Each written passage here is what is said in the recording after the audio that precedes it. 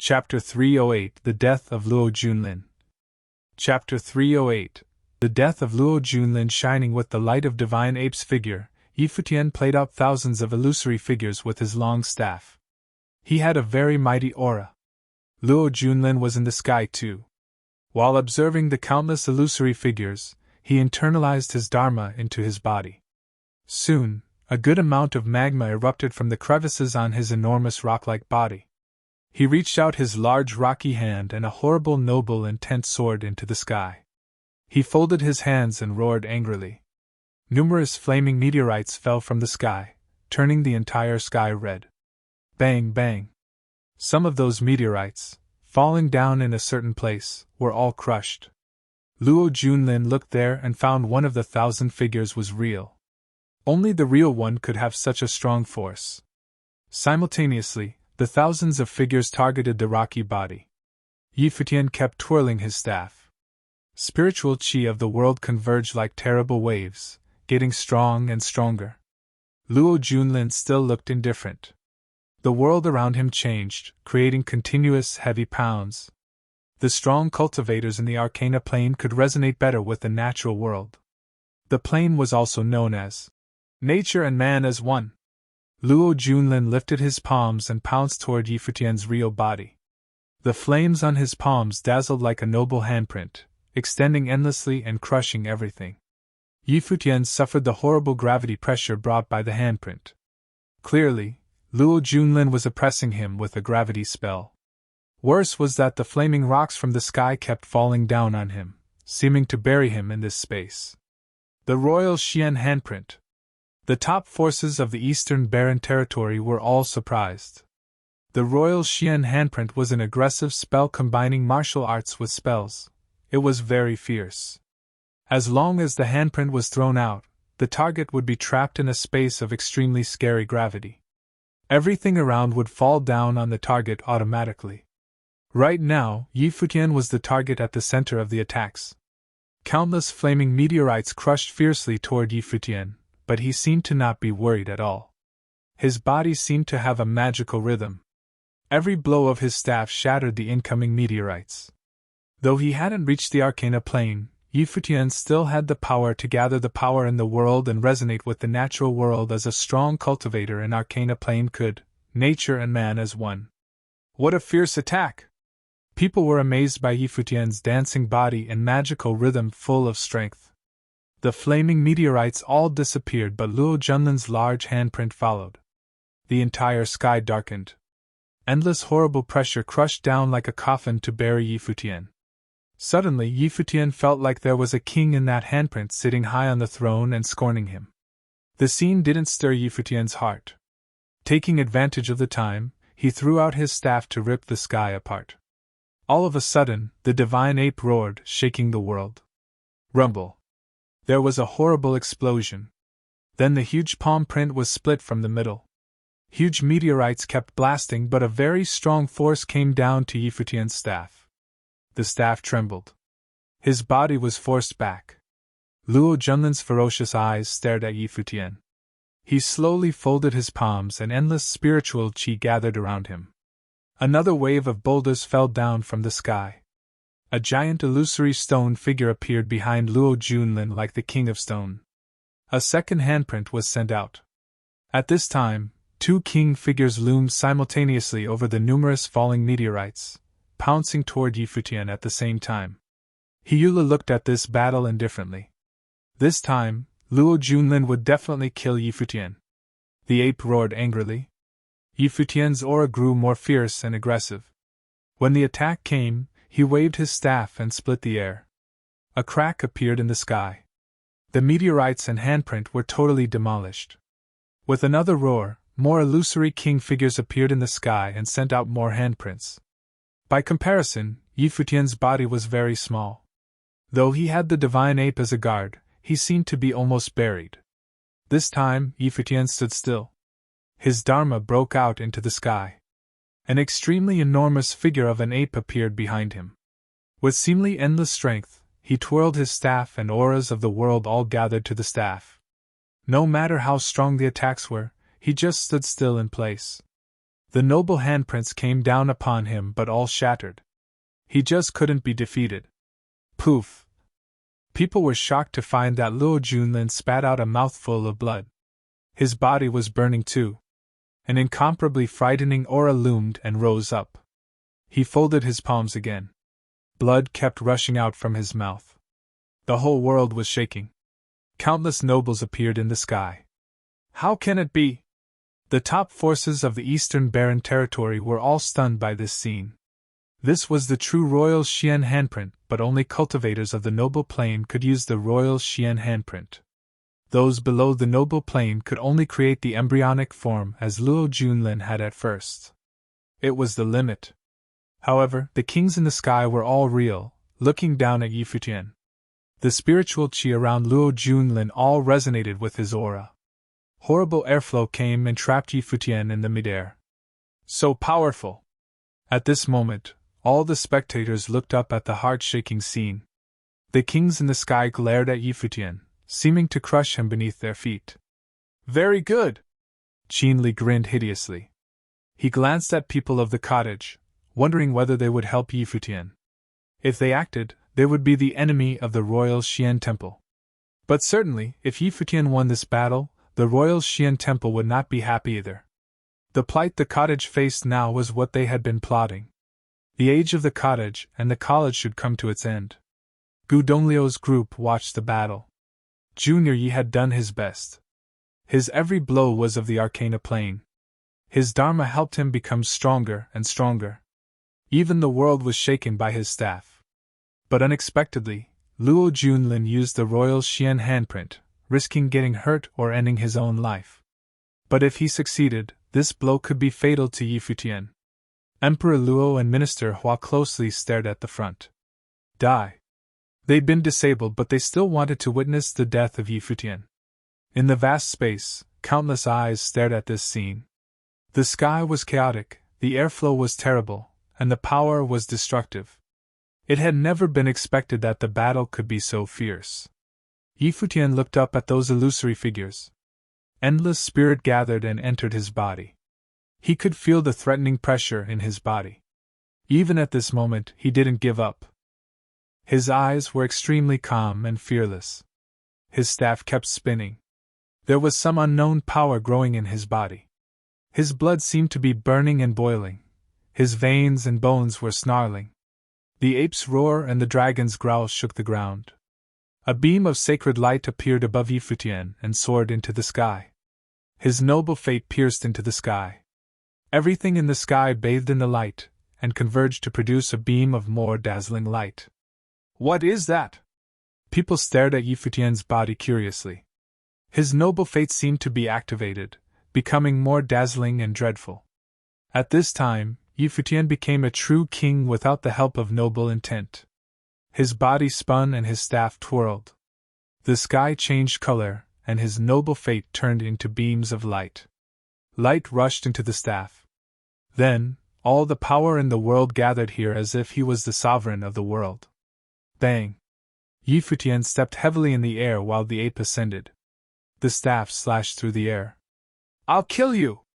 Luo Junlin raved toward Futian. He spat out more blood. The kings in the sky sent out more threatening handprints, wanting to kill Futian on the spot. The giant ape and Futian acted as one, raising the staff together.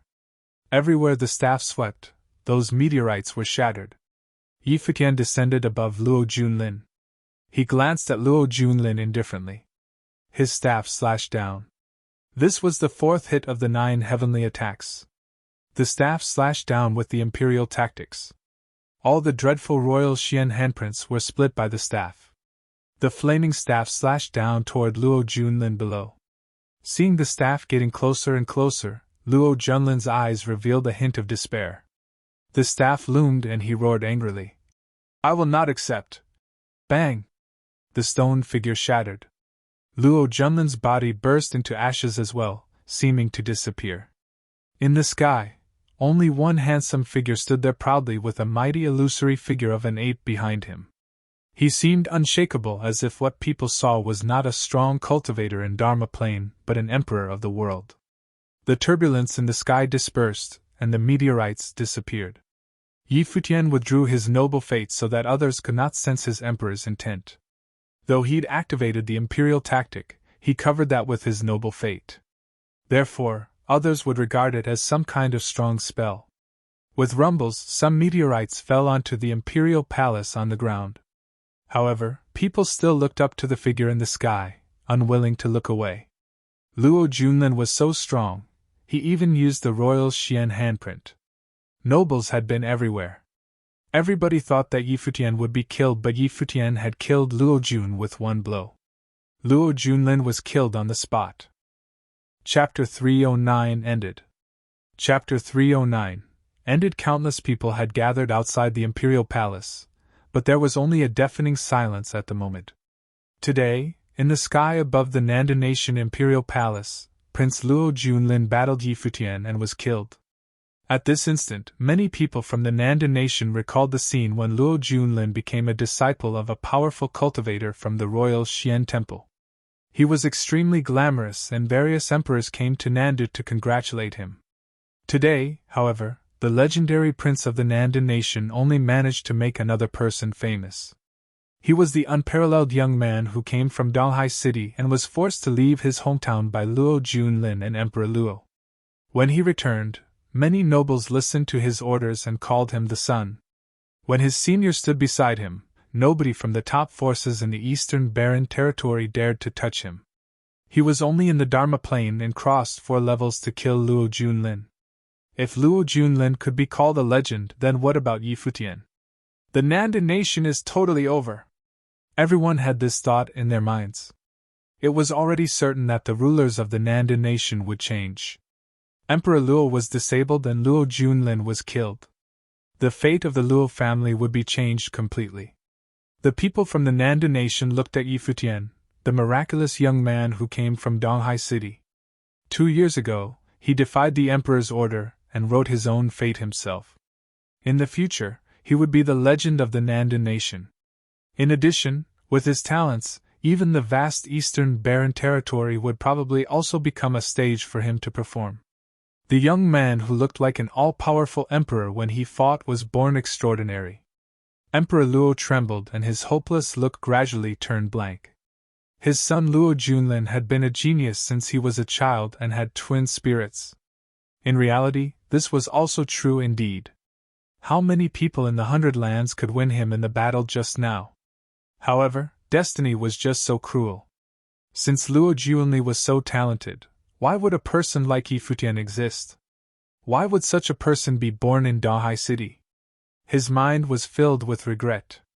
If everything could start all over again, he would go to Donghai personally and kill Yi Futian. However, it was already too late to regret at the moment. He regretted, but could not change anything. At this very moment, he recalled many things in the past. That time, he planned a trap and killed the Emperor of Nandu in the ancient barren world.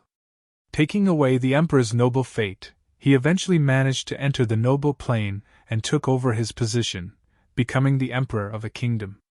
He went against God's will and changed his own destiny.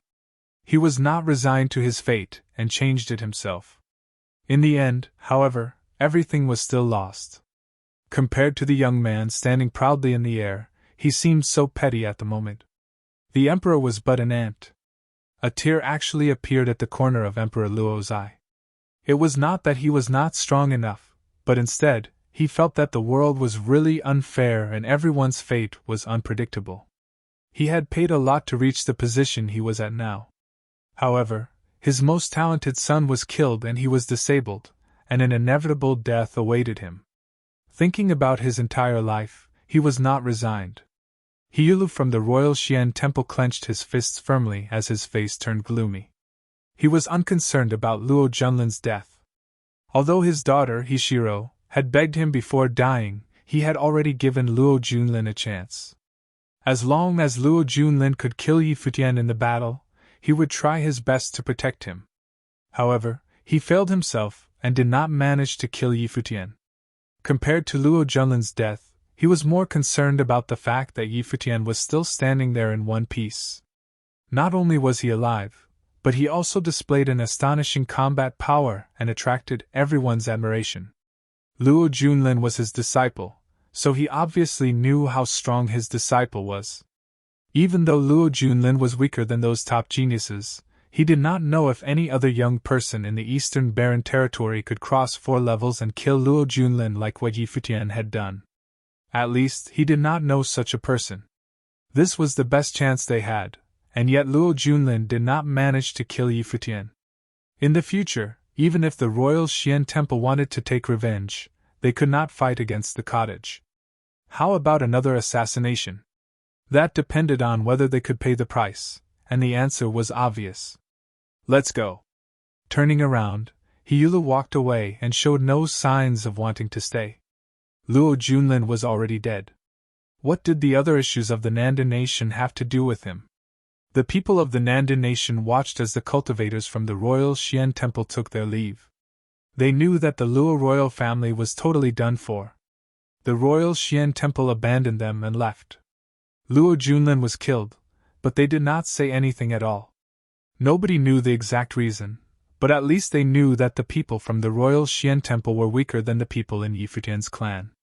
Previously, Gu Donglu had warned the people from the Royal Xian Temple to back away, and nobody dared to disobey him. Suddenly, Yi Futian started walking in the air, attracting everyone's gaze. He walked up to Emperor Luo, who also raised his head and looked back at him. At this moment, Emperor Luo felt somewhat dreary.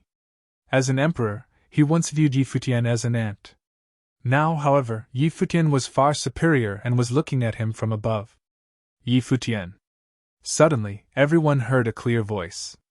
Yi Futian turned his head and saw a charming figure, Luo Mengyan, the princess of the Nanda nation. Yi Futian looked at her calmly. I won't ask you to let him off, but the tragedy at that time was caused by him, my brother, and Minister Hua. Many people from the Luo family are innocent. Can you please let them off? Luo Mengyan did not show up just now, and she also did not plead Yi Futian to forgive her father, for she knew well that this was impossible. A person should pay for what he had done, but it should not involve the entire Luo family. In the future, the direct descendants of the Luo family shall be ordinary people, Yi Futian said. All right.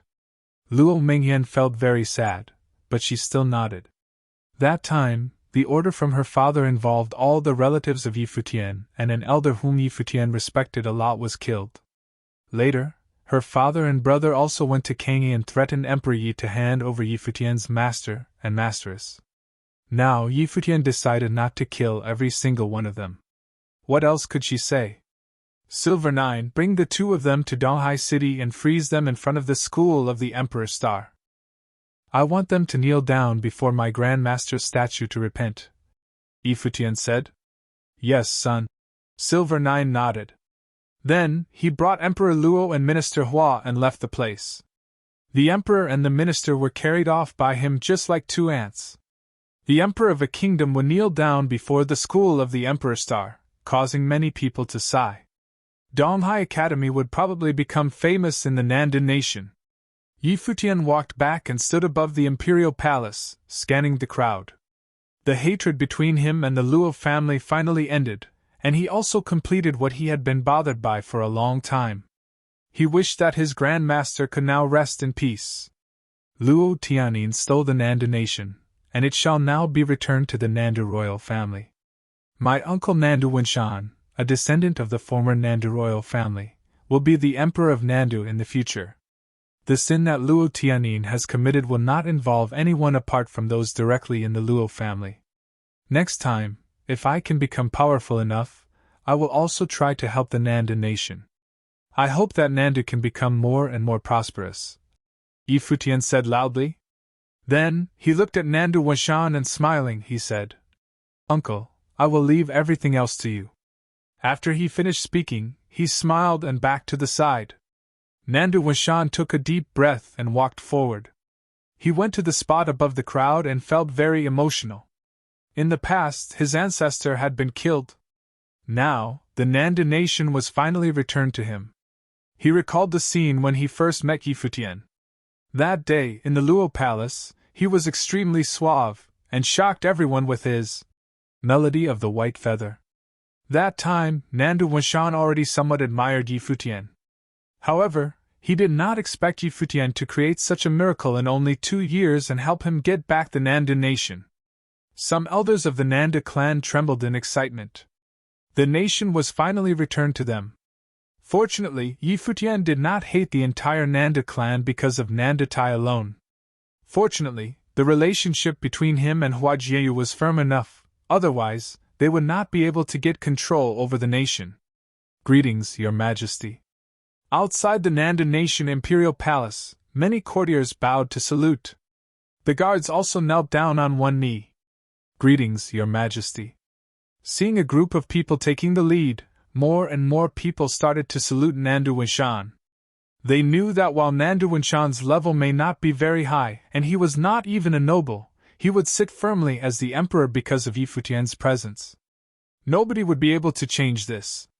Emperor Luo ended up like this. Who would still dare to touch Nandu? The earth-shattering voice echoed in the sky. In the imperial palace, the faces of the people from the Luo family turned pale, and there were even some who started to escape. Yi Futian landed on the ground. He stood beside Hua Jieyu, and Hua Jieyu held his hand. The two gripped each other's hand firmly and smiled at each other. Both of them could finally set their minds at rest. The problem in the Nanda nation which had been bothering them for a long time was finally over. Futian, thank you. Hua Jieyu's voice was as gentle as water. She knew that Yi Futian chose to forgive the Nanda clan and let her uncle become the emperor not because he had any special feelings towards the Nanda clan. Nandu Tai had treated him poorly. How could he have any affection for the Nanda clan? He did everything only because of his affection for her. Do you want to marry me in return? Yi Futian smiled and looked at Hua Jieyu. Hua Jieyu blushed and widened her eyes at Yi Futian. This guy. Everything just ended and he is already starting to show his real self. No problem. Hua Jieyu gave a charming smile. I'll take it for real. Yi Futian also smiled. Beside them, Hua Fenglu and Nandu Wenin smiled as they looked at the two, after which they glanced at each other. In the eyes of the other, they could both see relief and joy. The two had really grown up and had surpassed them. To Hua Fenglu, Yi Futian was his disciple, and also his son-in-law. Yi Futian was no different from his own children. He recalled the scene when his life spirit was destroyed in Qinzhou, and Yi Futian carried him to Donghai. The two relied upon each other for life. Now, he felt that all bitterness had ended and sweetness had begun, as everything was over. At the moment, he only had one wish, that Yi Futian and Hua Jieyu could be happy and safe for their whole life. He already had such an amazing daughter and son-in-law. What else could he ask for? Qin Li, Chu Yaoyao, Qian Shanmu, Qin Mingruo, and Zhisong all looked at Yi Futian. They each had different expressions on their faces and all felt somewhat shocked. Although today's battle did not happen in the Eastern Barren Territory, many people still witnessed it. From then on, nobody would question Yi Futian's combat abilities. Looking at Yi Futian and Hua Jieyu who were standing together, Chu Yaoyao lowered her head slightly and felt a complicated emotion surging in her heart. Turning around quietly, Qin Li and the rest were ready to leave. When Qin Li passed by Zhisong, he smiled and said, "Together?" Zhisong looked at Qin Li, after which he nodded. "All right." Then the people from the Eastern Barren Territory left the place one after another. Still, there were many people in the crowd who were staring at Yi Futian. Emperor Yi, Yi Danshan, Yi Lingxi, and Lin Yao were also here. Clearly, she would not miss the occasion. At the moment, she was smiling very brightly as she blessed the couple in her heart. Chapter 3:10. Let me help you measure it. Chapter 3:10. Let me help you measure it. A bright smile appeared on the faces of Gu Donglu, Shui Yi, and Luo Fan. He's indeed my junior. He has my style, Luo Fan said with his head held high. Shameless. Shui Yi looked at him in disgust and said, "You! If little brother is at your level, he will defeat you with just one strike." Luo Fan looked at Shui Yi and said emotionlessly, "Brother, this time sister allowed you to leave the mountain because of little brother. When you go back, you should stay there and cultivate. I plan to travel around the Eastern Barren Territory for a while before going back." Shui Yi widened his eyes at Luo Fan. Let's go, Gu Donglu said emotionlessly as he turned around. Luo Fan walked up and asked, Third brother, do we just leave like this? The issue here is settled, and little brother no longer needs us now. We'll let him have his own time here. Gu Donglu continued walking and left the place. With the nobles from ancient Luolan beside him, nothing would happen to Yi Futian. The people from the eastern barren territory did not dare act so recklessly. Gu Donglu, Shui Yi and Luo Fan's white clothes swayed in the air as they took their leave. Yi Futian glanced in that direction. He did not go there and also did not thank them. To him, the cottage disciples were all like his family members. However, at the moment, not all those who had stayed behind were happy. Many emperors from the 100 Lands had come here to watch the battle. They all could not keep calm, especially those who had drunk and chatted with Emperor Luo. They felt very uneasy because Yi Futian had seen them that day. Now that the general situation had already been determined, they no longer had the chance to switch their position. A few emperors approached Yi Futian and lowered their heads respectfully. Mr. Yi, we're here to apologize. Yi Futian stared at them. Immediately, all the emperors trembled with fear. Looking at the scene, many people from the Nanda nation sighed in their hearts. Even emperors felt scared before Yi Futian. Later, go and find Emperor Yi and the Emperor of Nandu to discuss it, Yi Futian said, waving his hand. He did not have the time to deal with these people.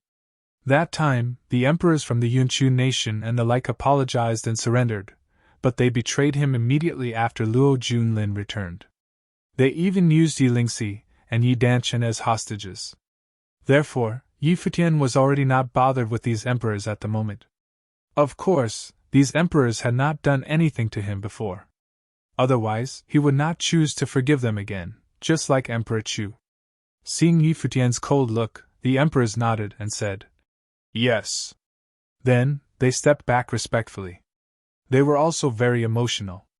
He was such a young Dharma plane cultivator, and yet his status was already above the emperor's. Many strong nobles listened to his orders. Emperor Yi Wuchen and Lu Feiyang walked up to Yi Futian. Uncle Yi, do you need my help to handle the issues here? Emperor Yi said. That would be great, Yi Futian said, smiling. Emperor Yi had been an emperor for a while and would, therefore, be able to settle these issues easily. Meanwhile, he could teach Nanda Wishan as well. On the other hand, Yi Futian could not bother to deal with these things. When are you going back? Lu Feiyang asked. After I finish handling everything here, Yi Futian said. All right. Now you already have powerful cultivators protecting you. I will stay here for a while and then go back to the Eastern Barren Territory first. Lu Feiyang smiled. Yi Futian nodded, after which he looked at the Imperial Palace. He then walked towards that direction. Next, they needed to put the Imperial Palace in good order. Yi Futian went to a courtyard in the palace. There, he saw Minister Zhua. You're finally here. Minister Zhua looked at Yi Futian. He stood up and said, Please sit. Minister Zhua, you don't have to be so polite, Yi Futian said. Okay. Minister Zhua nodded. Do you blame me? That time, if he had not treated Yi Futian so well and even gave him the decree of the minister, many things would probably not have happened. Last time when I met the princess, I asked her to tell you that I do not blame you at all. Yi Futian shook his head.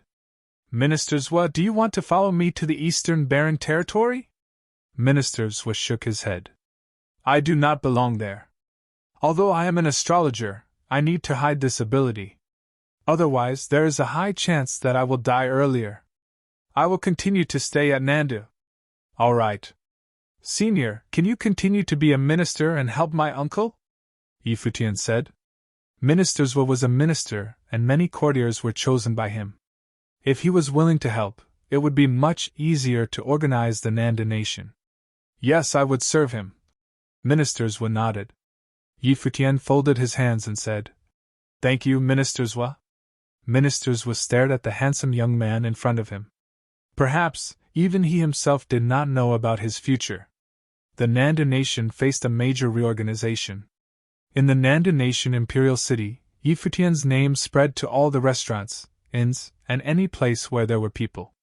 In just one day, everyone knew about him. However, just when everyone was discussing Futian, he and Hua Jiu left the place quietly. Even his master, mistress, and Yu Xing did not know about it. Of course, the Lulan Silver Snow Guards were still following them and protecting them secretly. The East Sea was extremely vast. There were ships sailing in the boundless sea. They appeared to be particularly tiny and lonely in the sea, especially when it was nighttime. At the moment, in the sky above the East Sea, a demon was flapping its wings and flying forward. The first light of the morning could already be seen. In the distant horizon, a trace of red light appeared and shone onto the sea. Immediately, the East Sea turned golden. Such a beautiful sunrise! On the back of the demon, a charming lady was folding her legs casually, and her body formed a gentle curve. Under the radiance of the first light of dawn, she looked like an elegant fairy, and nobody would have any evil thoughts upon seeing her. However, suddenly, a pair of hands grabbed her slim waist from behind. If anyone else saw the scene, the person would certainly die of envy. "Indeed, it's beautiful, but not as beautiful as you," Futian said, smiling. Hua Jiu glanced at him with a passionate look. "Are we there already?" Hua Jiu asked softly. "Yup, should be reaching soon." Futian nodded. The red sun ascended into the sky slowly and the sea started glistening, producing a fascinating view. In the distance, an island city could roughly be seen. That was the city of Qinzhou.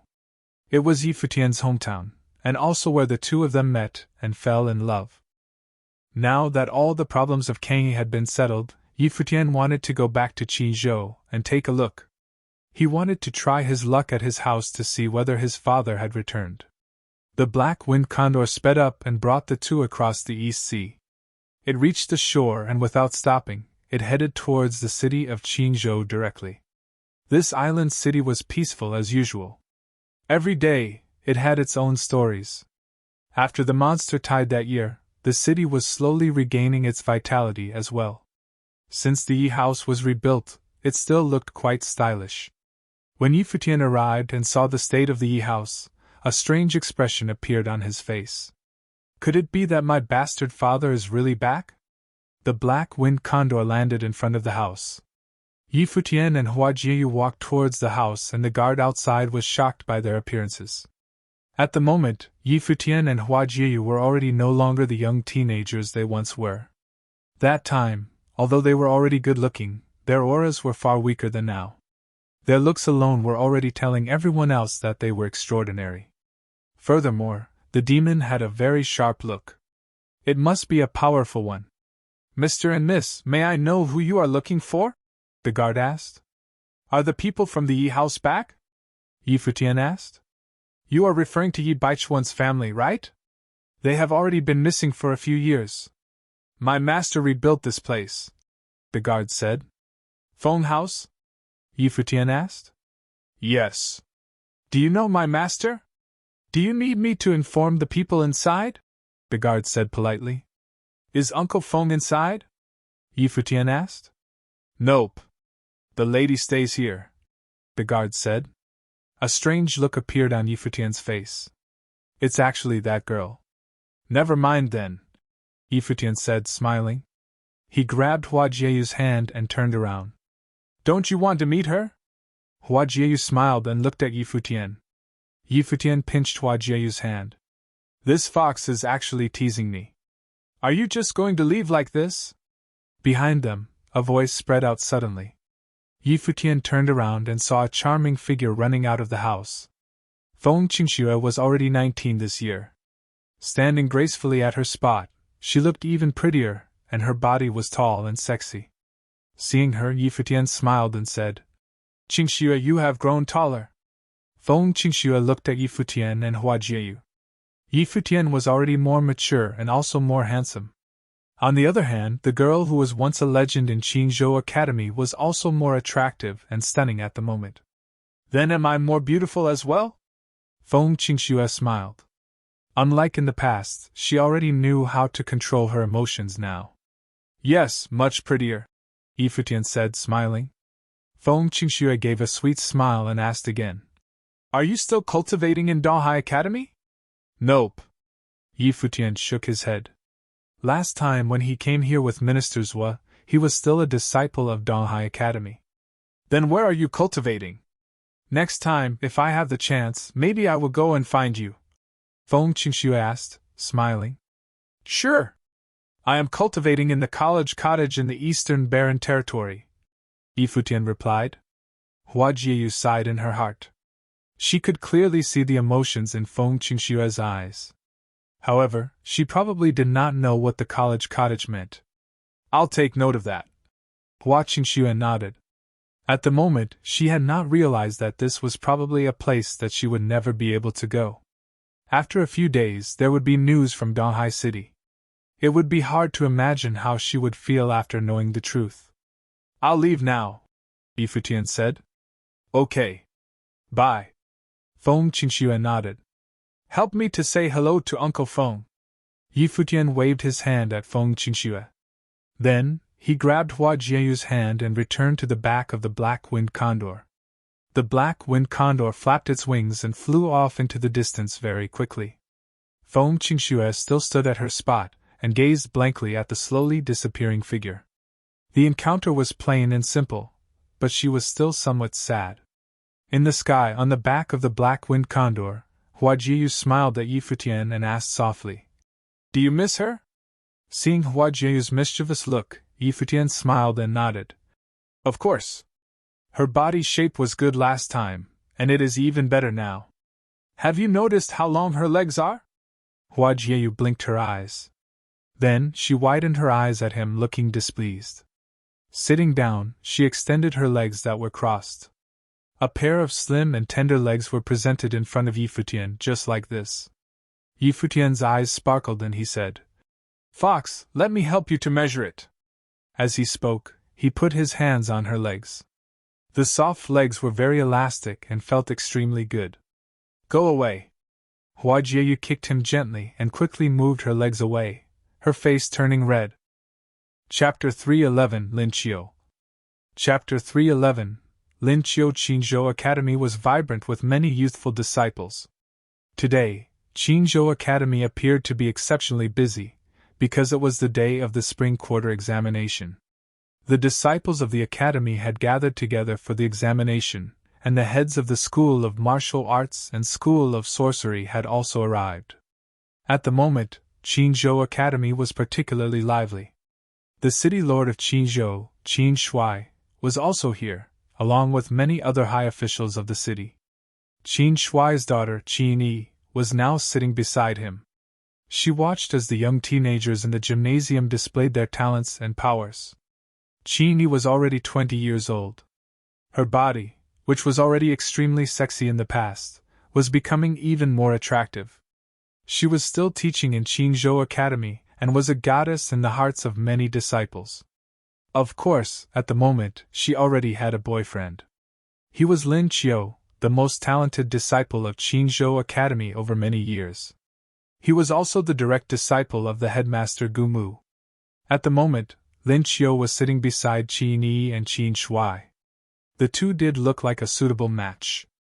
Nowadays there are more and more geniuses here. Qin Shuai smiled as he looked at the battle platform. Beside him, the master of House of Swordsmen, Leng Qifeng, smiled and said, Yup. Qingzhou Academy was badly damaged after the monster tide that year, but the young generations of Qingzhou all started cultivating harder after that. Furthermore, Lin Qiu's talents have also encouraged many. Lin Qiu was just over 20 and had already entered the Dharma plane. In Qingzhou, this was definitely considered as extremely amazing and his talents were outstanding. After all, he has been to the outside world, the Lord of the Meadow Pavilion said, smiling. Our Qingzhou Academy has not had such an excellent disciple before, right? Qin Shuai's eyes sparkled. Have we not had such an excellent disciple? Smiling, he shook his head and did not say anything. However, two figures appeared in his mind uncontrollably. If they did not leave the academy, they would have become legends of the academy long ago. Of course, they were not meant to be bounded to Qingzhou anyway. General Qin, when will Lin Qiu and Qin Yi be getting married? the lord of the meadow pavilion asked, smiling. I'm not in charge of this. You should ask them about their own opinions. Qin Shuai smiled, while Lin Qiu looked at Qin Yi. There's no need to hurry.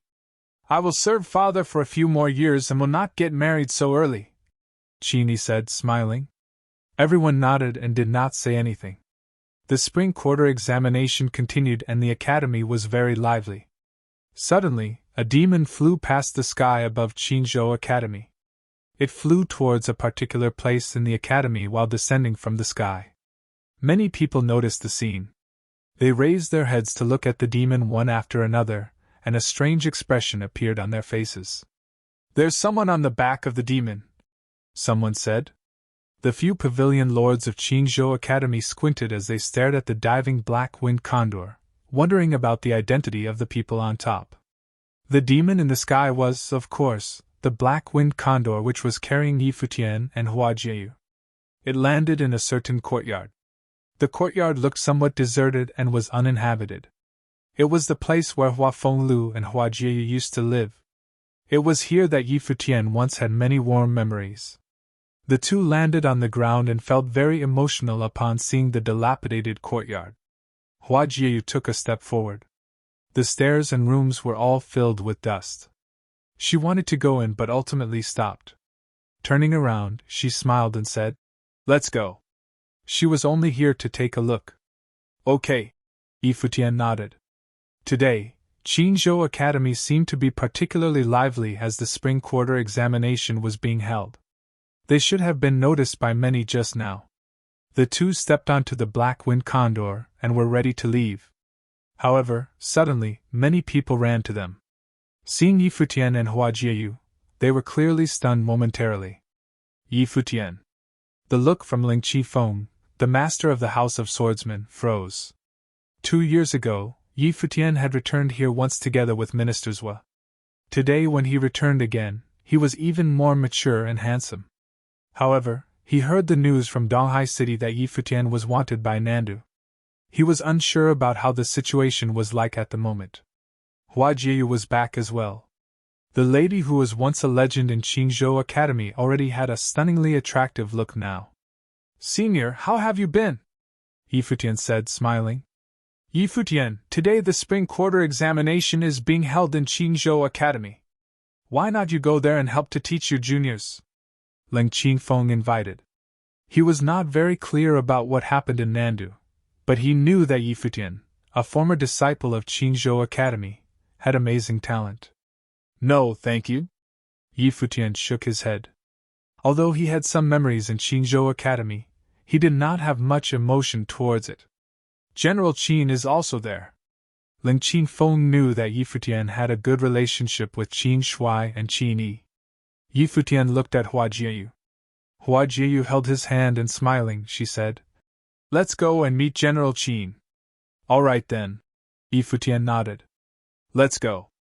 Ling Qifeng smiled and nodded. Then, the group walked down the slope and arrived at the gymnasium. When the people in the vast gymnasium saw Yi Futian and Hua Jieyu, many froze. Although the younger ones did not know them, many teachers and disciples of Qinzhou Academy did. Qin Yi was stunned for a while. Then, she dashed out and approached Yi Futian and Hua Jieyu.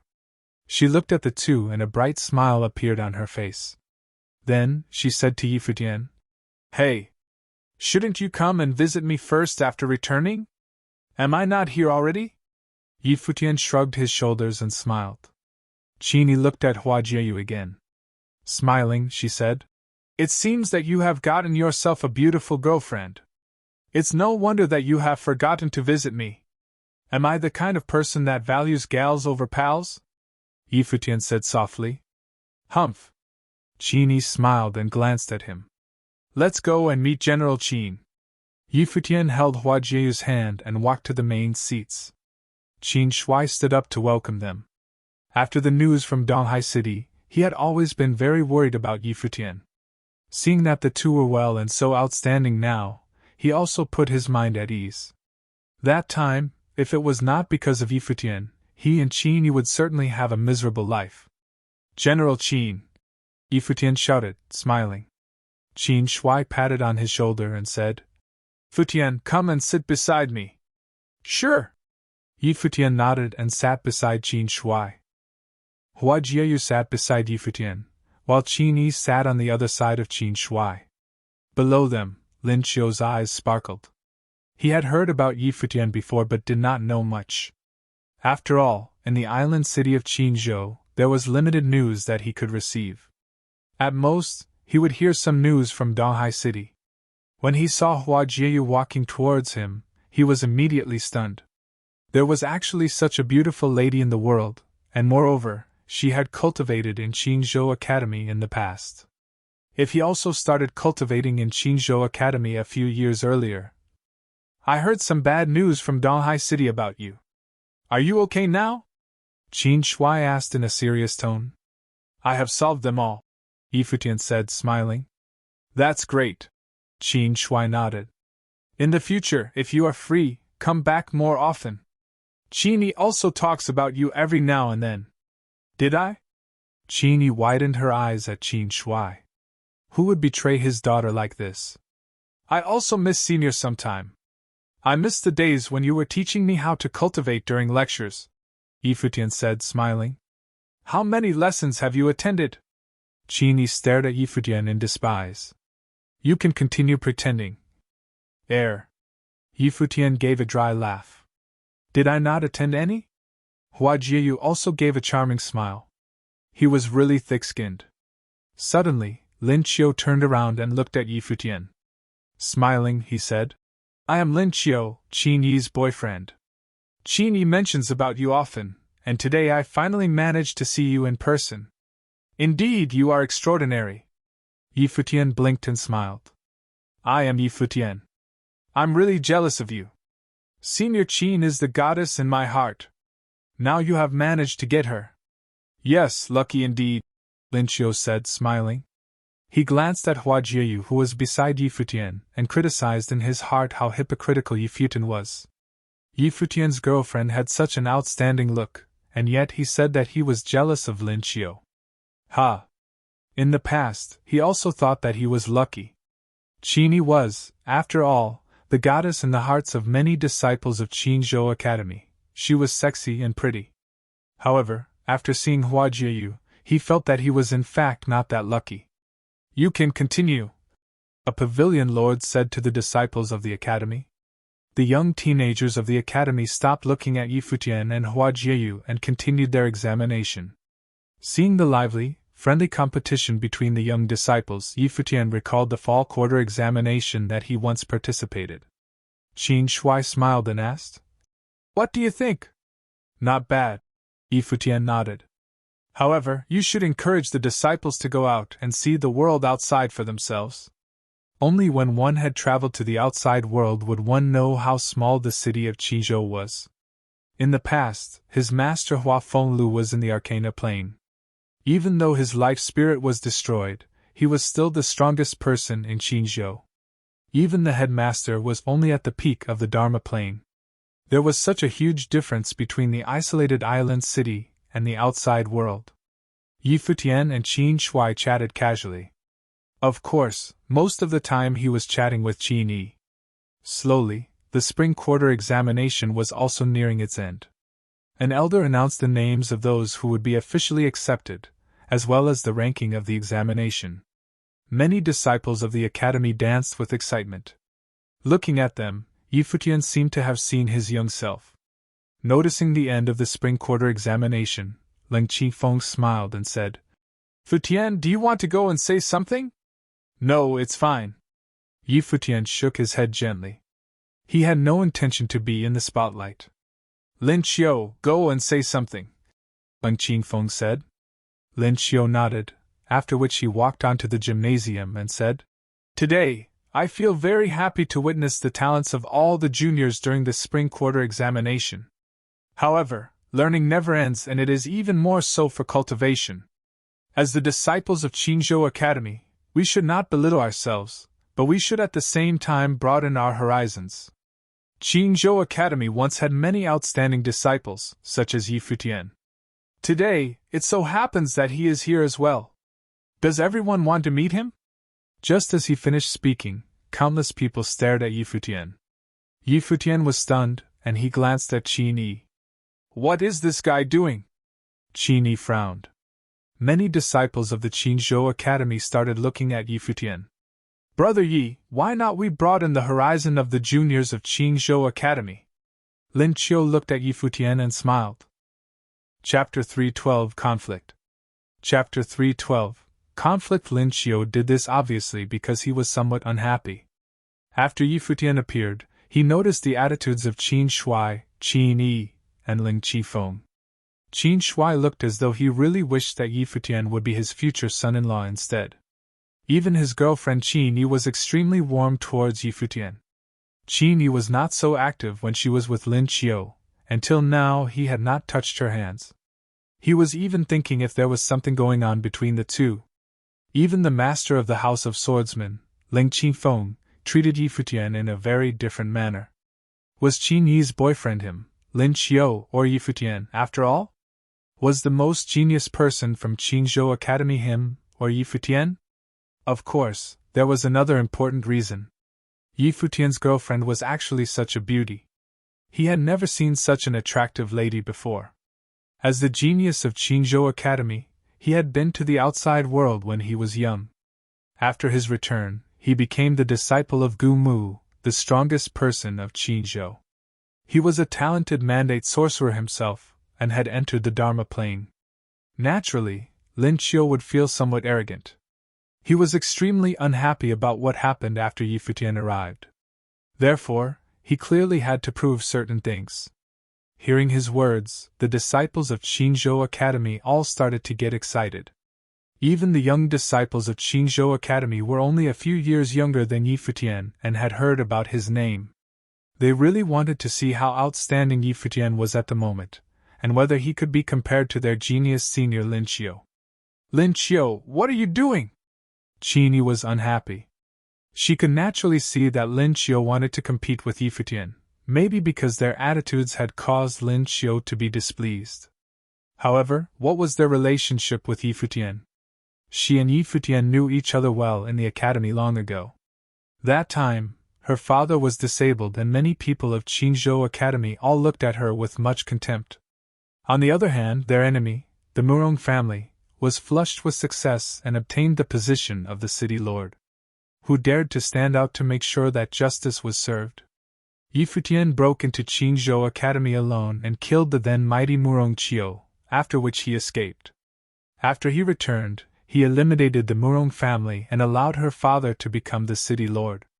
Because of all these, her family was able to reach where it stood today. Did she need to consider Lin Qiu's feelings before deciding how she and her father should treat Futian? That would be too unfair to him. She had told Lin Qiu before about the things regarding Futian and her father. If Lin Qiu really loved her, he would be able to understand her, and should not try to compete with Futian. Lin Qiu frowned. His usually gentle girlfriend Qin Yi actually blamed him openly because of Futian. This obviously caused him to be even more unhappy. Is she trying to protect Futian? "Xiao Yi, I only wanted Brother Yi to display his talents in front of the juniors to encourage them.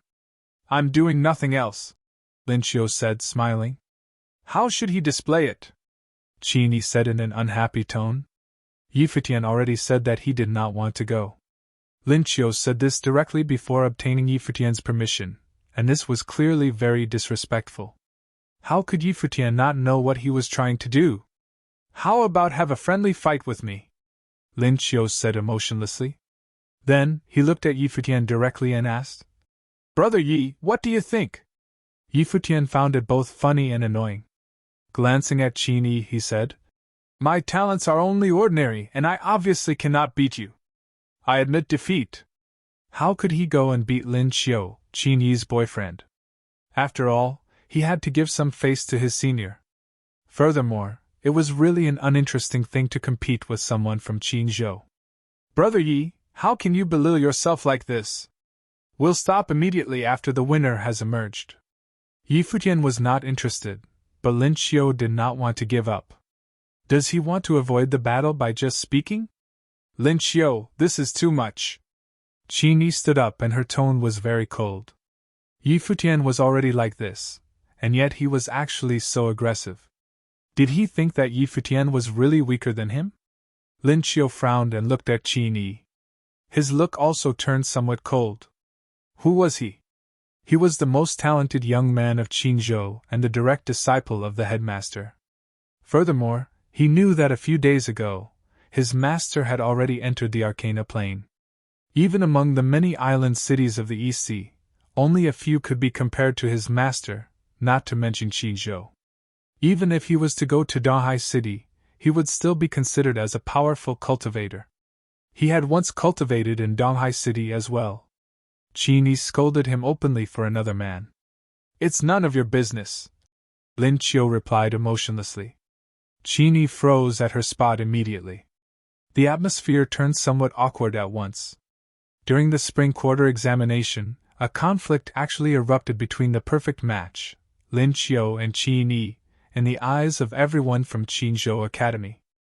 Although this was normal for a couple in love, it was quite serious under such a circumstance. Qin Shuai looked at Lin Qiu. In the past, he was the general of the Dark Kailan Knighthood.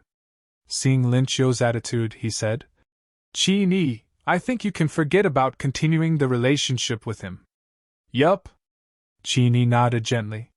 It seemed that they still did not understand each other well enough. Moreover, they did not have strong feelings for one another.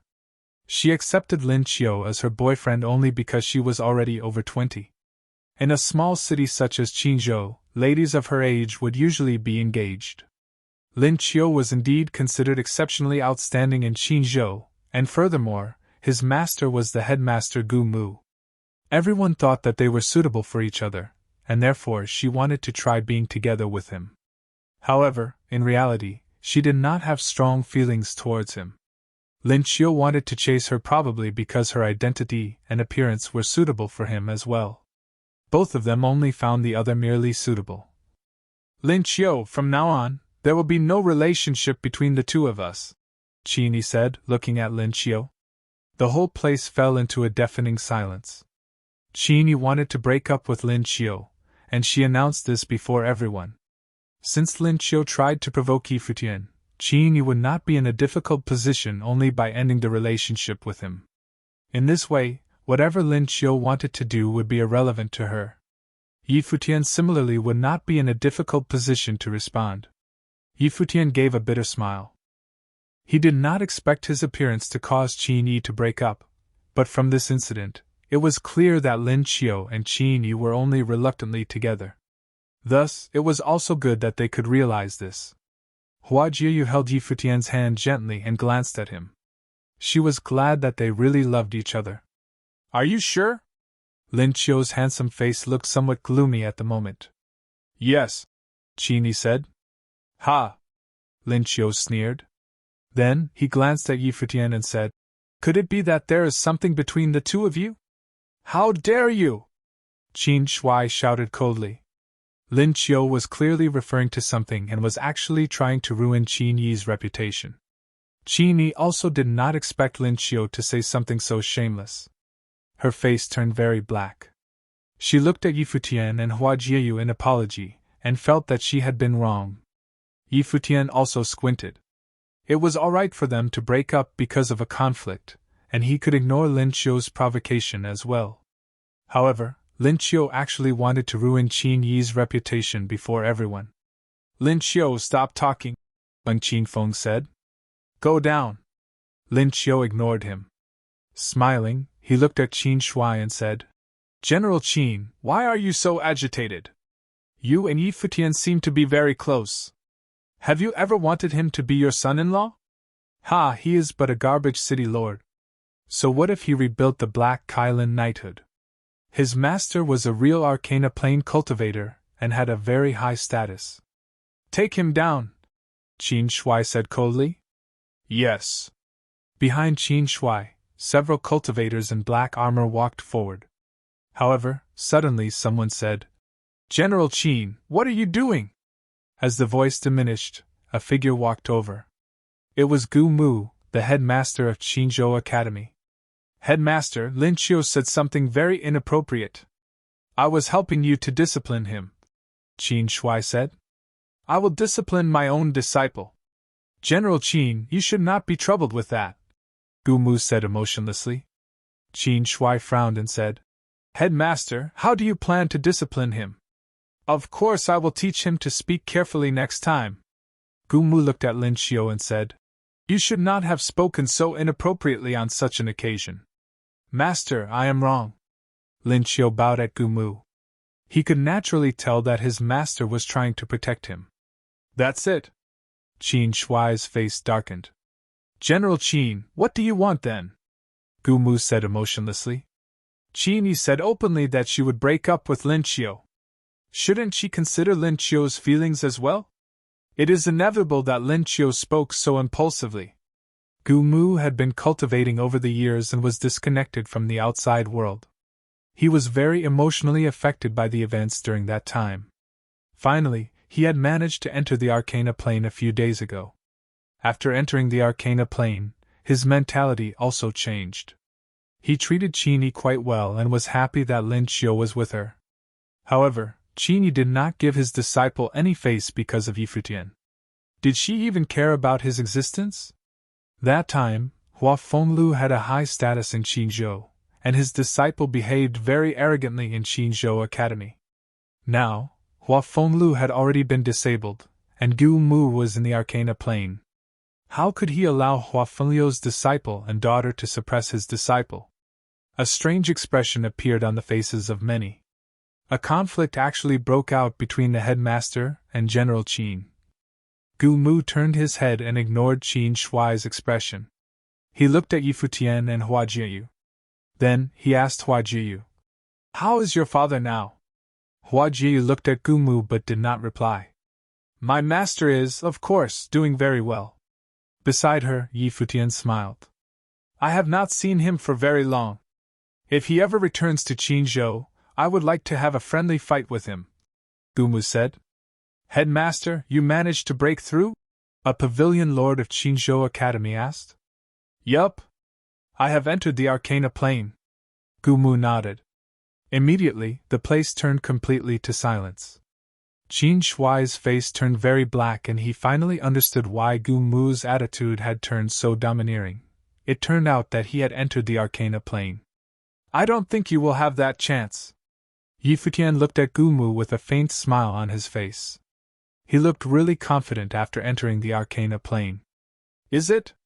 Gu Mu said emotionlessly. Since I won't have that chance, how about you and Lin Xiu have a friendly fight since you are both here? Lin Xiu stared at Yi Futian. Everything seemed to have returned to its original state. He's too weak. Yi Futian, however, did not look at Lin Xiu. He said directly to Gu Mu, How about you give it a try instead? P.S. I saw many questions about why Qinzhou was so closed. When I was introducing the city of Qinzhou, I wrote that it was an unrolled island city and had little contact with the outside world. Hua Fenglu was the strongest person even though he was only in the Arcana Plane and had suffered a severe injury. Also, not many people knew that he was known as the Guqin Devil. Even Donghai Academy in Donghai City was a legend, not to mention places even further away. The Tingfeng banquet in the Imperial City caused at most a short wave of excitement in Donghai, so they wouldn't know about the changes in the rulers so quickly.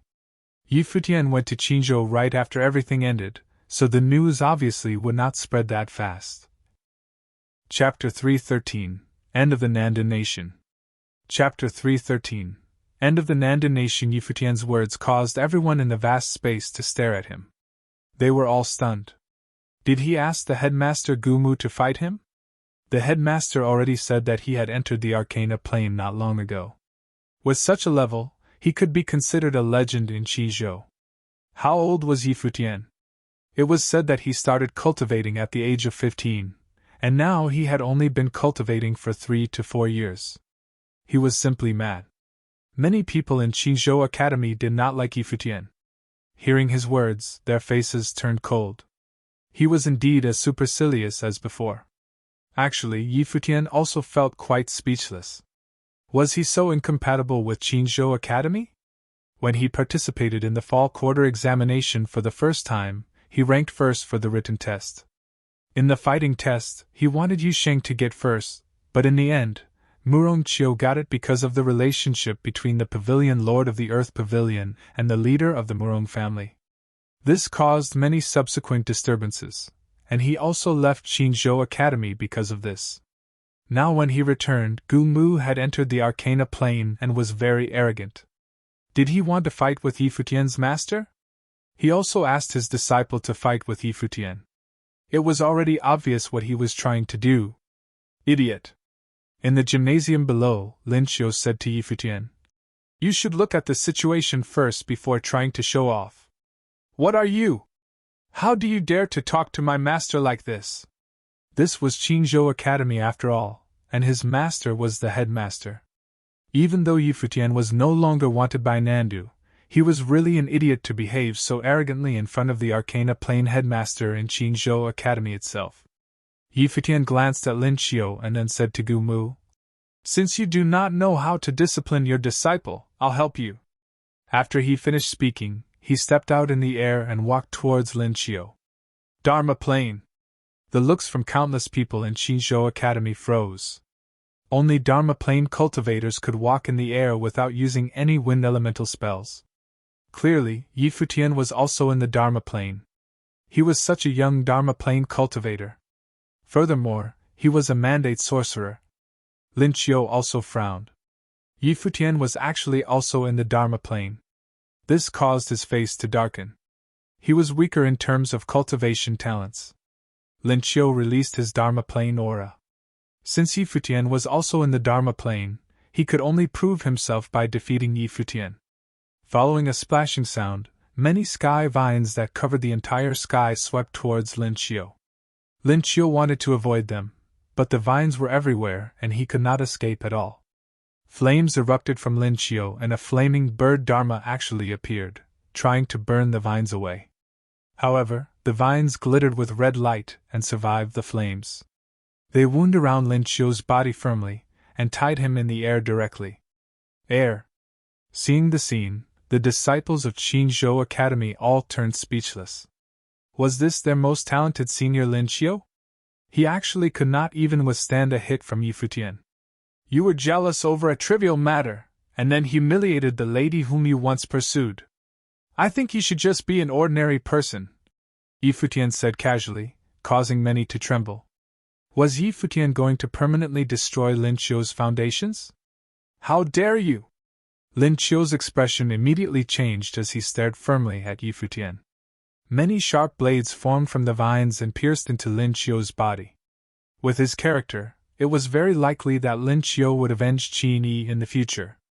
Thus, Yi Futian would rather be the bad guy. Anyway, it was not the first time that he acted as the bad guy in Qinzhou Academy. Master, save me! Lin Qiu cried miserably and stared at his master with a horrified expression. Gu Mu's face turned extremely gloomy. A mighty arcana plane aura erupted from him, and he said coldly, "Let him go. I said that since you do not want to discipline him, I'll help you do so." Yi Futian glanced at Gu Mu. "You are really daring." Gu Mu continued releasing his arcana plane aura and his face darkened. He did not expect Yi Futian to actually be so strong. However, he still could not tolerate Yi Futian behaving so arrogantly in Qinzhou Academy. Sword Qi whizzed in the air and a frightening might engulfed the gymnasium.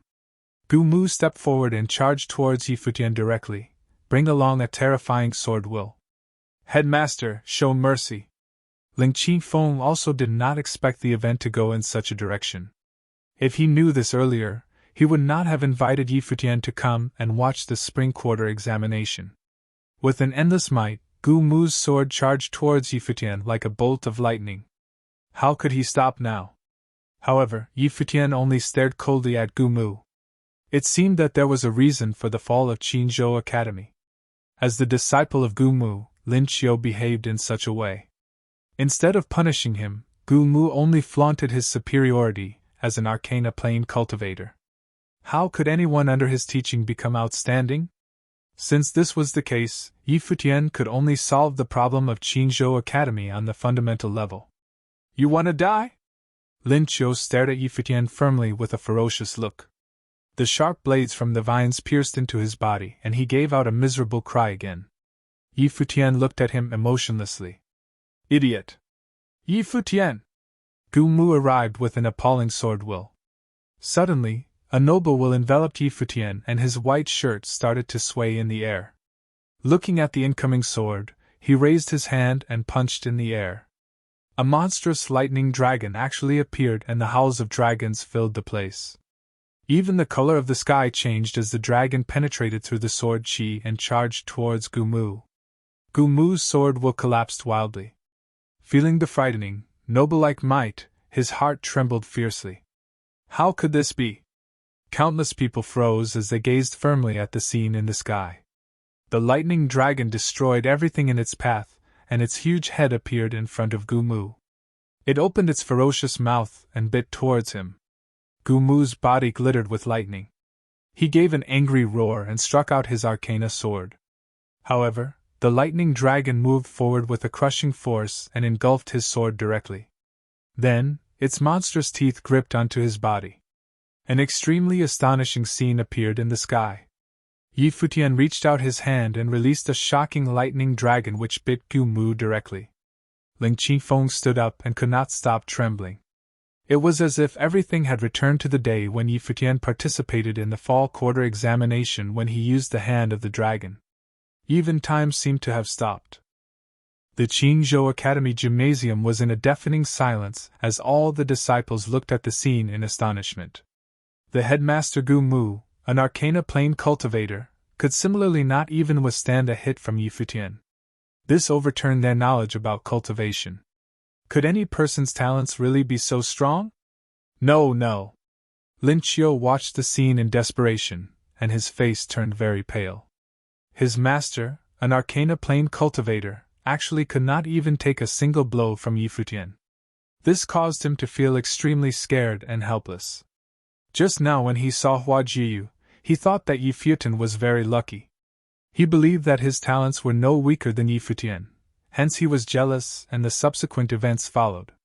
All the pavilion lords of Qingzhou Academy stood up one after another, and their hearts raced wildly. The scene was really too astounding. Nobody expected the young man who had left a few years ago to already be so shockingly strong at the moment. Your disciple was wrong. Instead of punishing him, you actually allowed him to act freely. Since this is the case, you'll follow him together. As Yi Futian finished speaking, the lightning dragon howled fiercely and an endless amount of lightning penetrated Gu Mu's body directly, causing him to glitter with radiance. Gu Mu cried in pain as the lightning dragon brought his body onto the ground. Accompanying a dragon howl, the lightning dragon disappeared, but Gu Mu lied miserably on the ground like a dead body. Actually, Yi Futian would not have done this just because of the incidents today. However, during that time when Xia Fan was flaunting his superiority and disabled General Qin, and when the Murong family was in power, Gu Mu, the head of the Holy Land of Cultivation in Qizhou, never once stepped out and said anything. He did not deserve to be in this position. Today, just because he had entered the Arcana plane, he was so supercilious. His disciple tried to ruin Qin Yi's reputation and yet he was so domineering towards General Qin. This caused Yi Futian to be totally enraged. Hence this happened. Lin Qiu's face was as white as a sheet. He looked helplessly at his disabled master who was lying on the ground, and his heart was filled with coldness. Following a splashing sound, the vines carried his body and smashed him onto the ground. With a loud bang, he lied with his master, and his meridians were similarly destroyed. In the dead silence, someone in Qingzhou Academy suddenly said, Yi Futian, even though you hate Qingzhou Academy, this is really too much. The person was a trusted aide of the headmaster Gu Mu. Was it too much? In the past, maybe Yi Futian would not have done this. However, he had experienced too many things over the years. Luo Junlin relied on Hishiro's powers to deal with Kang Yi, and they even tried to assassinate him. The 6 emperors from the Yunchu nation and the like also betrayed him. Therefore, he knew much more about human nature. Gu Mu and Lin Qiu behaved like this. When he was here, he could still deal with them. However, what would happen after he left? If Gu Mu really hated them, he could do much evil before running away. If something were to happen to General Qin and Qin Yi, there would be nothing Yi Futian could do. Even if he was to kill Gu Mu by then, it would be meaningless. Master Leng, in the future you'll be the headmaster of Qinzhou Academy, Yi Futian said, looking at Lin Qifeng. Lin Qifeng had a good character, and could sit well in this position.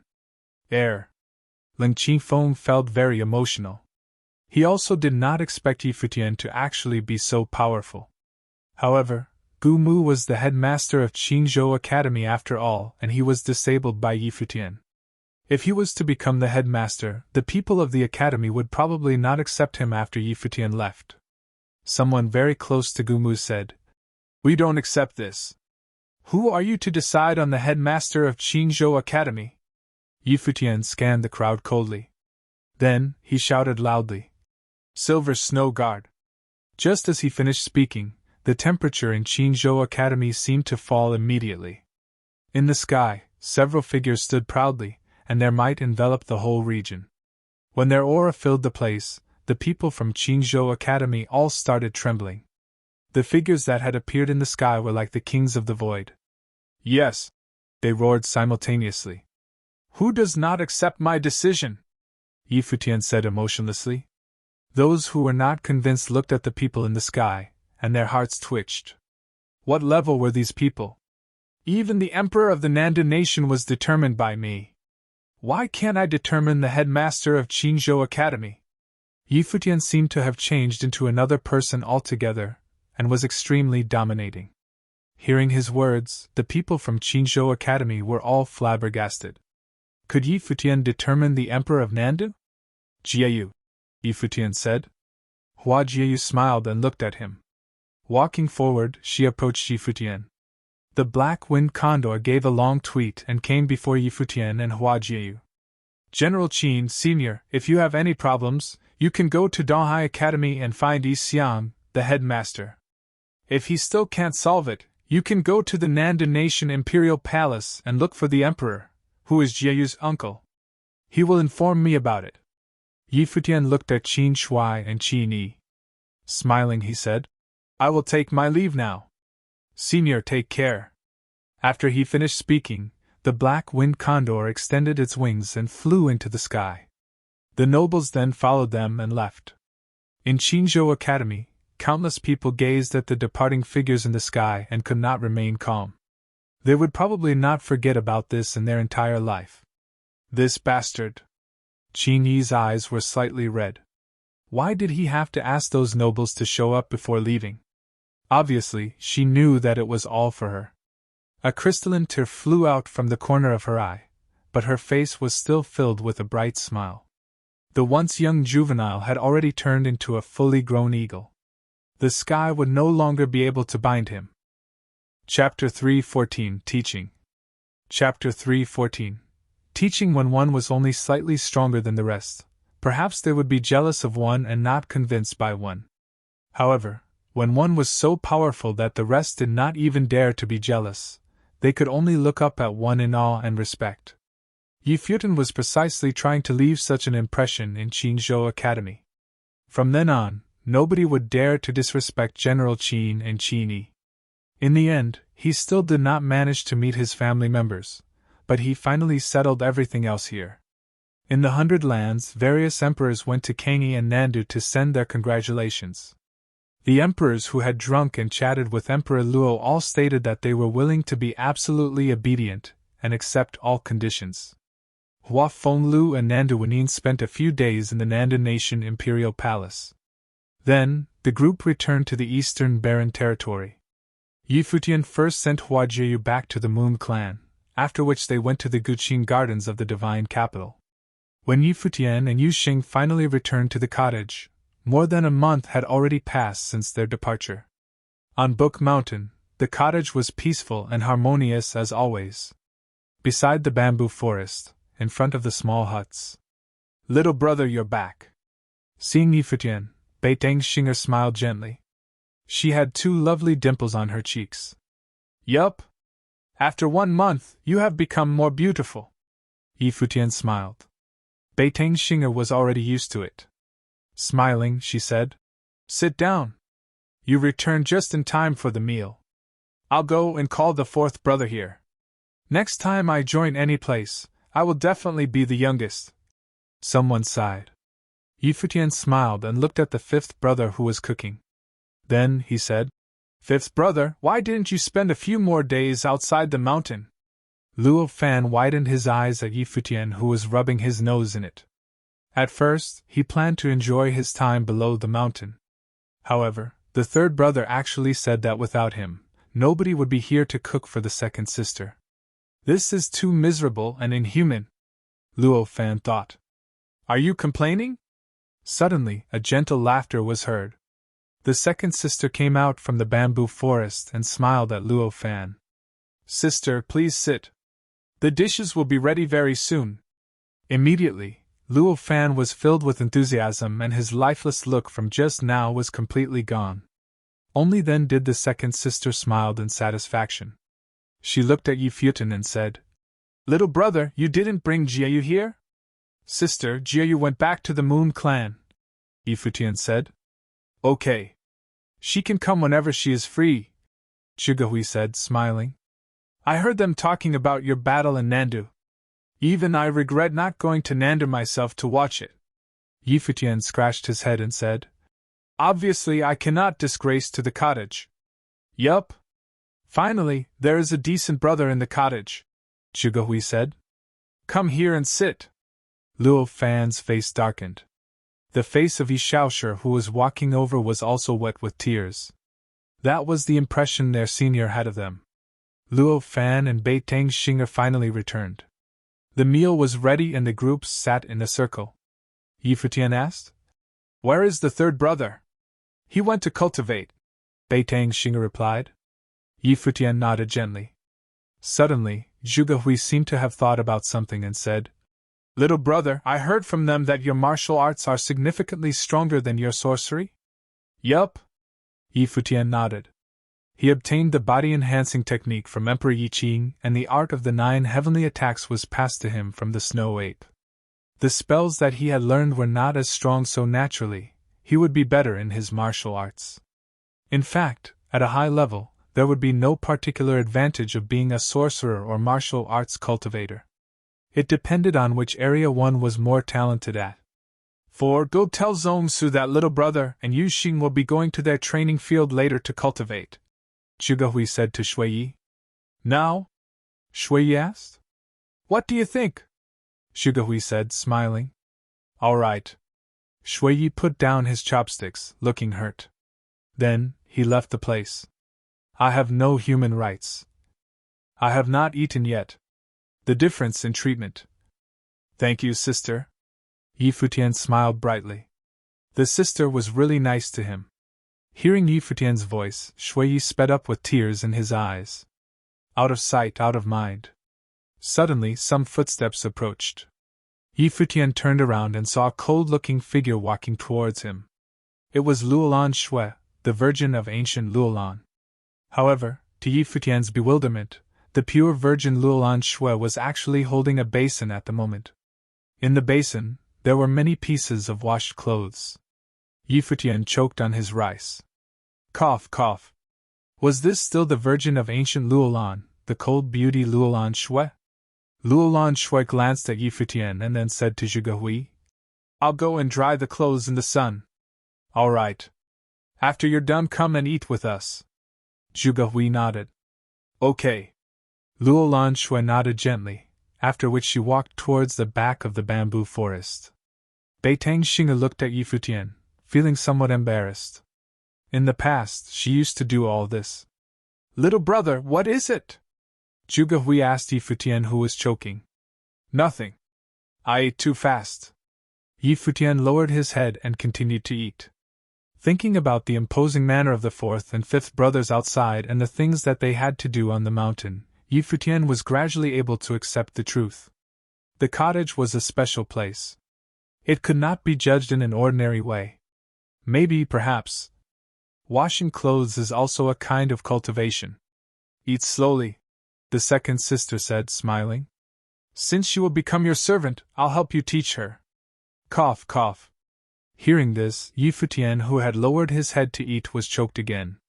His eyes turned red and he was almost moved to tears. Why was the sister so outstanding? After Luolan Shui hung the clothes, she returned and stood quietly at the side. Help little brother to fill his bowl first, the second sister said. Okay.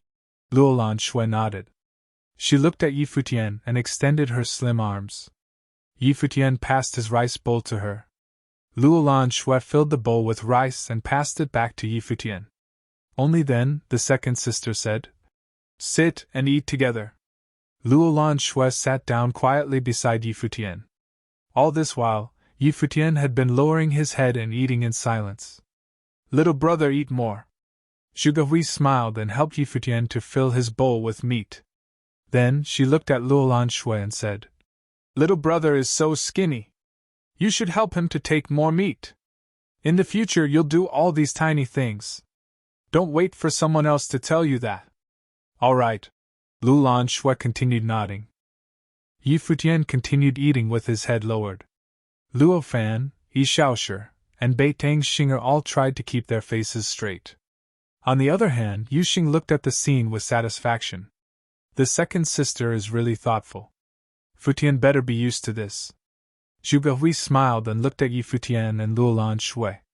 The little brother was outstanding in all aspects except that he was too kind to beautiful ladies. Since Luolan Shui requested to be his servant, she clearly had to be ready for it. Zhuge heard that it was the intention of the celestial empress of ancient Luolan. Did she want her daughter to enter the cottage like this and become a disciple? Then she would need to be a servant first. Nevertheless, Zhuge was quite satisfied with Luolan Shui's performance so far. She did not behave like she was a princess at all and was very obedient. Thus, she could be taught slowly and in the future, she would definitely become a competent servant. Shui only returned after they finished eating. Zhuge asked him, Is it settled? Yup. Little brother and Yu Xing can go to the training field anytime. Shui nodded. Then bring them there now, Zhuge said. All right. Shui nodded. Can I go and take a look? Luolan Shui said softly as she looked at Zhuge. Bring her along, Zhuge said to Shui. Shui nodded. Then, he brought Futian, Yu Xing, and Luolan Shui out of the cottage. They came to another mountain of the college.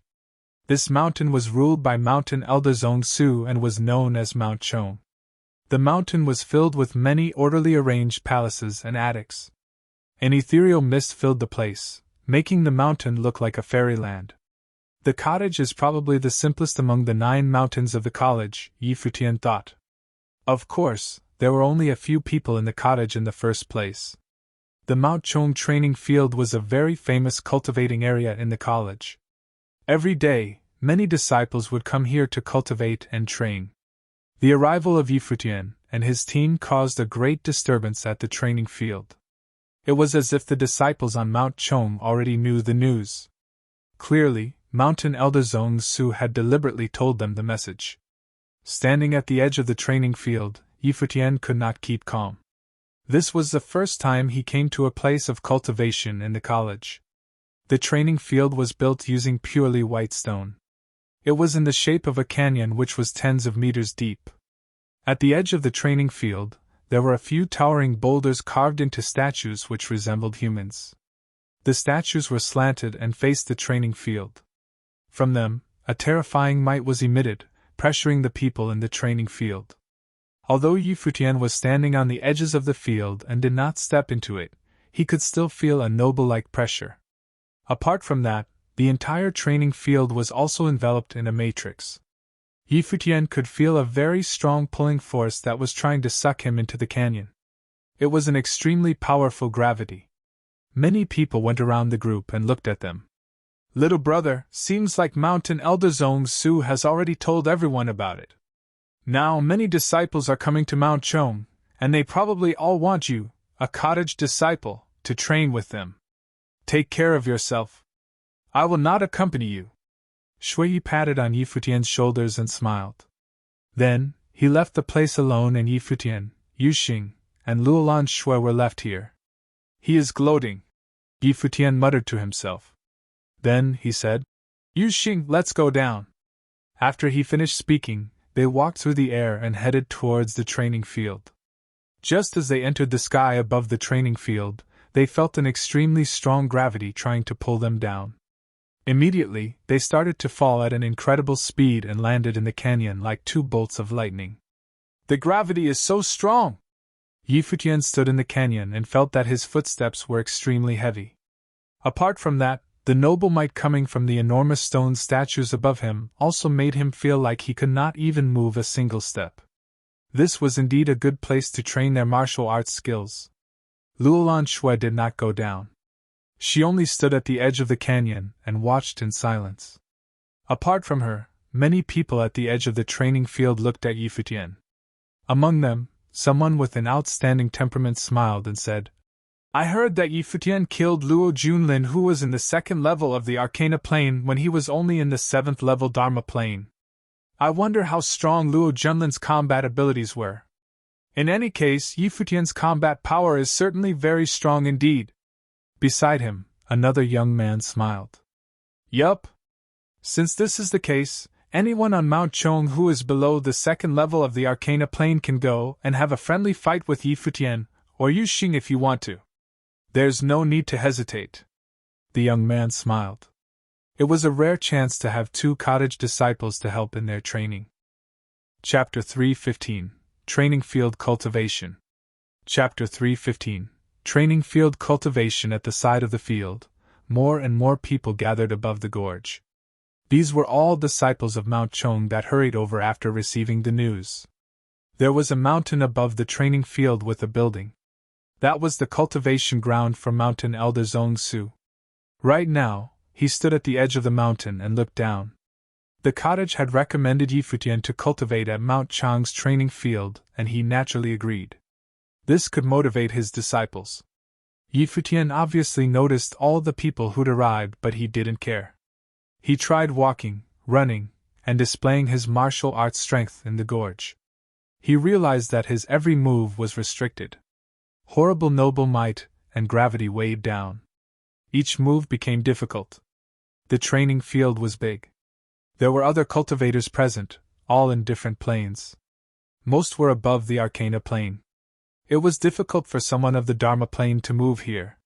There were also all sorts of weapons made of white stone here. If I can move naturally in this field, I will definitely have a breakthrough, Yi Futian thought. If he could reach a certain speed and strength under this pressure, what would he be like without the pressure? His abilities would soar. At that time, someone flew over and landed with a boom. A youth appeared before Yi Futian and Yu Xing. Duan Lan, 8th level Dharma Plane. I specialize in martial arts and would like to exchange experiences. The youth gazed at Yi Futian and issued a challenge. Countless eyes from above the gorge looked over. Someone had started already. Yi Futian, 7th level Dharma Plane, Yi Futian said, smiling. He wouldn't refuse. Since the disciples of Mount Chong wanted to use him to train, he would use them too. Duan Lan stepped back and then charged towards Yi Futian. Each step was extremely heavy and mighty. He soon started running. He seemed to contain horrible strength, filled with wildness. He punched, fist hurling towards Yi Futian with terrifying power. The might and gravity of the training field seemed to be working for him, melding into the powerful punch. His moves flowed like water, not affected at all. Clearly, he practiced here many times. A dragon and elephant roared above Yi Futian. Seeing the incoming attack, he stepped out and raised a fist, punching over. He wasn't used to the mightiness and gravity here, so his punch was a bit uncoordinated. It didn't affect his speed or power, though. A true dragon and elephant seemed to burst from his fist. The 2 attacks crashed with a deafening boom. Then Duan Lan's fist started shaking. With a grunt, he flew back, spitting out blood. So powerful! Duan Lan stared at Yi Futian. Yi Futian had Emperor Yi Qing's body-enhancing technique, and the 3 life spirits were extremely large divine beasts. He was practically made of steel. One could imagine how powerful he was when adding in the dragon-elephant roar. Boom! Another figure landed. It was Hua Shan who climbed up Book Mountain with Yi Futian. He was now cultivating at Mount Chong. His burly body landed before Yu Xing. I want to challenge you. Sure. Yu Xing nodded. He sprinted forward, creating consecutive booms. Because of the pressure and gravity, his every step seemed extremely heavy, shaking the earth. This sound gave everyone pressure. He gradually sped up and landed explosively before Hua Shan with a punch. Accompanied by a huge crash, Hua Shan flew back. Many people trembled inwardly. Yu Xing's strength was perverted. Many people challenged Yi Futian and Yu Xing afterward, and the two defeated them all. They gradually became used to the gravity, and their moves became smoother. A group of youths stood above the gorge. What do you think? The one in the center asked. Very strong, the youth beside him answered. Yi Futian must have cultivated a body-enhancing technique. He contains extreme power. Yu Xing's burst power is even more terrifying. This is natural-born talent. His body-enhancing technique isn't any weaker. Yes. I heard that Yu Xing once lifted and took away the demonic tripod in Chaoga. He probably cultivates the demonic method. The one in the center smiled. You should try. Okay. The one on the side nodded. He stepped out, walking in the air before landing in front of Yi Futian and Yu Xing. It's Xiahou Chu. Everyone's eyes glistened. Xiahou Chu was in the first-level Arcana plane, but he specialized in strength. He was born with godly power and was a genius of Mount Chong, ranking in the top 5. He was also Mountain Elder Zhong Su's personal disciple. Xiahou Chu, first-level Arcana plane. I'm too used to this training field. You two can fight together. Yi Futian had killed Luo Junlin, but this didn't affect Xiahou Chu's confidence. They were fighting in the training field. Yu Xing stepped forward, shaking the earth. He roared and shot into the air. His fists came down at Xiahou Chu. Xiahou Chu looked coldly at him. Power burst around him, and he stepped forward as fast as lightning. He rushed at Yu Xing and the two crashed in the air. With a boom, Yu Xing flew back. He skidded backward after landing and almost fell. Xiahou Chu landed steadily on his feet. Dark gold light gleamed on Yu Xing's body. He seemed to have a layer of dark gold armor. Horrible demonic might bloomed, turning him into a demonic king. He started sprinting again. Xiahou Chu wasn't intimidated. He also ran forward and they crashed again, creating continuous booms. Each crash was terrifyingly strong. Finally, they separated. Xiahou Chu's hands trembled. He looked at Yu Xing as if looking at an anomaly. Yu Xing was covered in dark gold light as if a true demon had taken over. Xiahou Chu turned and walked to where the weapons were. He took out a huge mace. It was made of white stone, so it was entirely white. He dragged it across the ground, creating screeches. Looking at Yu Xing, he said, "Go get a weapon too." Yu Xing's hands radiated with terrifying dark gold light. He stepped forward. Instead of going to get a weapon, he ran towards Xiahou Chu. Seeing this, Xiahou Chu waved his mace. Wind roared. When Yu Xing approached, Xiahou Chu flew into the air and slammed the mace down, about to split the earth apart. Boom! Yu Xing resisted the mace with his body. There was an earth-shaking force, and he flew out. He crashed onto the ground and spat out a mouthful of blood. But he didn't seem affected. He climbed up and wiped the blood away. Yi Futian frowned. He walked to the weapons and picked up a staff. It felt as if he picked up a mountain. The stone staff was long and felt like thousands of pounds. Yi Futian gripped it and yanked it up. He twirled it with difficulty. Now he understood why Xiahou Chu could hurt Yu Xing with one hit. The weapon was so heavy that it was shocking. If he could get used to it and fight with such large weapons, his power would be unimaginable. It's useless. You just got here, so you can't be used to wielding such heavy weapons, Xiahou Chu said. His confidence was understandable. He was used to the might and gravity of the training field, but Yu Xing and Yi Futian had just arrived. Yi Futian ignored him. He pulled up the staff and started twirling it, going from slow to fast. His moves had a unique rhythm. It sped up bit by bit, and felt like it was getting smoother. When the staff swept past, wind whistled around Futian faster and faster. It gradually flowed like water. An extremely large force gathered above him. His noble intent bloomed. A subtle figure of the divine ape appeared. The air popped when the huge stone staff moved, stirring the clouds and wind. Futian went to Xiahou Chu, golden wings shining behind him. The world's might seemed to lie with him. Xiahou Chu arched an eyebrow. He felt some pressure. A wild aura burst from him. His dharma was a huge demonic ox. When he saw Futian fly over with shocking might, he roared and charged with his mace. The pressure was like a mountain. He burst out with extreme power. With a boom, the mace was shattered by the staff. The staff continued to sweep Xiahou Chu's body. With a thud, he was flattened. Blood spurted out, and many of his bones were broken. Various figures descended. They supported Xiahou Chu and looked coldly at Futian. One stepped out. Challenge. Do the disciples of Mount Chon like going in rounds? Futian mocked coolly. Sorry, I will not accept now. You. The other stared coldly at him. I'll play with you all after I get used to this training field. Futian turned to Yuxing. Let's go cultivate. Yuxing scanned them coolly and left with Futian. Everyone trembled inwardly. Cottage disciples truly were terrifying. They'd just gotten here but defeated Xiahou Chu in the Arcana plane, while only being in the 7th level Dharma plane. They would become even more frightening after they got used to the field. It took much time. Futian exercised his physical body and strength. 2 months passed without them realizing. He and Yuxing could not overlook the gravity and pressure of the training field. Their strength had reached the limit. They could imagine how fast and strong they would be outside the training field. Chapter 316 The Giant with Innate Strength. Chapter 316 The Giant with Innate Strength. In the training field, Futian was practicing fist forms. There seemed to be a fantastic rhythm in his postures. He acted unrestrainedly, like an emperor. The dragon's roar, ape's growl, and thunder could be heard in his fists, which made him very mighty. His body moved flexibly like a rock flying in the sky. The strong pressure didn't deter his actions.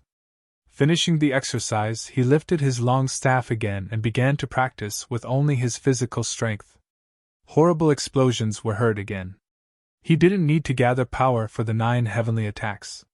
He only needed pure physical strength to wield the staff and control the rhythm. Without the gathering of power, every move was exhausting to Futian. He needed stronger power. With the extremely heavy staff in hand, it was very difficult for him to practice, especially in the training field. However, Futian practiced repeatedly. Sometimes he was forced to stop and there would be a huge explosion in the air. People constantly looked at him. Every blow Futian managed to slash out made him stronger. An invisible power was growing stronger and stronger in a horrible way. While he kept practicing with his staff, some dreadful crackling sounds came from his body. The dragon's roar and thunder became more and more sonorous. His blood seemed to boil crazily in veins. Finally, the sky was shaken by another blow. A stronger momentum appeared above him. His martial arts entered another level, the 8th level Dharma plane. He glanced at Yuxing. Yuxing was looking up at the statues in the midair. A few days ago, Yuxing had made a breakthrough. Observing those statues could help strengthen mentality. This was what Futian taught Yuxing. This training field was the perfect place for martial cultivators to cultivate. What Mountain Elder Zhong Su mastered in was martial arts. But Futian could also practice spiritual energy by virtue of those statues here. Futian put down the stone staff.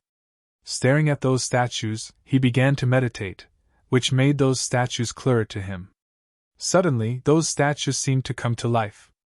Their faces loomed, and an extremely might came down to oppress his mentality. Futian looked very calm.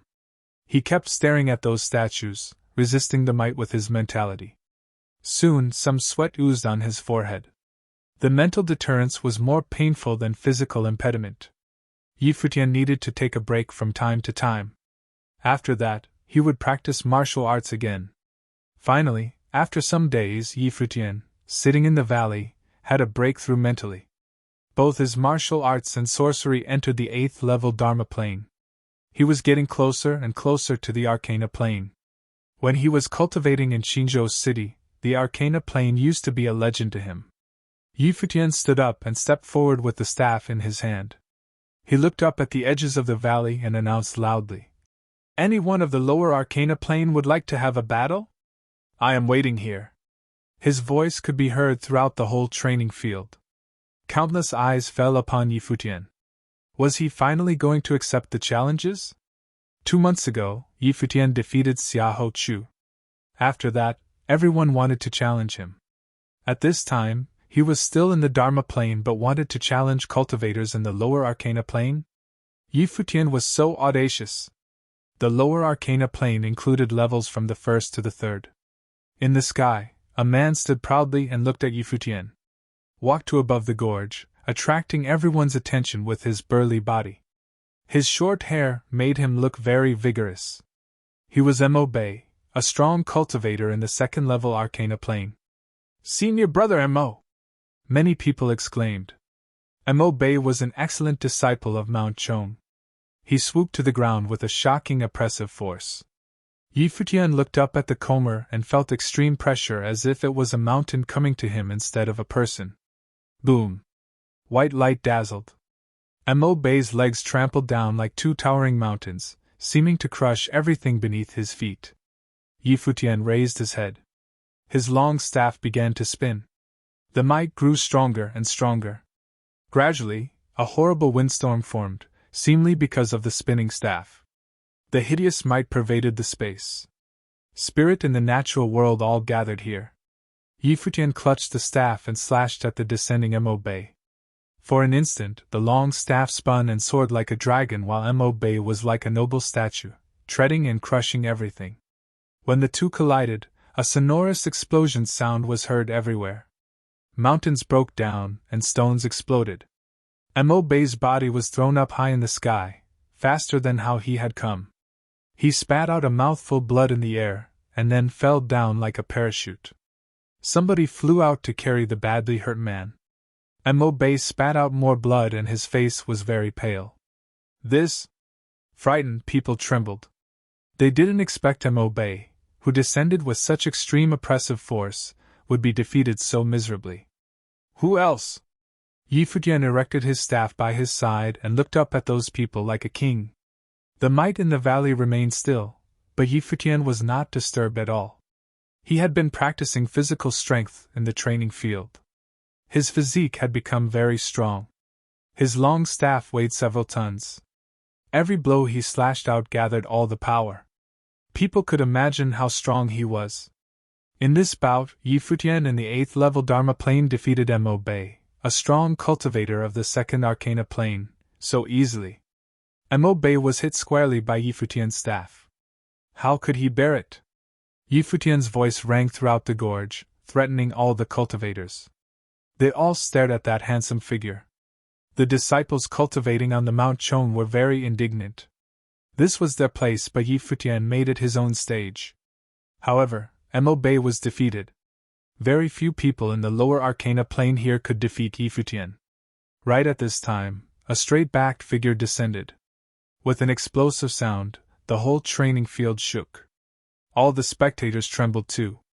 They looked down at the valley and saw a large figure standing there like a giant. Looking at the figure, Futian was greatly surprised. He had never seen anyone with a larger body than this man. Yuxing was burly enough, but this man was even taller than Yuxing. He was covered in muscles and stood there like a mountain. Tu Ling is going to fight? People were all amazed by this scene. They turned to a young spectator who folded his hands behind. The young man was the direct disciple of mountain elder Zhong Su, Zhong Lihan, who was the number 1 among those disciples on Mount Chong. He was in the noble plane, was very talented. Tu Ling was the disciple of mountain elder Zhong Su too, but he only followed Zhong Lihan's order. Obviously, Tu Ling's appearance was arranged by him. Zhong Lihan stood there with his hands folded behind. He knew how strong Tu Ling was. He had the strongest physical strength on Mount Chong. Yi Futian challenged the status of Mount Chong.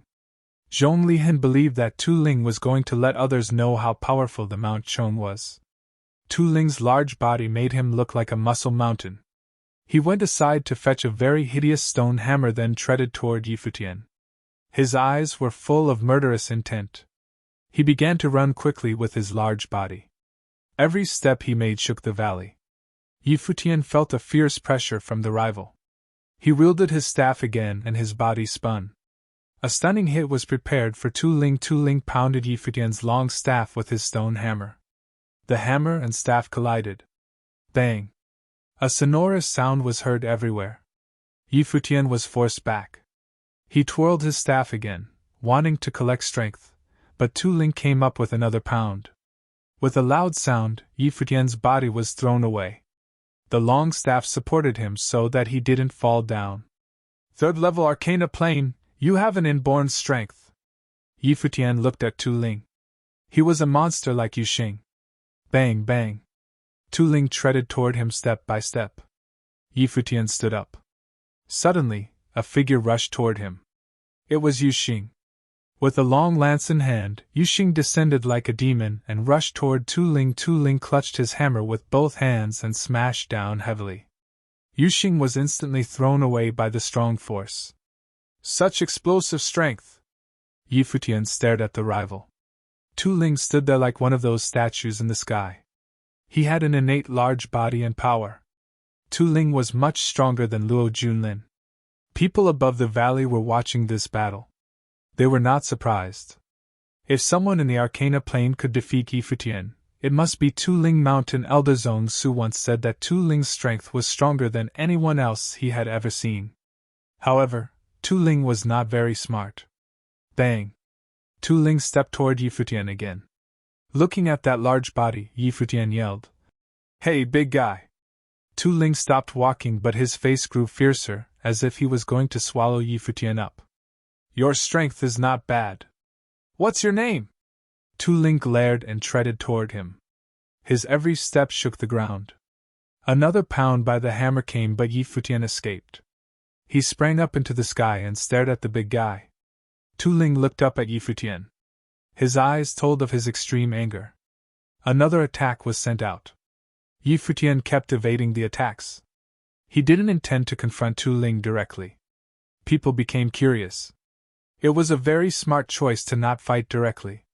There was a huge difference in level between Tu Ling and him. Even if they were in the same plane, Tu Ling's strength was incomparable. "What a tough guy!" Yi Futian exclaimed, seeing Tu Ling glaring at him. "Dodge? Is that all you can do?" Tu Ling spoke in his deep voice. "In a battle, strength is not everything. I have hundreds of ways to defeat you, but I appreciate your strength, so I don't want to hurt you." Yi Futian had encountered many other talents, but Tu Ling was the first one he had met whose strength could be compared with Yu Xing's. People were made speechless by his words. Yi Futian was forced to dodge in such an embarrassing way. How dare he say something ridiculous like this? Chapter 317. The Qin Dynasty's Proposal of Marriage. Chapter 317. The Qin Dynasty's Proposal of Marriage. Tu Ling stared at Yi Futian with his big eyes. He jumped up and wielded his hammer at Yi Futian. Swathed by a gust of spiritual qi, Yi Futian stepped forward. In an instant, multiple illusory figures appeared around him. Tu Ling's hammer hit those illusory figures. Suddenly, with a loud explosion, a long staff slashed down on him. Tu Ling roared and turned around. He threw his hammer out again, but all he saw were multiple layers of Yi Futian's illusory figures. Bang, bang, bang. Within a short period of time, Tu Ling was hit more than 10 times. He fell down on the ground but wasn't wounded. He glared at that figure in the air. "You just can't hurt me." Tu Ling stared at Yi Futian maliciously. "Try this." Yi Futian's body spun and rose up above the valley. He came down to those stone statues and danced in the air. For a moment, the power and pressure contained in those statues were gathered by his waving staff and converged to his body, making him stronger and stronger. Yi Futian lowered his head and looked down at Tu Ling beneath. Then his body rushed down at Tu Ling with lightning speed. Seeing the figure falling from the sky, Tu Ling felt like those statues were alive. The statue's deterrent force entered Yi Futian's body, making him look like a god descending from the sky. The heavy staff, 1,000 times heavier by the gravity spell, chopped down. The air shrieked and a line of light appeared in the air. Feeling the strong power, Tu Ling trembled a little. He roared with anger, and wielded his hammer toward the sky. Bang! There was a loud collision. Tu Ling's hammer was cleaved. He closed eyes. The earth was shaking, but he didn't get hurt. He opened his eyes and found that the long staff had brushed past his shoulder. Yi Futian ascended into the sky and smiled. You are strong, but you can't win with only strength. This is your fatal weakness. Keep working. Then he turned to Yuxing and said, Let's go. Yuxing also flew up and went with Yi Futian. Lulan Shui had already left.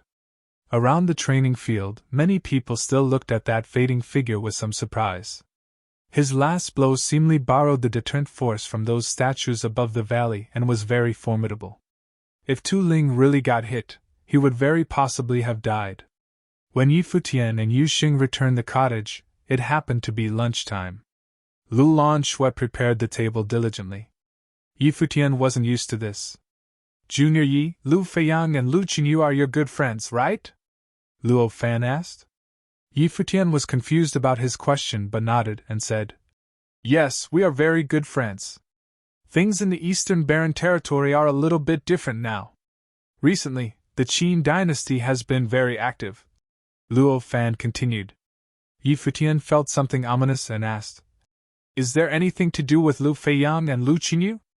After returning from the Nandan Nation, Chu Yaoyao of the Moon Clan directly went to the Dongqing College for cultivation. Her romantic relationship with Qin Li is said to be confirmed. Besides, the Qin dynasty also established diplomatic relations with the Royal Xian Temple and the Futian Sword Clan.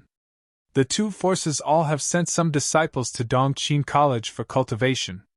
Luo Fan continued slowly. When the Dongqing College was found, the Qin dynasty and Donghua clan persuaded many forces' disciples to cultivate there. It is very popular now. Not long ago, the Qin dynasty claimed that they would go to the Lu kingdom for a marriage proposal. Qin Yuan, the youngest son of the Qin emperor, will marry Lu Qingyu, the princess of Lu kingdom. Yi Futian's hand with chopsticks froze. His eyes turned cold. The Qin dynasty was really officious. What do they want? Yi Futian asked coldly. They hadn't mentioned the marriage to the Lu kingdom officially. How could they just directly claim to the public this news before the Lu kingdom made its response? Obviously, they want to dominate the Eastern Barren Territory, Shui Yi responded. The Qin dynasty has always regarded the college as the biggest rivalry. That means they think the college will be the biggest obstruction for Emperor Qin to dominate the territory. They once invited the college and the cottage. If the college and the cottage had agreed, the three top forces could absolutely dominate the Eastern Barren Territory.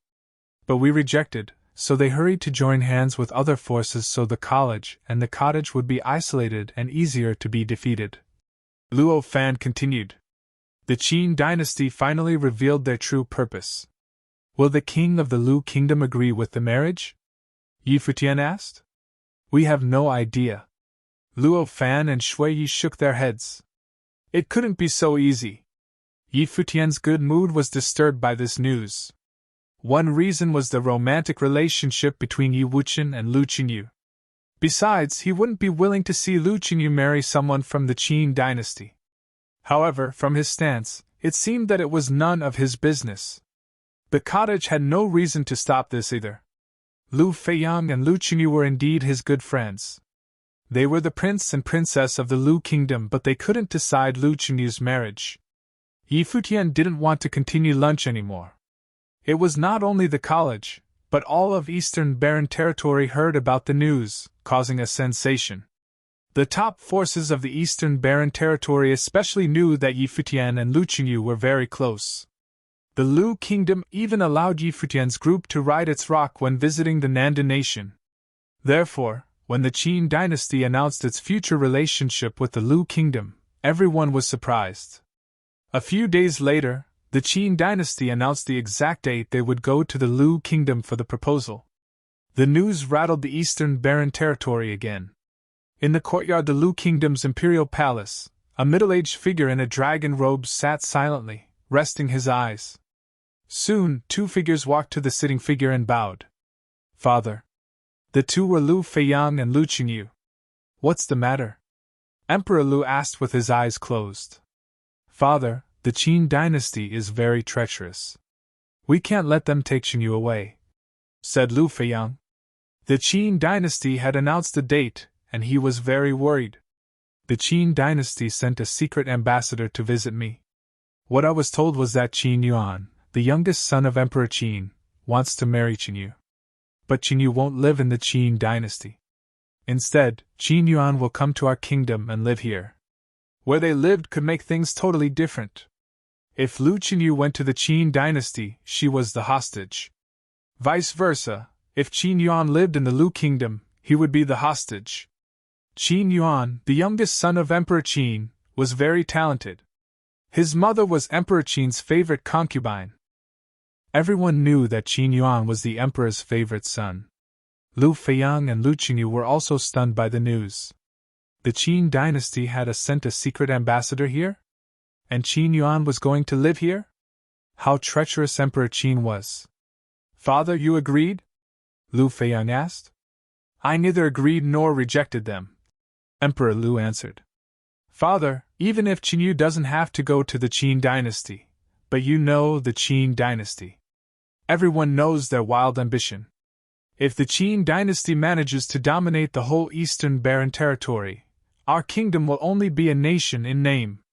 Even though the Qin dynasty is going to be the dominator, they still need someone to govern places, Emperor Lu said. The Qin dynasty promised that no matter what, the Lu kingdom won't be replaced. It doesn't matter whether Qin Yuan is going to live here or not. The Lu kingdom and the Qin dynasty are allies. No need to worry.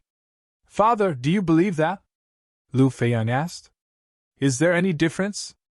Emperor Lu opened his eyes and looked at his children. Do you know why the Qin dynasty suddenly established the Dongqin College and revealed its ambition? Lu Feiyang shook his head. I heard that the Qin dynasty has found and opened the grave of the Qin dynasty's ancestors. You should know that the ancestors of the Qin dynasty used to be the dominator of the eastern barren territory. As a ruler of a kingdom, Emperor Lu needed to consider what would happen if he agreed to this marriage, and what the aftermath would be if he said no. The Qin dynasty had sent a secret ambassador before announcing to the public. They respected him enough to let him choose between friend or foe. Lu Feiyang looked uncomfortable.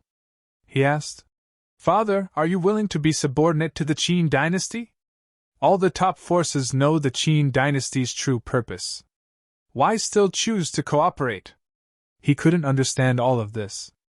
Feiyang, the world will be united after a long time of division and divided after a long time of solidarity. This is the inevitable rule. Once the balance breaks, the Eastern Barren Territory will definitely be united by a power that could override any other forces. Emperor Lu sighed. Sometimes, one could only conform to the trend. But there are the cottage and the college. Lu Feiyang didn't give up. You are too naive. Emperor Lu looked at his son and continued. Do you know the cottage? Do you know what they want? Lu Feiyang looked at his father without response. He did not know the cottage very well. He only knew that it was a miraculous place. The Sword Saint, the first disciple of the cottage, is famous enough for he is the founder of the Sword Saint Mountain, Emperor Lu said. Now, third disciple Gu Donglu is also known to all because of that battle. In Chaoga City, everyone witnessed the second disciple's ability. Let me ask you a question. If the second and third disciples of the cottage go out, will there be 2 more Sword Saint Mountains? Lu Feiyang was stunned. He suddenly found that his father saw a much bigger picture than he did. Moreover, the cottage has a 4th and 5th disciple as well as your good friend Yi Futian. You all know his talent now. When those people improve, no one in the whole Eastern Territory will be able to stop the cottage. Lu Feiyang was speechless. His father was telling the truth. But the cottage doesn't want to dominate anything. Lu Feiyan wasn't convinced yet. Indeed, the cottage doesn't want to be the dominator. But they want to build a different Eastern Barren territory. Emperor Lu murmured, looking up at the sky. Mr. Du of the cottage is a strange man.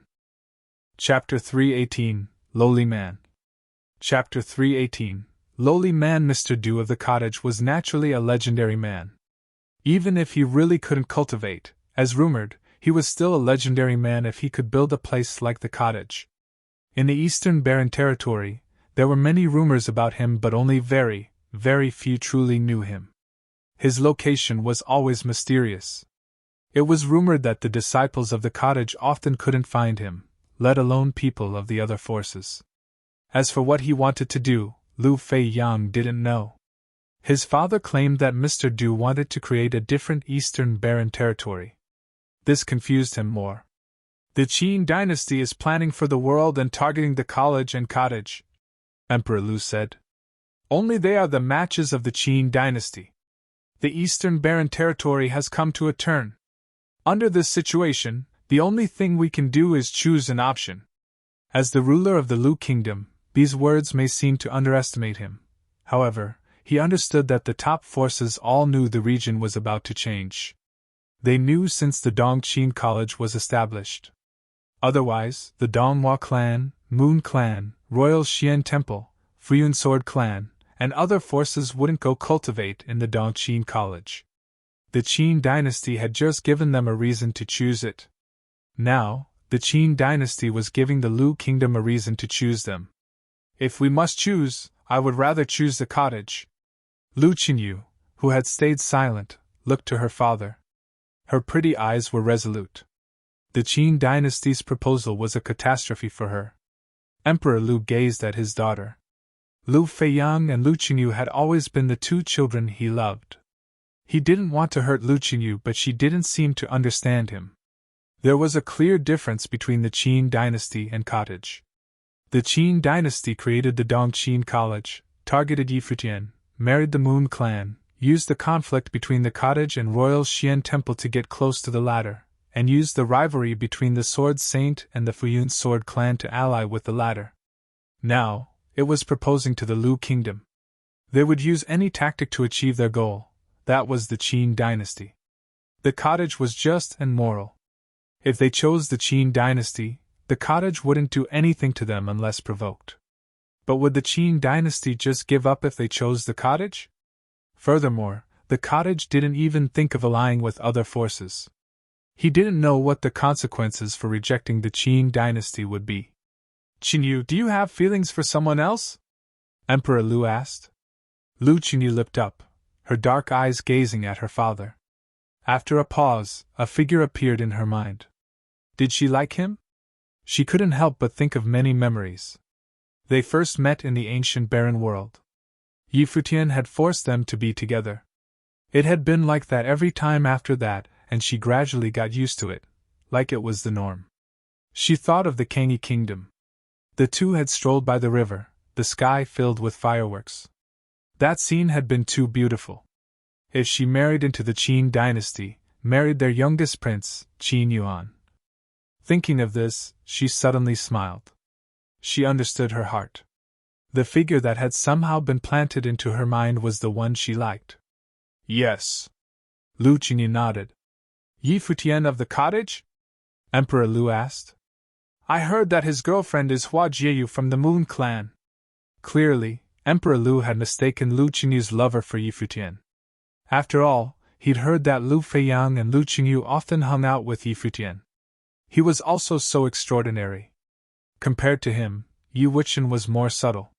This was why Emperor Lu would misunderstand. No. Lu Qinyu shook her head. No? Emperor Lu was surprised. Who is it?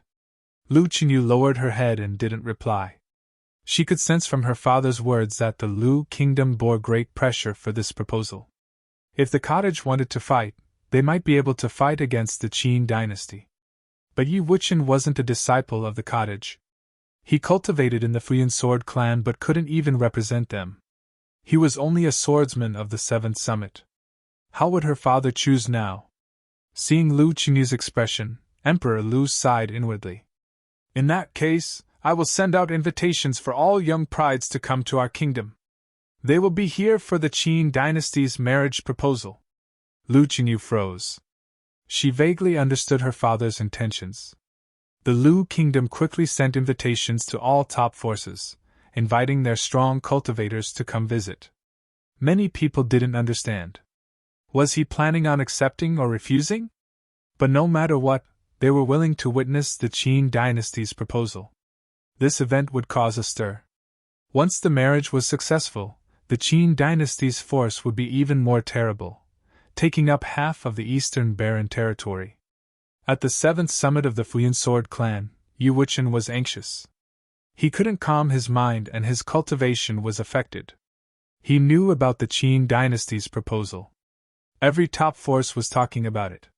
He would know about even if he didn't want to. Some people from the 1st summit purposely leaked the information to the 7th summit. They'd personally seen that Lu Qinyu and Yi Wuchen was close. Li Daoyun, who had liked Lu Qinyu, had also died in Yi Wuchen's hands. Many of the 1st summit guessed that this was one of the reasons why Yi Wuchen killed Li Daoyun. At this moment, Yi Wuchen stood alone on the summit, gazing at the sea of clouds. Footsteps sounded behind him. Swordsman, the Comer said. The Lu kingdom has sent invitations for everyone to visit the Lu kingdom. Yi Wuchen turned to look. It was the man he'd ordered to pay attention to the Lu kingdom's news. Other than that, the Lu kingdom also sent a letter. The man walked over to hand the letter to Yi Wuchen. It was marked to be only for the eyes of Yi Wuchen of the Futian sword clan's 7th summit. The handwriting was elegant, as if written by a girl. Yi Wuchen ripped it open and took out the piece of paper inside. The writing on the white paper was the same elegant font. Can you come? There were 3 very simple words. After seeing it, Yi Wuchen folded the letter and put it away. He gazed at the sea of clouds, a smile in his eyes. These 3 words expressed her feelings. He understood. Since he understood, he would go. In the cottage, Yi Futian also received the message from the Lu kingdom and thought that Wuchen would probably go. Yi Futian and Yu Xing rode the Black Wind Eagle down the mountain. Second senior sister had Lulan Shui follow. They first went to the Guqin Gardens and then brought Silver One towards the Lu kingdom. The kingdom was in the east of the eastern barren territory. There were 2 top forces here, the Lu kingdom and the Futian sword clan. The vast kingdom controlled boundless land and its control of their territory was stronger than all except the Qin dynasty. However, what decided a top force's strength wasn't their control of the territory. Instead, it was the strength of those at the tip of the pyramid. Why could the 8 disciples of the cottage shake the entire eastern barren territory? It was because they had a few extremely powerful disciples. The imperial city of the Lu kingdom instantly grew lively. Strong cultivators of the top forces all arrived. Those from all over the Lu kingdom also gathered in the imperial city to witness the Qin dynasty's proposal. Yi Futian's group didn't head to the palace immediately after arriving. Instead, they went to a restaurant for a meal. All sorts of people frequented restaurants and were great places to get news. Right now, the restaurant they were in had many people discussing the proposal. I heard that Qin Yuan of the Qin dynasty came early yesterday. Is it true? Of course. Not only is he here, but Princess Qin Mingruo, Qian Shanmu of the Donghua clan, Qin Li, and many others also came as well. After Qin Yuan arrived yesterday, he visited 8 lords in the palace in one day. He's very mannered. It seems that the Qin dynasty has put much consideration into this. There is news today that Lord Kong is very satisfied with Qin Yuan, even praising him that he's like a dragon. He clearly approves of the wedding. Qin Yuan is the son of Emperor Qin and his beloved concubine Nan. Concubine Nan is a famous beauty of the Qin dynasty. Apparently, Qin Yuan inherited the good points of his parents. He's extremely handsome and extraordinary in every aspect. If the Qin dynasty is genuine, Princess Qinyu will not be disappointed. While everyone discussed, many people gazed unconsciously at Yi Futian, Lulan Shui, and the others. There was no reason other than that Yi Futian was a pretty boy and Lulan Shui, with her silver hair and eyes, was an icy beauty. They were both rare species. Futian made a face. What were they looking at him for? Maybe you are the Prince of Qin? Someone asked jokingly. Do you think I look like him? Futian asked in reply. Haha, no. If you were the prince, I would see the others as well. Even though you have a nice temperament, something seems to be lacking. Indeed, he is lacking a royal aura. Someone joked. I'm just kidding. Please do not feel offended. You two can't be compared. He thought that Futian wouldn't feel offended to be compared to Qin Yuan. Indeed, they cannot be compared. Qin isn't qualified, a cold voice said. It was Yu Xing. As soon as he spoke, the entire restaurant quieted down, everyone looking at him. Qin isn't qualified? This guy really dared to speak his mind. Since he had the courage, he must be powerful. Could this group be from another top force? But even a top force couldn't dare to say Qin Yuan wasn't qualified to be compared to them, right? Futian shot a look at Yu Xing. With his temper, they couldn't stay in the restaurant anymore. Let's go. Futian rose and turned to leave. Who are you? You sound too confident. A voice called. Futian stopped at the door. I feel quite insulted to be compared to those lowly people from the Qin dynasty. Chapter 319, All Here. Chapter 319, All Here. Countless gazes fell on Futian's back. Even if he was from a top force, he was being too disrespectful by calling the Qin dynasty lowly in public, right? Thinking of what had happened at Chaoga City, they were close to figuring out this youth's identity. In the Eastern Barren Territory, only disciples from one place could be so arrogant and think that the Qin dynasty didn't qualify to be compared to them. It was the cottage, of course. And other than Futian, which other young disciple came down from the mountain? I didn't think I would be able to meet the 8th disciple of the cottage while drinking here today, someone said, putting their hands up to greet him. The cottage and Qin dynasty has always been at odds. Mr. Yi is exaggerating a bit by calling all of the Qin dynasty as lowly, someone else said. When Qin Yuan entered the imperial city, he was extremely mannered and visited the lords. Many lords had great impressions of him and praised him. How can he be lowly? His voice was calm. Since he knew who Futian was, he wouldn't be too impolite. He just wanted to hear Futian explain his comment on the Qin dynasty. Did he like Princess Lu Qinyu too? Qin Mengruo of the Qin dynasty has married below her rank to the Donghua clan, Futian said indifferently. Qin Li, the grandson of the emperor, is also pursuing Chu Yaoyao. Now Qin Yuan is proposing to the Lu kingdom. Do they want to have marriage alliances with all of the Eastern Barren Territory? Qin Yuan does not know Lu Qinyu at all but made such a commotion. Has anyone thought of how Lu Qinyu will feel? Entering the imperial city and visiting the lords. Is he preparing for when he comes to live in the Lu kingdom? Futian's voice turned cold. If these actions aren't lowly, then how would you describe them? With that, he began walking out of the restaurant. Clearly, he was upset with this marriage. He would do his best to destroy it. The people who heard him were shocked. Everyone knew how powerful the Qin dynasty was. Thus, the people of the Lu kingdom were happy to see the alliance between the two parties. However, they also knew a bit about the Qin dynasty's ambition. Hearing Futian's words, other ideas appeared in their minds. Indeed, the Qin dynasty was being too active recently, allying with each force. It was clear what they were planning. Of course, they were more shocked by the last sentence. Entering the imperial city and visiting the lords. Is he preparing for when he comes to live in the Lu kingdom? This phrase was accusatory. Who of the lords Qin Yuan visited would dare to support him now? Were they thinking of betraying? The cottage disciples were indeed extraordinarily talented. Their words were sharp as well. What happened at the restaurant quickly spread throughout the palace. Many people were shocked that Futian had arrived in the imperial city and publicly disapproved of the marriage. They didn't know if this was the cottage's attitude or Futian's own. Futian had publicly called the Qin dynasty lowly. He defended them and the people wondered how the Qin dynasty would react. Something else was strange. Lord Khan had praised Qin Yuan to be like a dragon. He clearly supported the marriage. But with Yi Futian's words, he felt ashamed now. The other lords didn't dare speak up for Qin Yuan anymore. However, this didn't seem to affect Qin Yuan. News quickly spread that he continued to visit the lords. Someone asked him why. Qin Yuan claimed that the descendants of the Qin dynasty were mannered and cultured. When asked about his thoughts on Yi Futian's words, he said that he wouldn't speak about someone behind their back. Many complimented Qin Yuan's reply for being classy. Others thought that he was virtually fighting with Yi Futian.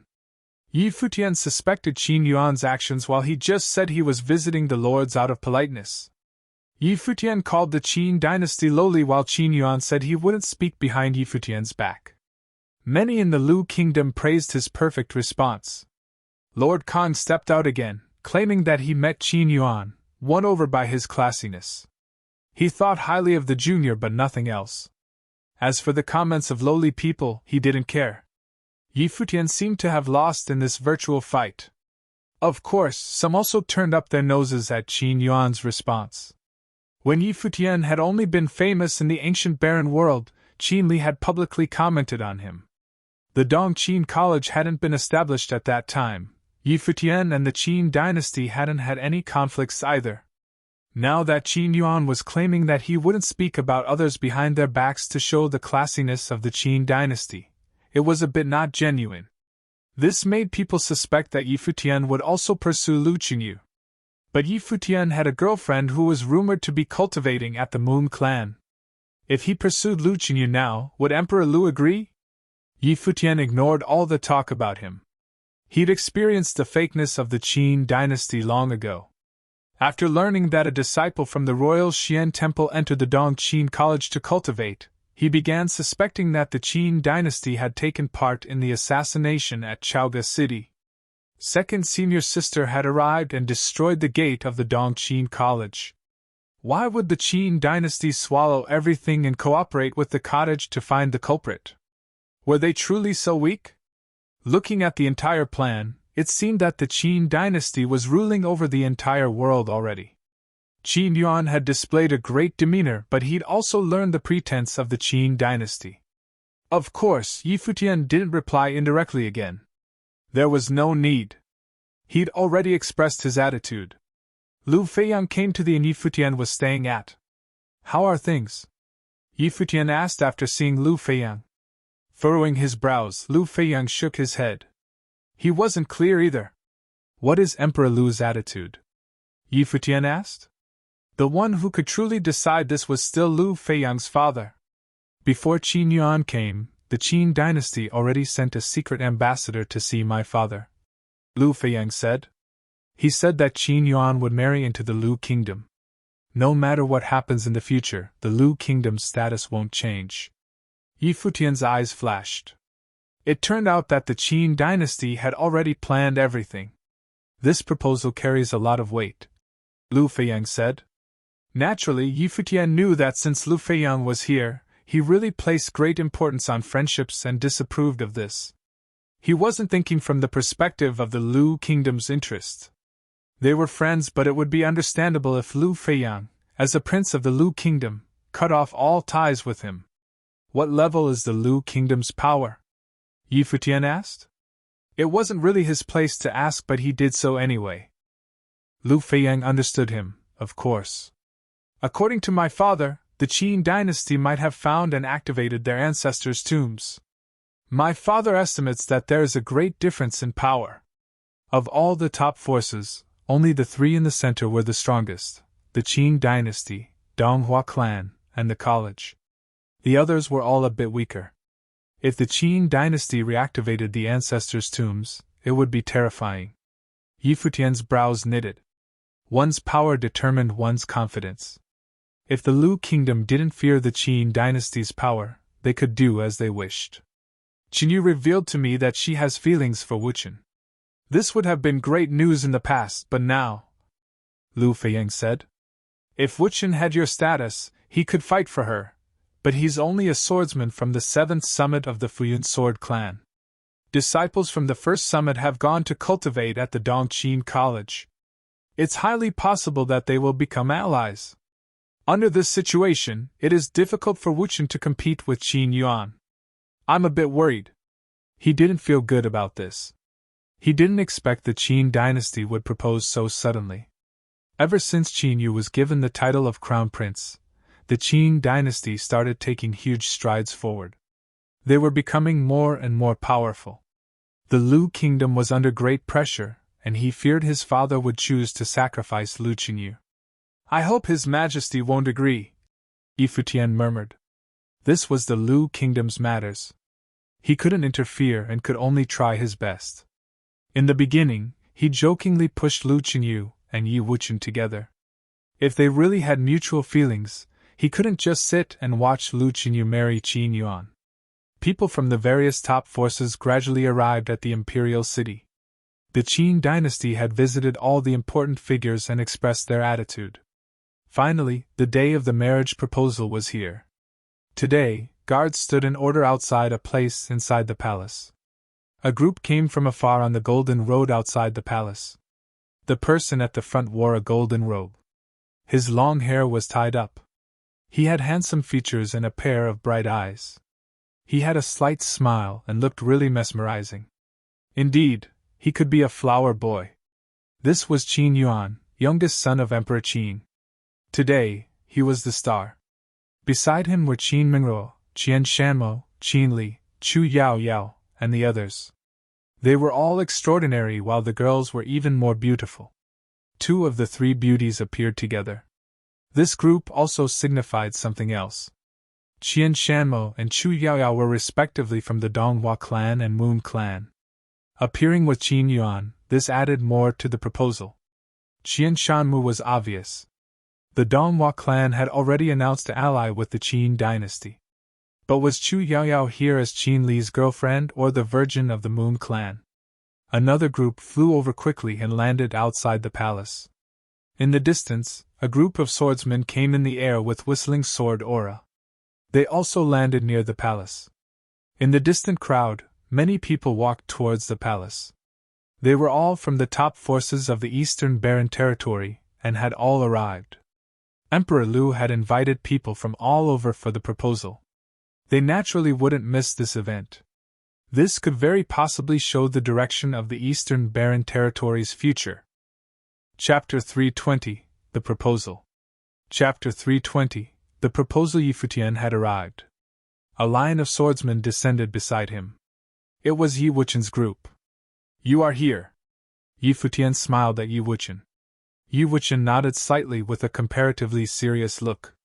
He looked at the palace behind, having no idea about how his story would end. What if he couldn't make it? The strong cultivators of the Qin dynasty in front of them stopped and turned to Yi Futian's group, seeming to wait for them. Yi Futian and Yi Wuchen's eyes fell upon one among this group. It was a very handsome guy they had never met before. He must be the groom in this proposal, Qin Yuan, the youngest son of Emperor Qin. Qin Yuan was as young as little Princess Qin Mingruo and Qin Li, the grandson of Emperor Qin.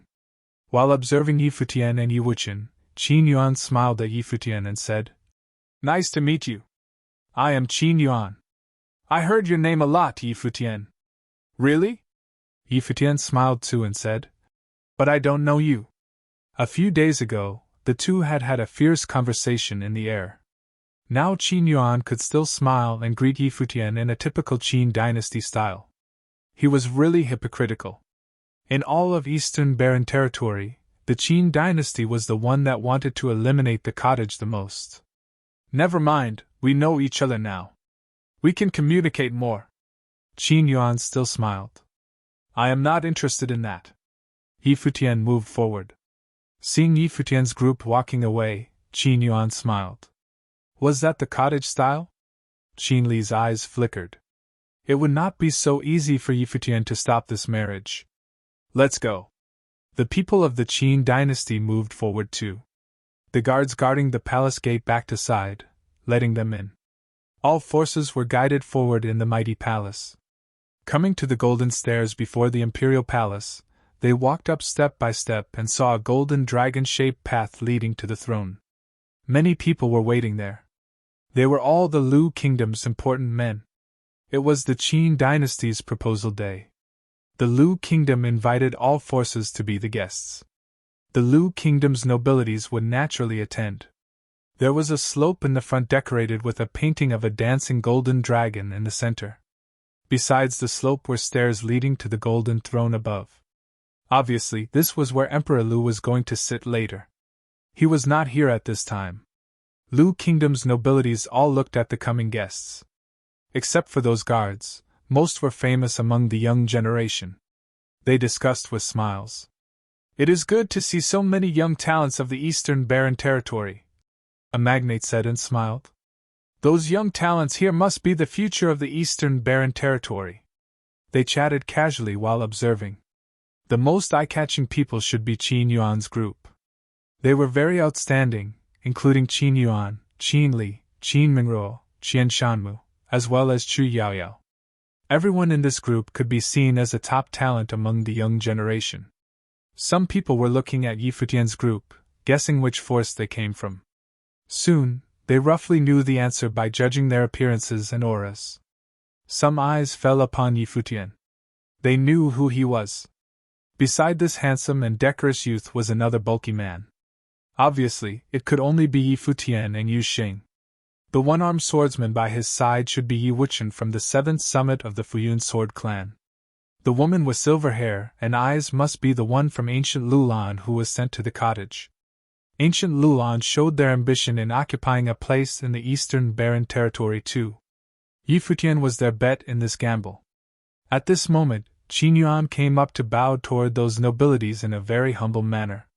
Many of the noble elders all responded with smiles and praised the humbleness of the Qin dynasty's prince. "If the Qin dynasty's prince and our princess are going to marry each other, it will be a very romantic story," said someone.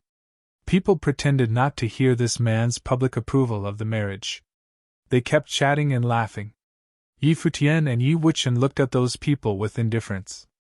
It seemed that Qin Yuan's effort in visiting around these days helped him a lot. No one knew what the conversations between Qin Yuan and those noble men were about, but it seemed that they were getting along very well with each other. As for Yi Wuchen, he was neither good at social kind of things, nor was he as hypocritical as the Qin dynasty. Qin Li's group stood near Yi Futian. Qin Li looked at him and smiled. "Brother Yi, I heard that you have some complaints about our proposal.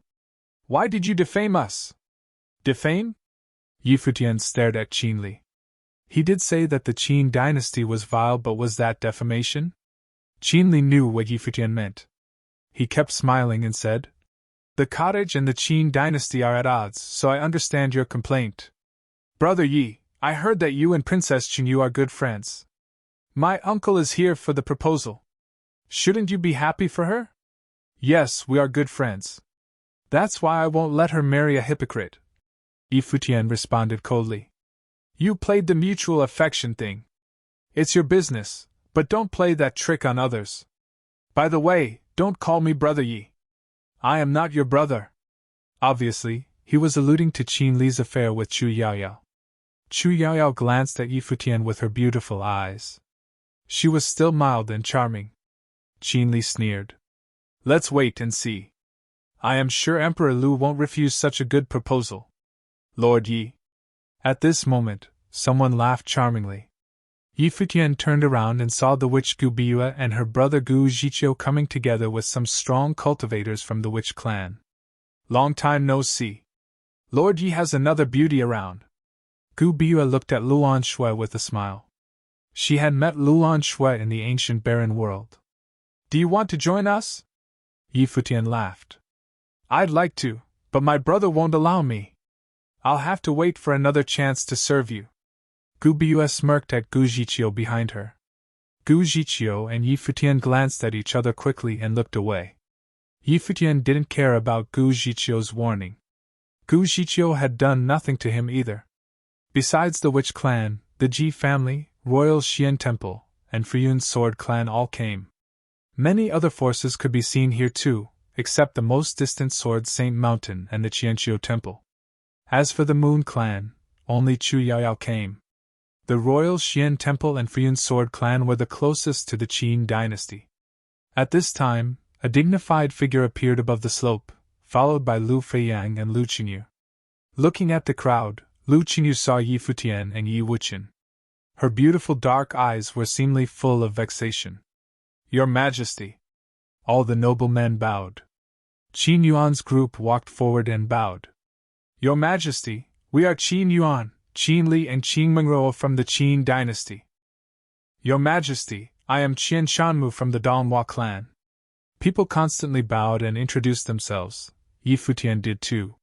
He noticed that when bowed, Chu Yaoyao introduced herself directly without mentioning the Moon clan. "You are all guests from afar.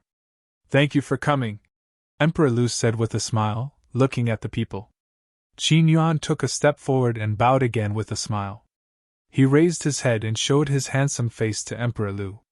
Before Qin Yuan could say anything, a figure stepped forward, stopped before him, and said to Emperor Lu, "Your Majesty, I am Yi Wuqian from the 7th summit of the Futian Sword Clan. I've always had a strong admiration for Lu Qingyu the princess.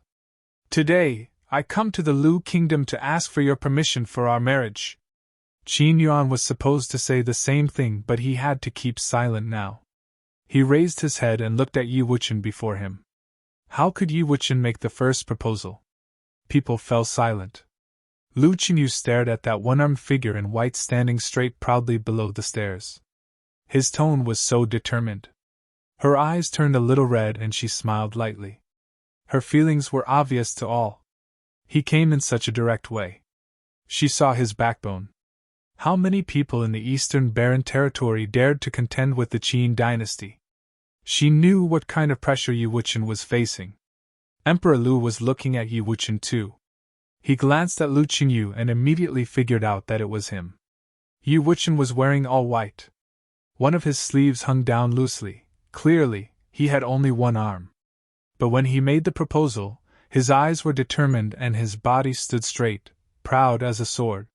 His arm had been chopped off by Li Daoyuan, but Li Daoyuan had been killed by his sword. The emperor appreciated Yi Wuqian's spirit a lot. If it was in the past, he would have agreed to his proposal. But Yi Wuqian's rival was Qin Yuan, the Qin dynasty. "Yi Wuqian, is this deliberate?" Qin Li suddenly questioned. The silence was disturbed. He said coldly, "We announced today's proposal many days ago. And now, what are you doing? What do you mean?" Qin Yuan bowed toward the emperor too and said, "Your Majesty, I am Qin Yuan. I have admired Princess Qingyu for a long time. Today, I come to ask your permission for our marriage." "What lies?" Yi Futian said coldly. "How many times have you met Qingyu? How many conversations have you had with her? Admired her for a long time? How? Yi Wuqian and I knew Qingyu long ago. We were always together when we were in Chaoga City. Don't tell me that the Qin dynasty knows nothing about the affection between Yi Wuqian and Lu Qingyu. Naturally, we come to propose. Who's the one making trouble now?" Yi Futian continued. "I heard that the Qin dynasty's little prince, Qin Yuan, is very noble. A noble gentleman will not do such a lowly thing like robbing others' love. Am I right?" It was not appropriate for Yi Wuqian to say this, so Yi Futian would say it for him. Chapter 321, Turtle Mountain. Chapter 321, Turtle Mountain. Since Qin Yuan called himself a mannered person and wanted to be an honorable man, Yi Futian would make it easy for him. Qin Yuan didn't look back. He stood calmly with Yi Wuqian. Only Emperor Lu could make the decision about this marriage proposal. He didn't seem to want to agree to the Qin dynasty's proposal so easily though, which was why he invited everyone here. Yi Futian wanted to see what Emperor Lu was planning. "Yi Futian, your words are a bit illogical," Qin Li retorted. "As the saying goes, beautiful girls are loved by honorable men. My uncle has clearly seen Princess Qingyu before. There is nothing strange about liking her. Though he is honorable, there is no reason why he should give his beloved to someone else. Your words are too bizarre. Furthermore, my uncle is here to propose a marriage. The Qin dynasty, Donghua clan, and other forces all wish to see this. As for Yi Wuqian of the Futian Sword Clan coming to propose, Is this his own idea or the clan's? The Futian Sword Clan has never thought of this. Chiao of the Futian Sword Clan's first summit said. Yi Futian looked over coldly. So the clan was on the Qin dynasty's side? Chiao's expression was indifferent. The Futian Sword Clan hated the Sword Saint and thus resented the cottage. He'd warned Yi Wuchen many times to stay away from Yi Futian, but Yi Wuchen always ignored him. In this case, the Futian Sword Clan wouldn't stand with a traitor like Yi Wuchen. In that case, Qin Li said coolly, Yi Wuchen is just here on his own accord. Doesn't this insult Princess Jinyu? The strong cultivators from the 7th summit who'd come with Yi Wuchen gazed at Qin Li. Was he saying that Yi Wuchen wasn't qualified to propose? Insulting Yi Wuchen was the same as insulting the 7th summit. The strong cultivators behind Qin Li stared back. Faint pressure emanated from both sides. Emperor Lu hadn't said anything. He just watched this scene quietly. He'd invited everyone here, so he wanted to see what the current situation was like. He could learn some things from these people's reactions. A group of losers has the courage to brag here? Yu Xing's large eyes stared at Qin Li, extremely pissed. After Yi Wuchen lost his arm to save them, Yu Xing began viewing Yi Wuchen as his brother. Now, Qin Li was insulting Yi Wuchen's status. Despicable. The people of the Qin dynasty looked uncomfortable. Yu Xing was clearly talking about the battle at Chaoga. The cottage never lost against the Qin dynasty or Donghua clan. Everyone, no need to argue. Emperor Lu now waved his hand. Gazing at Qin Yuan and Yi Wuchen, he said, You are both at the top of the Eastern Baron Territory's younger generation. I am a bit flustered that both of you think so highly of Jinyu. Smiling, he looked to the lords and officials. What do you all think? He didn't ask for Lu Qinyu's opinion because he already knew. The people's gazes flashed. They were very quiet, and no one wanted to speak first. It was easy to anger people by taking sides now. Qin Yuan bowed again.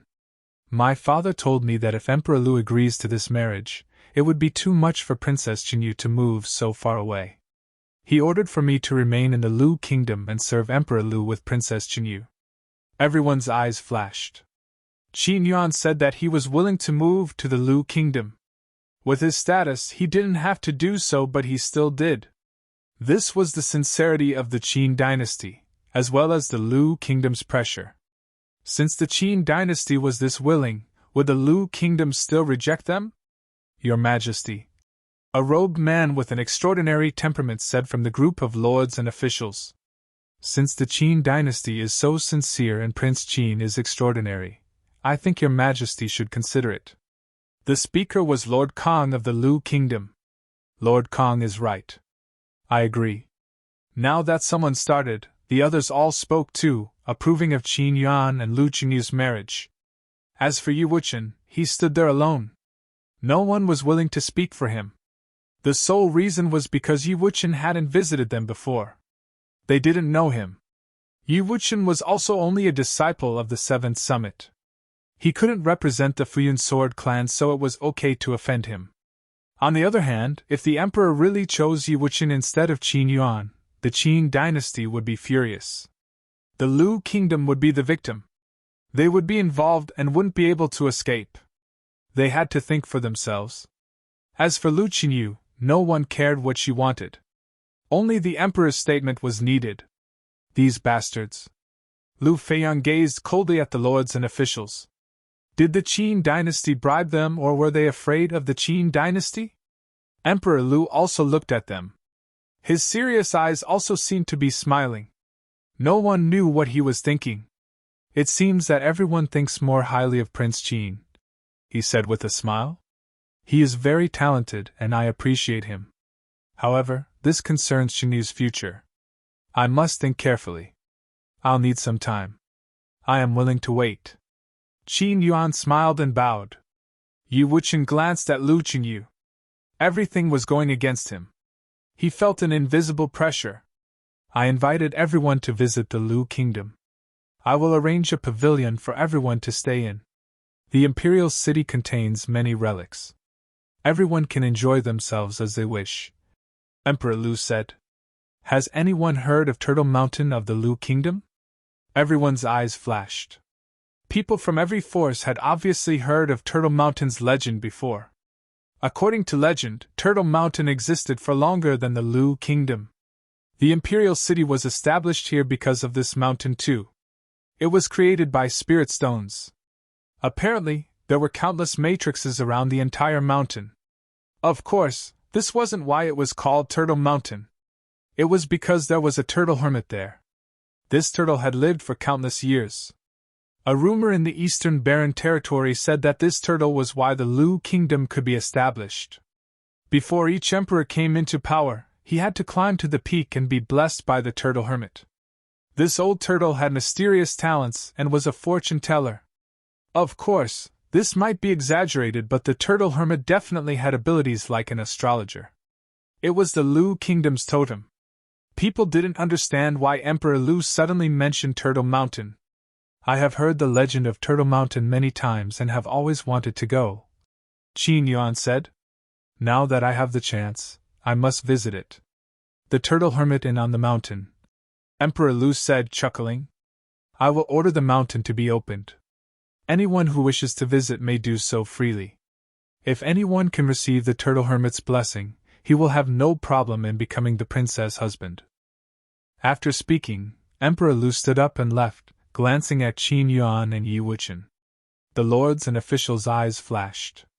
Did the emperor want Qin Yuan and Yi Wuchen to meet the turtle hermit? Only the emperors had the right to go up the mountain. Even if he really did open it up, would Qin Yuan and Yi Wuchen be able to meet the legendary turtle hermit? Even the lords and officials had never seen it before. Qin Yuan had an odd expression. He didn't expect Emperor Lu to do this and make him compete with Yi Wuchen in Turtle Mountain. However, they both came to propose at the same time. Emperor Lu was very polite too. Finally handing them over to Turtle Mountain seemed okay too. He was a true fox. Lu Feiyang and Lu Qinyu let out a breath. Thankfully, their father didn't agree to Qin Yuan just yet. They still weren't optimistic though. They both knew what Turtle Mountain was like. What would he do if both Yi Wuchen and Qin Yuan couldn't see the turtle hermit? Lu Qinyu gazed at Yi Wuchen. They exchanged glances and seemed to understand what the other was thinking. Lu Qinyu turned around. Lu Feiyang walked to Yi Wuchen and Yi Futian's side. He didn't care about the Qin dynasty. Take me to Turtle Mountain, Yi Wuchen said to Lu Feiyang. All right. Lu Feiyang nodded. The group then left the palace. Qin Yuan had planned on talking to the lords and officials. Seeing this, he bid farewell casually and left too. The other strong cultivators also left. They weren't interested in marrying the princess but wanted to see Turtle Mountain too. Countless people were waiting for news outside the palace. When they saw all the strong cultivators leave, they were confused. Did the emperor approve of Qin Yuan? Soon, the palace sent out the definite news that Qin Yuan wasn't the only one proposing today. Yi Wuchen of the Futian Sword clan had also proposed. Many people realized that Yi Wuchen was the one Lu Qinyu liked. No wonder they were always with Yi Futian. However, the first summit of the Futian Sword clan was on Qin Yuan's side. As a swordsman of the seventh summit, how would Yi Wuchen compete with Qin Yuan? News about Turtle Mountain also spread. The Lu Kingdom would soon open up the mountain. Many strong cultivators would head towards it. Turtle Mountain had always been a place that only the emperor could step foot in. It was mysterious. Many people from the kingdom were curious about it. The emperor also said that anyone who was blessed by the turtle hermit could marry the princess. Thus, countless strong cultivators gathered near Turtle Mountain, many miles from the palace. As a sacred land of the Lu Kingdom, there were many pavilions at the foot of the mountain, surrounding it. This was where the royalty performed rituals. There were also soldiers guarding the mountain, surrounding it all. In addition, there were high towers in all directions so no one could approach from the sky. But now, the doors of the surrounding pavilions opened. Countless strong cultivators poured through and came to the foot of the mysterious Turtle Mountain. Chapter 322, Climb the Mountain. Chapter 322, Climb the Mountain. Mist wrapped around Turtle Mountain, shrouding it so that it looked like a divine turtle. At the foot of the mountain, one could feel bounding spiritual chi. Light of every element shot from it, making it look so beautiful. Right now, countless people were present. People from the important families of the Lu kingdom also came. However, the strong cultivators of the Qin dynasty and Yi Futian's group were still at the foremost. Many youths from the Lu kingdom looked to Qin Yuan, Qian Shanmu, Yi Futian, and the others. These prides from the top forces that were known throughout the eastern barren territory were the goals for many youths. Their existence were benchmarks. Qin Mingruo and Chu Yaoyao are so beautiful. The daughter of an important family praised their beauty. She was also a beauty and had always thought that the top 3 beauties of the eastern barren territory weren't as pretty as her. But now that she saw them, she discovered their charm. She was far behind. Prince Qin is so handsome. The girl beside her was looking at Qin Yuan. In the crowd, he was definitely one of the top flower boys. Is Yi Futian not handsome? A girl in a long blue dress asked, chuckling. Of course, but I like Prince Qin's gentleness more. I heard that Yi Futian is too arrogant and a bully. The disciples of the cottage don't respect anyone. He called Prince Qin a lowly man, but Prince Qin didn't comment on him. So I like Prince Qin more. He and Princess Qinyu suit each other. Don't you know what Yi Futian said in the ancient barren world? A youth around 18 years old asked. Those who know me understand my arrogance, the girl asked in return. Cottage disciples don't need to care about others, the youth said. They do as they wish and are like true men. I don't like Prince Qin. He didn't say that he thought Prince Qin was insincere. Who do you think will reach the summit? The girl asked, chuckling. If Qin Yuan is competing with Yi Futian, he obviously won't be able to win. But with Yi Wuchen, I don't know. The youth trusted the cottage disciples because he wished to cultivate there. Qin Yuan is only competing with Yi Wuchen, but Yi Futian and the others will also climb the mountain. I heard that Qin Yuan has extraordinary talent. Qian Shanmu, Qin Li, Qin Mingruo, Chu Yaoyao, and the others are all talented too. Let's wait and see. Everyone around them was also discussing this. At this time, Qin Yuan's group made the first step towards Turtle Mountain. Yi Futian's group also stepped toward it. There was no true road on Turtle Mountain. The ancient turtle-like mountain seemed to have been cut into pieces. Strange and jagged rocks were everywhere. The moment they stepped onto the mountain, it was as if a divine turtle was riding them. Every step became heavy. Yi Futian tried flying, but the power forced him down. They could only walk, but this was expected. If they could fly, anyone would be able to climb the mountain. Lu Feiyang was also there. How long will it take to the summit? Yi Futian asked. I don't know. Lu Feiyang shook his head. Only the sovereigns have reached the summit before. I heard that many royalties lost themselves in the Turtle Mountain. We must be careful. Yi Futian nodded. He glanced at the Qin dynasty group in the near distance. They were also climbing by foot. Qin Yuan was in the center. Qin Li seemed to feel something and glanced towards Yi Futian. As they walked, the mountain became covered in a layer of fog. The ground wasn't as clear anymore. Now, other than going up, they didn't know what direction they were heading in or where they were. Many strong cultivators of the Lu kingdom followed them onto Turtle Mountain to test how far they could go. Time passed bit by bit. Everyone's steps grew heavier. The invisible pressure from Turtle Mountain kept growing. Many cultivators from the Lu kingdom slowed down. Some couldn't even walk anymore and had to sit down for a rest. Ah! A cry sounded, echoing throughout the mountain.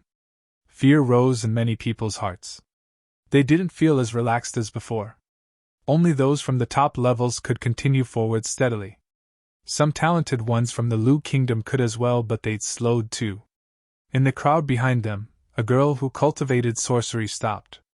I need to rest, she said to her companions. With that, she sat on a rock and tried to gather the spiritual chi around her to cultivate. Climbing the mountain was too tiring, and she'd used up all her spiritual chi. Because she didn't cultivate martial arts, she did not have a lot of stamina. All right. Everyone nodded and sat down to rest. But soon, everyone's bodies started trembling. Then some invisible force pulled onto their bodies and hurled them downward. That moment, consecutive screams shattered the silence. They kept echoing and the people's hearts weren't as sure as before. This type of scream sounded occasionally after that, shaking everyone up. Futian's group kept going. The people around them disappeared and he didn't know where Qin Yuan's group was. Using freedom meditation, he saw a giant divine turtle. Its pressure was even scarier than the martial arts training field. He had to stop the freedom meditation. Otherwise, he wouldn't be able to walk much. He could use this to train his body usually. However, he was climbing a mountain now, not cultivating. After one day, they all felt tired. They had no clue where they were. This was the scariest, it seemed endless. Should we rest? Futian asked. This was his first time mentioning it. Even someone as powerful as him felt tired. Wuchen and the others naturally did too. Wuchen stopped and nodded. Everyone sat on the ground and closed their eyes. When Futian closed his eyes, he actually felt drowsiness attack him. He wanted to relax and sleep. His body became light as if he was floating in the air. Suddenly, a hand from deep in his mind grabbed at him. "We can't rest!" Futian cried out, eyes flying open. Everyone was startled awake. There was a bright flash. They all panted heavily. Exchanging glances, they took a deep breath and stood up to continue climbing. "Is this really a sacred land of your kingdom?" Futian looked at Lu Feiyan, completely done. "My father said before that only the strongest can step foot on Turtle Mountain," Lu Feiyan replied. "Those who wish to become emperor must pass this trial." Futian was frustrated, but he had to keep going.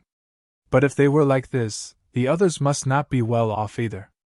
Wuchen had been quiet all this time. He couldn't relax until this matter was settled. Thus, he looked even more persistent. Days passed like this. It seemed impossible to reach the summit. They were exhausted now. Their legs were heavy and their muscles were taut. It felt horrible to have their mind and body tense for so long. Countless people looked up at the mountain from the foot. Many of the ones who tried had fallen down. Some were lightly hurt, while others were badly injured. However, people still kept trying to better themselves. Through the mist, they could see people around the middle of the mountain. Those who crossed the middle were from the top forces. Even some of them had fallen down, including those in the noble plain. "Prince Qin and Futian seem to be in the same place," someone said. The people were small in their vision, but they were in the middle. No one knew if they could reach the top. Anyway, Futian didn't know where they were. Right now, they were extremely exhausted, but the road became smoother. It was easier to walk. A sea of flowers appeared in the mist. It was magnificent and beautiful. "Are we at the top?" Futian asked. He looked to the side but realized that everyone was gone. "Yu Sheng Wuchen," Futian called. There was no echo. His voice just disappeared. Futian frowned. A beautiful figure walked out of the flowers. Her beautiful eyes stared at him, almost melting his heart. "Chu Yao Yao?" Futian was confused. As Chu Yao Yao stared at him, she walked over and reached out a hand. She just looked at him dazedly. "A hallucination?" Futian stepped forward. He ignored the girl and brushed past her. Then he saw another hallucination. Qin Mingruo, the cold beauty, was playing her guqin. Music floated around her. There was a rapid stream before her. When the music stopped, Qin Mingruo stood up. She placed her hands on her shoulder and pushed her clothes down a bit, revealing her porcelain-like shoulders.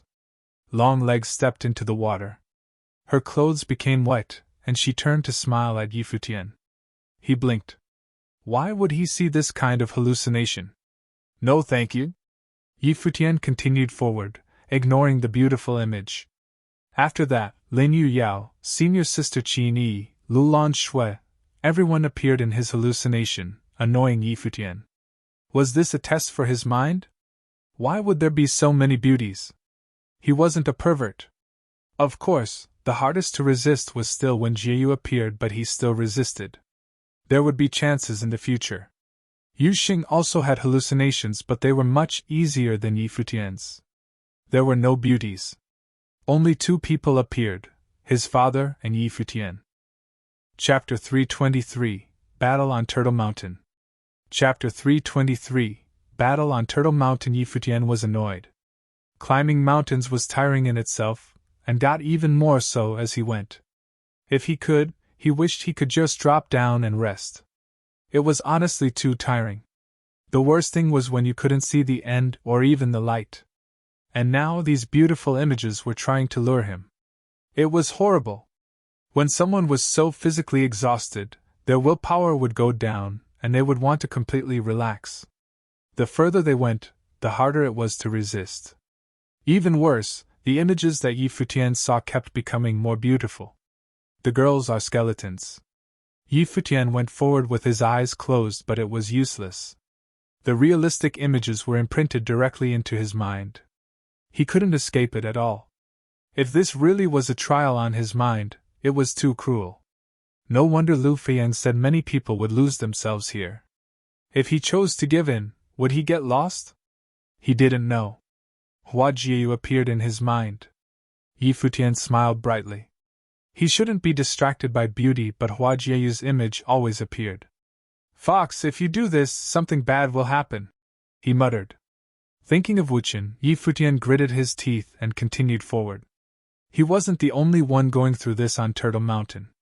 Right now, Qin Yuan also saw many images. With his exhausted mind, he saw his father sitting on the throne and reaching out to him with a smile. It was as if he could sit onto the throne if he wished. Qin Yuan's expression twisted in pain. He wanted the throne so badly, but he knew it wasn't his. The Qin dynasty's throne was Qin Yu's. He could never get it. In his fantasy, he saw Qin Li appear before him, powerless. If he wanted to, he could kill Qin Li. His face twisted. He wished he could kill the man. Everyone thought that Emperor King loved Qin Yuan most, but that was just on the surface. If he did, why would he send Qin Yuan to the Lu kingdom to marry the princess? It was to distance him from power so he wouldn't have those thoughts. He had to achieve the goal too, but actually, he didn't want it. Marry Lu Qinyu? She was pretty, but wasn't Qin Mingruo, his sister from another mother, also pretty? As one of the top 3 beauties, she was obviously prettier than Lu Qinyu. Chu Yaoyao was the virgin of the Moon clan. Why did Qin Li marry her instead of him? In what aspect was he worse than Qin Li? In his hallucination, he was inside the Qin palace. A dreamlike scene appeared inside that opulent pavilion. The elegant and arrogant Qin Mingruo, the moving Chu Yaoyao, and beautiful Lu Qinyu all lay before him. They only had a thin blanket over them. Their snowy white arms and legs were bare. If he wanted, he could enjoy the best moment in the world. It was so tempting. He could drown in this for eternity. His features kept twisting and becoming menacing. Gritting his teeth, he started bleeding and his eyes reddened. Others would definitely never think that the scholarly and calm Qin Yuan could look like this too. He was completely different from how he usually was. Trembling, Qin Yuan ignored his dreams and continued forward. He knew what he had to do now. If he failed, he wouldn't be able to answer to his father. Chu Yaoyao didn't know she appeared in so many men's fantasies. She was also undergoing this trial. Exhausted, she wanted to stop and rest against someone. She was so tired, she could fall over any time. She couldn't keep going anymore. At this time, someone appeared before her. He was so handsome and his eyes were so pretty. He had a subtle smile and gave off a playfully bad feeling. The handsome man walked to her side and said, "I'll carry you." With that, he squatted down before her. Chu Yaoyao smiled brilliantly. That moment, she didn't care whether it was real or not. She didn't care about the consequences either, she just wanted to rest on his back. Thus, she rose to her tiptoes and sprawled onto the youth's back. She grasped his neck and rested her face on his shoulder, smiling sweetly. This image was so beautiful. She didn't have to pretend and could be her truest self. After a long while, the almost utterly exhausted Yi Futian appeared before a path on Turtle Mountain.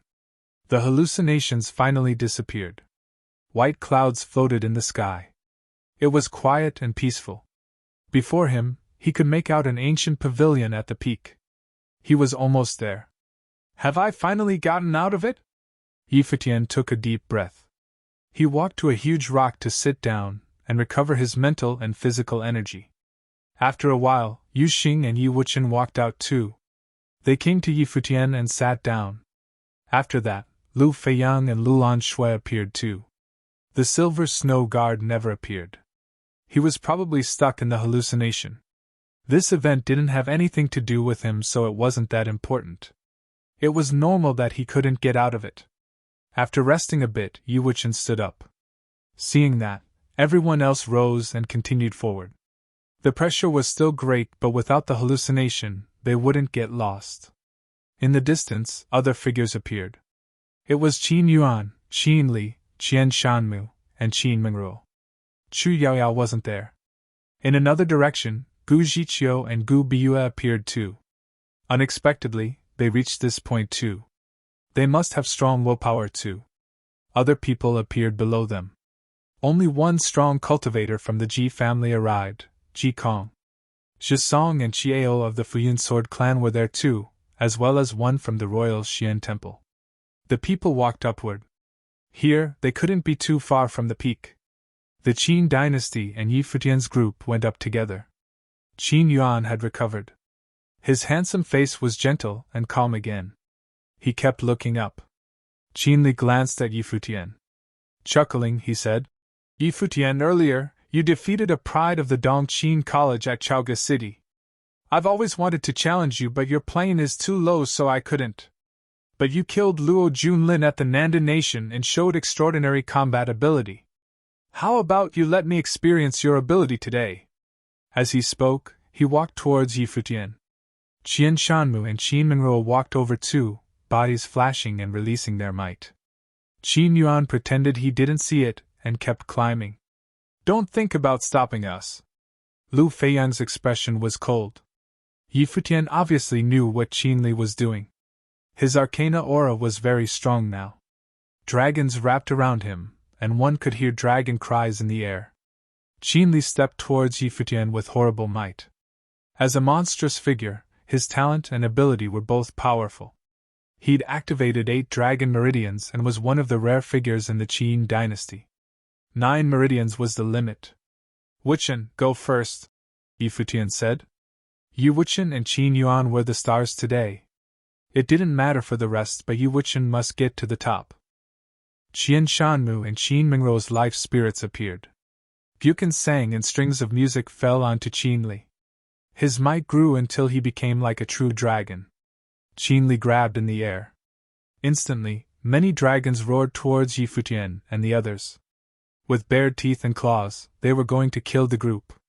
The Qin dynasty had people with 8 dragon meridians. Their dragon intent was like true dragons. Boundless sword intent bloomed from Wuchen. He stepped to the side and the sword intent cut through the sky. It streaked towards the incoming dragon while he continued walking like a sword.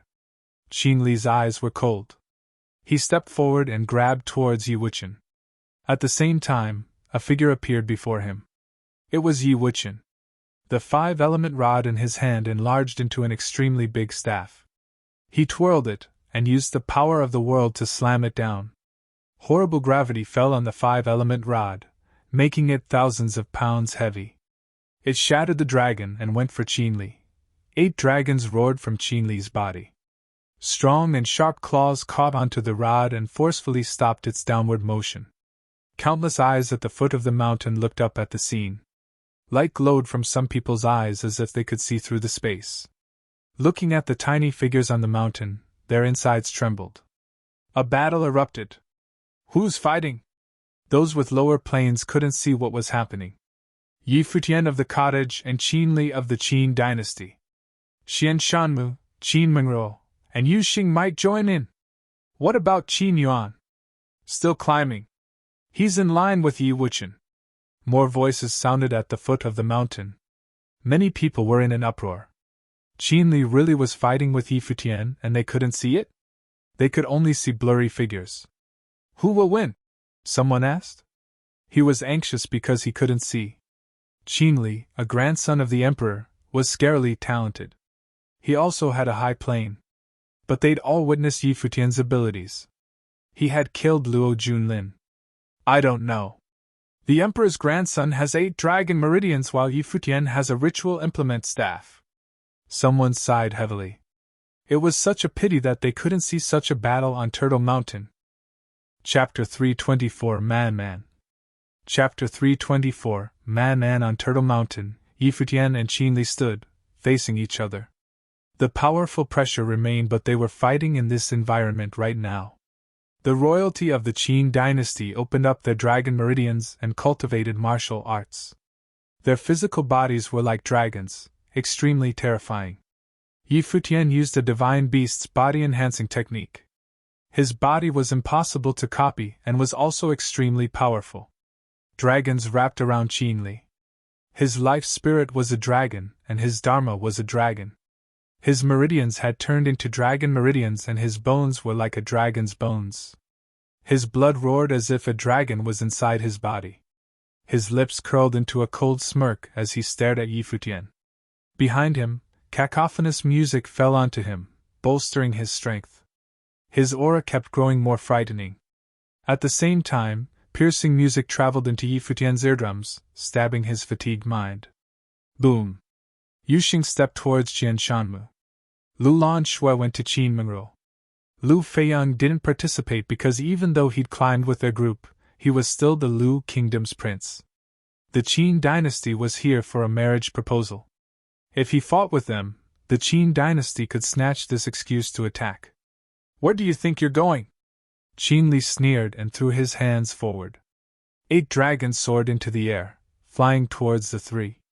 The golden claws were extremely sharp, tearing through everything. A huge demonic tripod emerged in Yuxing's hands. With a huge sound, it flew out. The black tripod killed everything, crashing into the dragon. Frightening coldness flowed through Lu Lanxue's body. An ice spell that could seal everything in ice bloomed. The dragons turned to frost but kept going, trying to shatter everything. An ice wand appeared in Lu Lanxue's hands, twirling. Endless ice spiritual qi shrouded the dragon. Then there were cracking sounds. The ice cracked, along with the dragon's body. Yi Futian raised his 5 elemental rod. Different lights flashed as it transformed into a huge staff. It split down from the heavens. But even worse was Qian Shanmu's grating music. Hallucinations appeared in the minds of the 3, making them feel that Qin Li's every move was incredible. Every attack could turn them into ash. Qian Shanmu was only in the lower arcana plane, but as the number 1 musical sorcerer in the younger generation, his spiritual energy was much more powerful than the 3. His spells could be very threatening. Holy sound! Yi Futian felt that Qin Li's figure was suddenly boundless. He was as large as a saint. In Chaoga City, this had appeared in the fight with Qian Shanmu. But that had been Qian Shanmu. Now, the holy sound was being used to help with Qin Li's fighting. Qin Li opened his mouth and uttered unclear sounds. They were like a dragon's language. His aura became even more terrifying. The minds of Yi Futian's trio were shaking as if a mysterious power had descended. Yi Futian's dharma bloomed. An ape roared while Yi Futian's body grew more monstrous. His blood boiled and his noble intent rose up. He twirled the 5 elemental rod and the heavens changed. The sky and earth trembled as the 5 elemental rod seemed to connect the 2. The ape struck it down, splitting the sky. Qin Li's expression was domineering and cold with the help of the holy sound. He was already an entire plane higher than Yi Futian. He had nothing to fear. He reached out, his arms turning into dragon arms. Various dragon shadows wrapped around his arm, again grabbing at the 5 elemental rod. Following a deafening roar, many dragon figures were shattered. Qin Li still grabbed the 5 elemental rod though. Various dragons snaked over, wrapping around the rod. This was the Yin family's treasure. It should be returned to its owner, Qin Li said coldly. A glow that belonged to him bloomed now. He was the grandson of Emperor Qin, son of the crown prince. He was the future heir to the throne. With 8 dragon meridians and baptized by dragon blood, he had been nurtured by the ancestors' dragon meridians. Yi Futian wielded the 5 elemental rod. The divine ape was on his body. He glared coldly at Qin Li. The man wanted to rob him of his rod. Ice and fire spiritual qi bloomed from the 5-elemental rod. The spiritual qi of Turtle Mountain seemed to have gathered there. The spell gradually covered Qin Li's body. The flames transformed into a furnace. Noble intent passed through the rod into Qin Li's body. You think this will do something?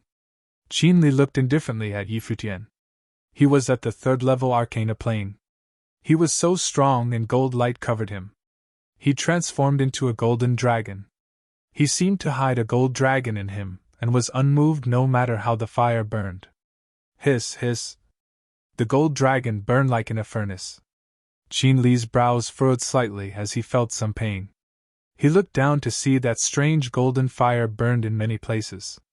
They were like an emperor's fire that could destroy any resistance. Boom! Qin Li hurriedly let go of the rod and retreated. But Yu Xing and Lulan Shui had already pounced toward Xian Shanmu and Qin Mingru. It would be troublesome if these two weren't taken care of. The demonic tripod enlarged quickly. It transformed into a dark tripod hovering in the air, looming over Xian Shanmu's head. The demonic pressure hammered down. The world turned dark as if demons had descended. He thrummed his guqin violently. The holy sound fell over him instead of Qin Li. It seemed to turn him into a saint. Yu Xing appeared under the demonic tripod. His burly body shone with dark gold light. He reached out and the light from the demonic tripod instantly turned into a dark gold halberd. He was like a horrible demon going to kill Qian Shanmu. Lulan Shui arrived before Qin Mingru. Her silver eyes had become a bit demonic. Snowflakes swirled in the air, sweeping towards Qin Mingru. The coldness entered one's bones, it could freeze one's soul. Many people looked to this battlefield from the side. Compared to Qin Yuan and Yi Wuchen climbing the Turtle Mountain, they were more interested in this battle. While the battle was still happening, Qin Yuan and Yi Wuchen were still climbing up, practically side by side. It seemed that after climbing up these steps, they could meet the Turtle Hermit. They'd been extremely exhausted but were now suddenly filled with power. Power radiated from their bodies. Yi Wuchen's body was like a sword. He walked forward extremely calm. His eyes were filled with unwavering determination. A special power emanated from the stone steps. It was like an invisible matrix with an endless string. It flowed through the steps like sound waves. The moment Yi Wuchen stepped onto them, the invisible ripple seemed to transform into the world's sharpest sword intent. It pierced his body, almost snapping it. The sword intent flowed through him, and then stabbed him. It was using his power to attack himself. The stronger his sword intent was, the stronger the attack was. Even more terrifying, the might of the stone steps grew even more powerful. Qin Yuan also underwent this pain. He used his power to resist the might, but that power turned back against him, attacking his flesh. This was so painful. Not only did he have to bear the might of the Turtle Mountain, but he also had to bear his own attack. Something flickered past his handsome face. It was a shred of pain. Who thought of this horrible test? The stone steps were so long and steep too. Yi Wuchen needed to use more and more resistance to go up, reaching the limit. This growing power would also be used to attack him. Yi Wuchen didn't think of all that. He continued climbing. Sword light wrapped around him, melding into his body. His entirety dazzled like a sword. His steps were slow but very steady. He climbed step by step. Endless sword intent flowed through him, stabbing into his bone marrow. But so what? If he couldn't even protect his love, he wouldn't qualify to become a swordsman. A swordsman should have no fears. He continued climbing, one step at a time. The pain strengthened as he walked. Endless sword intent passed through him. Any misstep could kill him. His sword intent strengthened. The force he had to bear strengthened as well. It was almost at the limit, penetrating his flesh. Blood appeared on his clothes. His sword body was damaged too. His organs seemed to be damaged by the sword aura as well, but he didn't retreat. His steps didn't stop either. In fact, his sword intent was still strengthening. He was amidst a destructive sword scene. Madman! Behind him, Qin Yuan suffered the horrible pain, his face twisted. Seeing that Yi Wuchen was still going forward, his every step so sure, he cursed inwardly. Was Yi Wuchen willing to give his life for a woman? But thinking of his mission, Qin Yuan didn't give up either. He continued. After a while, Qin Yuan was halfway there. Looking at the remaining portion, Qin Yuan was in pain. Yi Wuchen was past that point. Blood kept dripping onto the stone. Qin Yuan didn't even know if Yi Wuchen could survive to the top. Sword intent from the surroundings stabbed into Yi Wuchen's body, ravaging him. He looked up, eyes still as determined as before. However, his steps faltered. It was too painful. A figure appeared in his mind. They didn't have a dramatic relationship. It was as calm as water. When they occasionally met eyes, they would feel shy. But this little trickle of emotions warmed his heart. The 3 words in the letter he'd received at the mountain, "Can you come?" He had come. And since he was here, he would do it. It was his promise. It was his protection. If he couldn't, he would allow all the swords to pierce his heart and kill him. Yi Wuchen continued forward. Chapter 325 Turtle Hermit. Chapter 325 Turtle Hermit. At the foot of Turtle Mountain, countless people gazed at the mountain. There were nobles, Arcana Plane cultivators, as well as Dharma Plane cultivators. An extremely intense battle seemed to have erupted on Turtle Mountain. However, they could clearly see the stone steps below the palace. There was no mist there, and everyone could vividly see 2 people. Although the 2 figures appeared to be very tiny in their eyes, they could still figure out who they were. Qin Yuan, the youngest son of the king of Qin, and Yi Wuchen, the sword master of the 7th summit of Futian sword clan, had arrived at the final stone steps, trying to reach the top. They seemed to have encountered an extremely strong resistive force. Qin Yuan stopped when he was halfway through the stone steps and did not continue to walk. On the other hand, Yi Wuchen's body looked as proud as a pine and as straight as a sword. He walked forward step by step. Although he was slow, everyone could see him moving. With every step that he took, he was leaving Qin Yuan even further behind. At first, everyone thought that the outcome of the contest was obvious and Qin Yuan would certainly win. But what could they say now? When Yi Wuchen reached the top of the stone steps, sunlight from the sky sprinkled onto his body. At this instant, he seemed to be showered in an endless radiance, and had become the most dazzling existence. If a person from the royal family of Lu Kingdom managed to reach the top of Turtle Mountain, he could inherit the throne. Now Yi Wuchen managed to reach the top. Surprise filled everyone's eyes. Nobody had expected Yi Wuchen to be able to do so.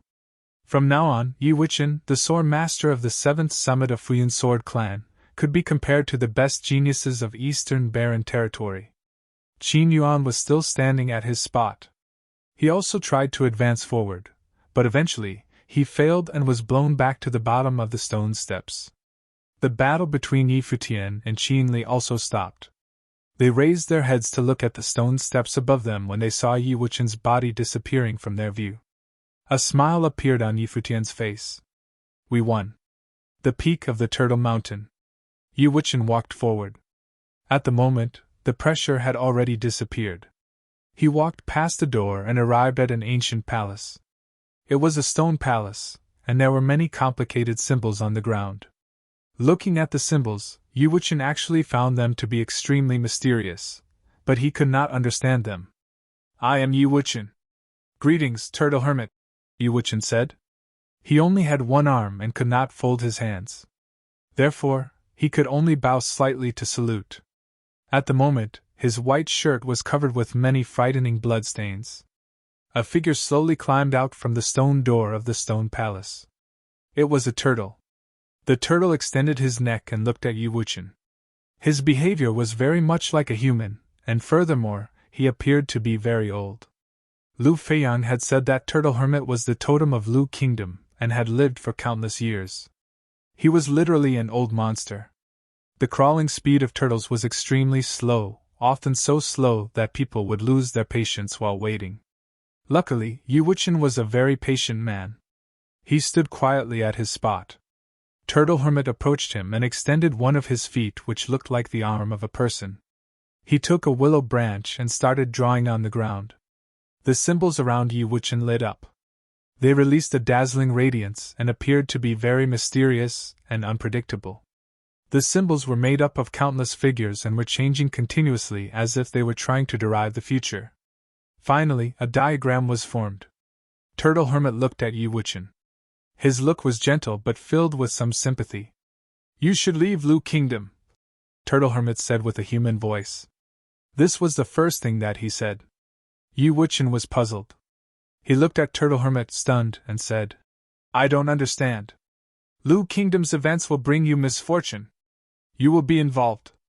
Turtle Hermit's voice was very soft. Hearing this, Yi Wuchen felt a wave of coldness surging through his body. He was not afraid of danger.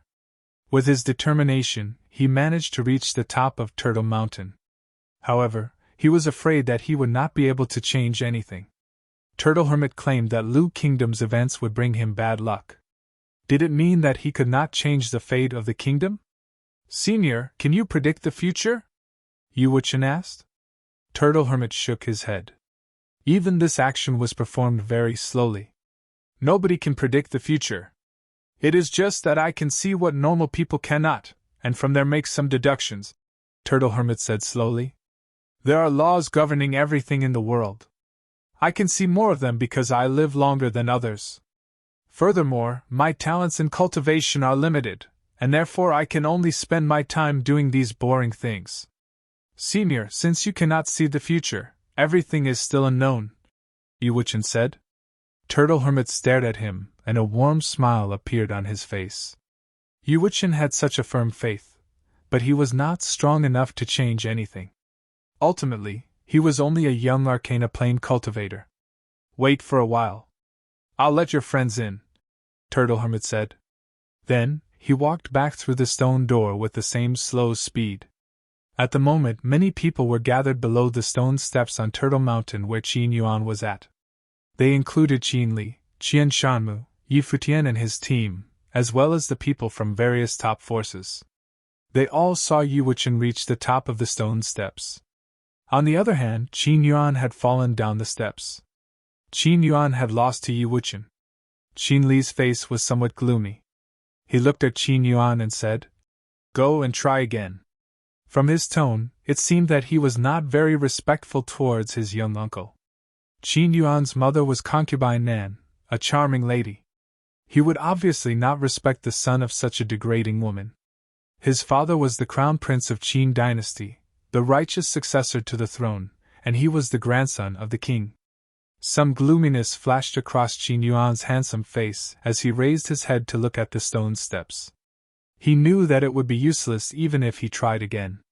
Some other people tried, but they gave up after only a short while. They did not want to marry anyone from the Lu Kingdom and therefore did not have to go through this suffering. Suddenly, a mist formed from spiritual qi appeared across Turtle Mountain. The dense mist enveloped the whole mountain, and soon everyone's vision blurred. "What is happening?" A strange expression appeared on everyone's face. In the mist, Yi Futian saw a path in front of him. Then, he heard someone say, "Come up." The voice was gentle but seemed to have a magical power. A weird expression appeared on Yi Futian's face, but he still decided to follow the path in the mist, and went up the mountain. After walking for a while, the mist slowly dissipated and Yi Futian's surrounding became visible. He realized that he was in front of a stone palace. Yi Wuchen was standing there. "Have I reached the top of Turtle Mountain?" "Wuchen." Yi Futian approached Yi Wuchen. Then, he saw an old turtle crawl out from the stone door. The turtle stared at him with a gentle look, causing Yi Futian to feel very strange. The action and demeanor of the turtle were very much like a human. "Senior, did you bring me here?" Yi Futian asked. Turtle Hermit nodded. He slowly walked up to Yi Futian, after which he did the exact same action as before. He drew with a willow branch and a dazzling light was emitted. Countless symbols started changing continuously. However, unlike Yi Wuchen, many diagrams appeared in the end. Turtle Hermit raised his head and looked at Yi Futian. Smiling, he said, "Too many variables. I can't deduce anything. Senior, what are you doing? Yi Futian's face was filled with doubt. Lu Feiyang had said that Turtle Hermit had an unfathomable ability and knew the past, present, and future. Of course, Yi Futian did not believe in that. Nobody could predict the future. Even an astrologer could only estimate the upper limit of a person's fate. There would still be countless unforeseen events in his life. Turtle Hermit looked at Yi Futian and said, "You were born extraordinary." Yi Futian was stunned. It seemed that the so-called Turtle Hermit indeed had some abilities. He also knew that he had an unusual background. Emperor Yi Qing, the Snow Ape, and the behavior of his godfather all proved this. "In the illusion, you saw many beautiful ladies?" Turtle Hermit smiled and looked at Yi Futian. Yi Futian was speechless. This old turtle even knows about that. Was that not merely an illusion? Beauties still decay into mere skeletons after death. That's just an illusion and does not reflect my true nature, Yi Futian said in a righteous manner. Images spring from your heart. Turtle Hermit looked at him with a faint smile. Yi Futian widened his eyes at the old turtle. This is nonsense. I was not bewitched by the illusions. The desire for food and sex is part of human nature. Turtle Hermit smiled and said, "It is natural to fantasize about something nice. This desire is normal. Anyone who lived in the world would have desires. Otherwise, he could not be called a human. When one did not have any desires, one would be a saint, but also a devil." Today, countless people had climbed Turtle Mountain. Turtle Hermit saw many things, including normal desires and distorted, evil ones. Some people were elegant and very good-looking. However, the desires hidden in their hearts were the complete opposite. Yi Futian was speechless. He had been caught red-handed. If he knew this earlier, he would not have climbed Turtle Mountain. This turtle was really a bastard. He could actually peep into everyone's illusions. Could this be the reason why the king of Lu asked them to climb the mountain? Thinking about this, a strange look appeared on his face. This meant that Turtle Hermit also saw the illusions that the people of the Qin dynasty encountered. "Senior, let's talk about my friend." Yi Futian changed the topic. "You are blessed." Turtle Hermit smiled. Yi Futian did not understand what he meant by blessed. "As for your friend, I advised him to leave. Otherwise, he will face misfortune," Turtle Hermit said. "But he seems to be really stubborn." "Misfortune?" Yi Futian's look froze. Was it not enough for them to climb Turtle Mountain? "Senior, what do you know?" Yi Futian asked. "Let's not talk about this. Come, follow me." Turtle Hermit crawled slowly into the stone palace. Yi Wuqian and Yi Futian looked at each other. Then, they followed him into the stone palace. The interior of the stone palace was actually very unusual, as if they had entered another world instead of just a stone palace. In this place, there was the radiance from the sun, the moon, and the stars. Rain and snow fell from the sky, sand danced in the air, as well as lightning and cold wind. Together, the many scenes depicted a picture of the entire world. "I have made this over my whole life. It contains the simplest laws governing everything in the world. My level is not high enough and I cannot understand the real laws, but it should be of some use to the two of you. How much of it you can comprehend depends on yourselves," Turtle Hermit said slowly. Yi Futian started to feel the world. The sunlight that was pouring down, the wind blowing across, the violent lightning, and the other elements were all running according to their own laws. It was fascinating indeed. "Senior, I have a few other friends on Turtle Mountain. Can you let them in as well?" Yi Futian asked Turtle Hermit. "You slippery little guy." Turtle Hermit looked at Yi Futian, then he smiled and nodded. "Anyway, my days are numbered. I'll fulfill your wish then." Chapter 326, Conspiracy. Chapter 326, Conspiracy. At the moment, those trapped on Turtle Mountain and those who had climbed it had all returned to the foot of the mountain safely. Qin Yuan, Qin Li, and Chu Yaoyao were gathered together. Countless people were looking at them. Qin Yuan failed to climb to the top of Turtle Mountain. On the other hand, Yi Wuqian succeeded. According to what the king of Lu had said, Yi Wuqian would be married to the princess of Lu Kingdom. This meant that the Qin dynasty would have to return in failure. Does the Prince of Qin plan to give up? Someone in the crowd asked. Would the Qin dynasty let it go like this? Qin Li looked at the crowd. Then, he smiled and said, Lu Feiyang, the Prince of Lu Kingdom, is a good friend of Yi Wuqian. He accompanied Yi Wuqian up the mountain, so naturally, Yi Wuqian could reach the peak of Turtle Mountain. This is the holy land for the royal family of Lu Kingdom. There is thus nothing surprising about this outcome. Everyone's eyes sparkled. Qin Li did not want to admit Qin Yuan's failure. Qin Yuan looked at everyone with his handsome face. Smiling, he said, I really admire Princess Qin. How can I give up so easily? A strange expression appeared on everyone's face. Was the Qin dynasty so determined to win this?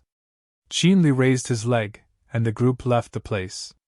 Chu Yaoyao followed beside him and glanced at Turtle Mountain. They have not come down yet. I wonder where they are now. Thinking about the illusion that she had experienced on Turtle Mountain, she felt very uneasy.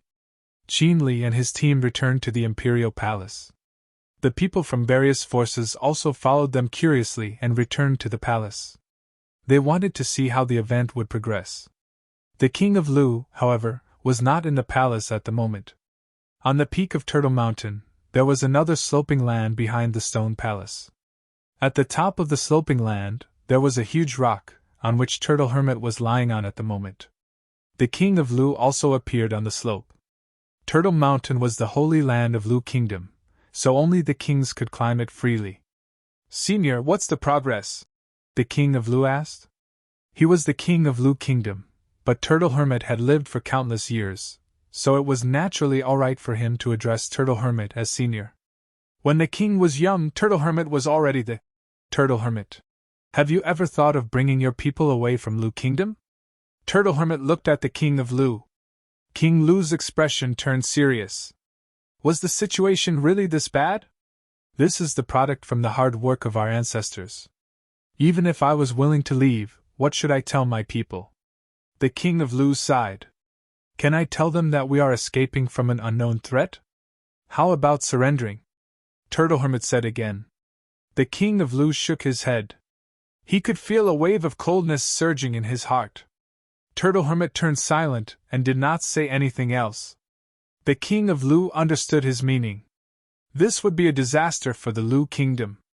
Qin dynasty claimed that it would leave Qin Yuan the Lu Kingdom to be the king's son-in-law. However, he would not believe in such words easily. The problem was, what could he do even if he did not believe in that? How's Yi Wuqian? The King of Lu suddenly asked. Very stubborn. He will definitely be involved, Turtle Hermit said. Although he is not as talented as some people on Turtle Mountain, the purity of his heart for the sword is almost unparalleled. He will certainly be more accomplished than you in the future. It's no wonder that that person on the 7th summit granted him the title of Sword Master so quickly, the King of Lu said. How about the few others from the cottage? Their potential is limitless. Eastern Barren Territory will surely undergo a major change over this generation. Turtle Hermit shook his head and said, Unfortunately, Qin dynasty has come too quickly. I'll go and take a look, the King of Lu said. He did not ask about anything else. Turtle Hermit could deduce many things, but he was not a prophet. His attitude already revealed that Lu Kingdom would face a crisis. The outcome of the deduction was that, whether he agreed to the marriage proposed by Qin dynasty or not, the crisis would still exist. In other words, the purpose of the Qin dynasty this time might be more than just proposing the marriage. All right. Turtle Hermit nodded slowly. Then, he started to climb down the slope. His action was slow, and the King of Lu waited very patiently. At the moment, Yi Futian, Yi Wuqian, Yu Xing, Lu Lan Shui, and Lu Feiyang were all in the stone palace. Turtle Hermit had fulfilled Yi Futian's wish. The group was quietly feeling the mysterious powers in the stone palace. In the scene depicting the world, a willow branch moved gently and danced in the wind. However, it actually cut mountains into two and split rivers wide apart. A trace of flame bloomed, but it could not be extinguished until the entire heaven was incinerated. Yu Wuqian felt these pictures and sword will flew on his body. Even a willow branch could cut mountains apart. Then how about a sword? He had a sword body and was therefore very sensitive towards swords. He was immersed in the scene as if he had turned into a sword, or a trace of sword will himself. In the past, his master had told him that the sword will from a really powerful person cross thousands of miles and kill his enemy. This was the so-called killing a person from thousands of miles away and not leaving a trace behind. Futian was similarly trying to feel his surroundings. Here, the laws governing various elements were running. When he activated the freedom meditation, he was able to see everything more clearly. He recalled the battle between the third brother and Lu Nantian from Donghua clan in Chaoga City. The powers that Lu Nantian released that time had given him a similar feeling. Could it be that the control of various laws was the ability of a sage? Did Turtle Hermit manage to understand the secret of the sage plane? That was a legendary plane. Suddenly, two figures walked into the stone palace. Seeing them, Futian and his team all stopped the cultivation. Your Majesty. Futian's eyes sparkled. He was surprised that the King of Lu actually appeared here with Turtle Hermit. The King of Lu smiled and did not release his might at all. Instead, he looked very friendly. Smiling, he said, "How do you feel?" "We have learned a lot," Yu Wuqian said, looking at the king. "That's great. You should spend some time cultivating here. Don't worry about things down the mountain." The king walked to Yu Wuqian and patted on his shoulders lightly. Yu Wuqian stood at his spot, feeling somewhat puzzled. What did the king's attitude mean? Was he going to agree to the marriage between Yu Wuqian and Lu Qinyu? Why then did Turtle Hermit say that Yu Wuqian had to leave, or else he would face a disaster? The King of Lu walked past Yu Wuqian and approached Futian. Then, he stared at Futian. "Your Majesty," Futian said. "You don't have to be so polite." The king smiled and said, "Futian, I have a favor to ask of you." Futian's face was filled with doubt. Looking at the king, he said, "Your Majesty, please speak." "Take care of Feiyang and Qinyu in the future," the king said. Futian stared at the king. Lu Kingdom was a top force of Eastern Barren territory, and the king was the lord of the kingdom. Why would he say such words? It must be that the king knew something bad was going to happen. "I'll definitely do my best." Futian nodded solemnly. "Thanks," the king said, smiling. He similarly patted Futian on the shoulder. "Work hard to cultivate. The future of Eastern Barren territory belongs to all of you." After that, he looked at his son Lu Feiyang. Then, he turned around and left the stone palace. Turtle Hermit accompanied him out as well. Yu Wuqian frowned and kept standing at his spot. After sending the king out of the stone palace, Turtle Hermit returned and said, "Don't worry and concentrate on cultivating. Since the king has promised you, nothing will happen in the imperial palace." Clearly, he was referring to Lu Qinyu. Yu Wuqian nodded and continued to cultivate. In the Lu Kingdom Imperial Palace, Qin Yuan went to the princess pavilion where Lu Qinyu was at. "Prince Qin, what is it?" Lu Qinyu asked softly. Her tone was flat, but it gave people a sense of distance. "Just now, I went to Turtle Mountain and experienced the illusion there. During the trial of character, I actually saw you. Therefore, after I returned to the palace, I just want to come and see you." Qin Yuan's handsome face was filled with a gentle smile. The distortion and ferocity he had on his face on Turtle Mountain had completely vanished. Furthermore, Qin Yuan's smile seemed to contain a magical charm that would cause others to have a good feeling about him. Even though Lu Qinyu did not like him, she still could not really hate him after looking at his face. It was not because he was good-looking, but rather it seemed to have a special power. Lu Qinyu did not reply to his words. What could she say? "I have nothing else. I only wanted to come here and take a look. Bye." Qin Yuan was very polite. Then, he turned around and left in a very appropriate manner. Beside Lu Qinyu, her servant said, "Princess, the Prince of Qin is really handsome. He seems to have been born with such a charm. I'm sure everyone wants to get close to him." The servant said so only because Lu Qinyu's character was good. Otherwise, she would not dare to say this. A strange expression appeared on Lu Qinyu's face. She knew that her servant was right. However, at the moment she suddenly thought of another person, and a gentle smile appeared on her face. He really made it to the peak of Turtle Mountain. After Qin Yuan left, they waited for the king of Lu to return. Then, they paid the king a visit, but the king of Lu did not give them a reply. He only invited all the visitors to a feast and said that he would announce the result after Yi Wuchen and the rest returned from Turtle Mountain. The people from the Lu Kingdom Imperial City were also waiting for the news. Yi Wuchen climbed Turtle Mountain, and they were all wondering if the king would really choose him. In the few days that followed, Qin Yuan would visit the princess pavilion where Lu Qinyu was at every single day. Each time, he would only stay for a short while, which was very appropriate. Even the king of Lu knew about this. However, he also had no reasons to stop Qin Yuan from doing so. After Yi Wuchen returned in a few days' time, he would announce the outcome.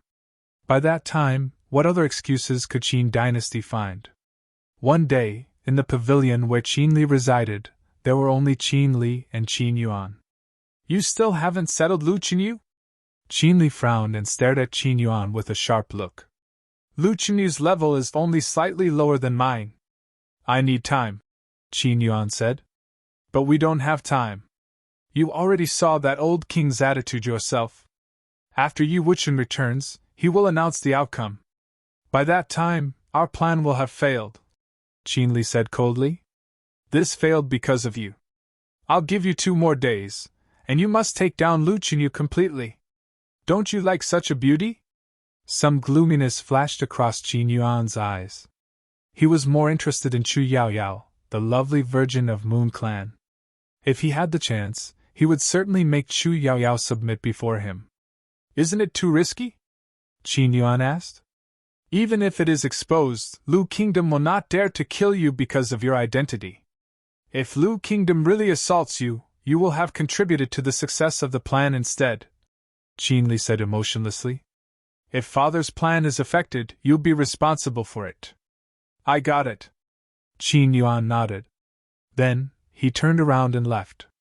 Looking at his back, some coldness flashed across Qin Li's eyes. Naturally, he knew that Qin Yuan would love to kill him. Such a worthless idiot actually dreams of obtaining the throne, but he is good-looking. He is indeed the child of that slut. Chapter 327 Outrageous Murderous Intent. Chapter 327 Outrageous Murderous Intent. In the evening, Qin Yuan came to the pavilion Lu Qinyu was at again. Many people in the imperial palace were already used to it. Everyone also knew that Lu Qinyu obviously liked Yi Wuchen. Qin Yuan was but wasting his time. Nevertheless, Qin Yuan was a guest. Every day, he would greet the rest politely, so the Lu kingdom also could not chase him out. Stepping into Lu Qinyu's pavilion, Qin Yuan's eyes were filled with gloominess. He was in an extremely bad mood. In the first place, he was already unhappy that he had to come to Lu Kingdom to be the king's son-in-law. Today, he actually had to do such a dangerous thing. Qin Li was correct in that he indeed hoped that Qin Li would suffer a miserable death. But what could he do? Although his mother, concubine Nan, was loved by the king of Qin, he knew clearly that it was because his mother had relied on her ability. The king of Qin loved concubine Nan only because of certain reasons. However, the king's real goal was the world, and only the crown prince Qinyu was his heir, while Qin Li was Qin Yu's heir. On the other hand, he appeared to be having a good life, but in reality, his status was extremely petty before Qin Yu and Qin Li. Today, he did not want to come here at all. This was the Lu Kingdom Imperial Palace. It was easy for Qin Li to do merely the talking, but he knew that this would be very dangerous. However, what else could he do? Qin Yu was already the crown prince at the moment, and the king of Qin was passing his authority to Qin Yu gradually. Qin Yu was very powerful in Qin dynasty now, and nobody dared to disobey his orders. The fate of Qin Yuan and his mother was all in the hand of Qin Yu. This time, the order Qin Yu had given him was that he must complete the plan. Otherwise, he would bear the full responsibility. Before Qin Yu, he could not fight back at all. That bastard! Qin Yuan's eyes were filled with ferocity. He stepped into the courtyard and very quickly, his look turned normal again. The usual charming smile appeared on his face. Prince Qin. The servant came to welcome him. Seeing the charming face of Qin Yuan, the look of the servant turned somewhat infatuated, as if she was lost. Out. I have something to discuss with Princess Qinyu. With a gentle look on his face, Qin Yuan smiled at the servant. His eyes seemed to be filled with a mysterious color. The servant looked very lost, and she nodded gently. Then, she walked outside the pavilion. It was as if she would obey all of Qin Yuan's orders at the moment. Qin Yuan continued walking and approached Lu Qinyu. Seeing Qin Yuan come again, Lu Qinyu was quite unhappy, but she could only tolerate it. For some reason, every time Qin Yuan arrived, she could not really hate him, as if his face really had a special charm. Qinyu. Qin Yuan's voice was very gentle and he looked at Lu Qinyu with much admiration. Prince Qin, what is it?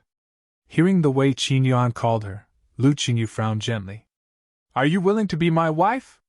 Qin Yuan asked. Prince Qin, please do not drivel. I have something else to settle. Please leave, Lu Qinyu said in an unhappy tone. Qin Yuan's eyes sparkled. Bitch, you want this yourself. Qin Yuan's look changed suddenly as if he had turned more intriguing. A mysterious spiritual power was released from his body and turned into an invisible radiance. It made him look so charming that anyone looking at him would feel lost. Lu Qinyu looked at Qin Yuan and felt as if she was being attracted to him. It felt very weird. What's happening? Lu Qinyu felt an ominous presentiment. A mysterious and powerful spiritual energy engulfed Lu Qinyu directly. At this instant, she only felt somewhat lost and very tired. Faintly, it was as if the person standing before her was not Qin Yuan but rather Yu Wuchen. Lu Qinyu knew that something bad was happening, but her spiritual will was constantly being weakened and eroded. Eventually, she stood motionlessly at her spot, looking lost. Bitch, since you chose this path, I'll fulfill your wish.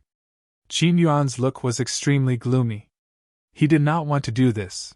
After all, this was at Lu Kingdom. But what other choice did he have? His heart was filled with resentment at the moment. He hated Qin Li, hated the king of Lu, and hated Lu Qinyu. This bitch. Am I any lesser than Yu Wuchen? Qin Yuan's personality was distorted due to the environment he had grown up in. On Turtle Mountain, when his willpower was at its weakest, he had already exposed his true, distorted self in the illusion. At the moment, this was also the case. He was like a two-faced person. He was the gentle, talented, and handsome Prince Qin, but also the petty Qin Yuan who could only live in the shadows. Even his ability was one which was unpresentable and disdained by others. However, whenever he used this ability on women, it had always been very effective. His smile became gentle and charming again. He approached Lu Qinyu step by step and looked at the pure and proud beauty before him. He reached out his arm and stroked her fine hair and beautiful face. Qinyu, you're so beautiful. Qin Yuan's voice was extremely gentle. Although Lu Qinyu was not one of the top 3 beauties of Eastern Barren Territory, she was also a famous beauty. She was the noble princess of Lu Kingdom and had a unique kind of charm. At the moment, she was standing quietly before him, allowing him to do whatever he wanted.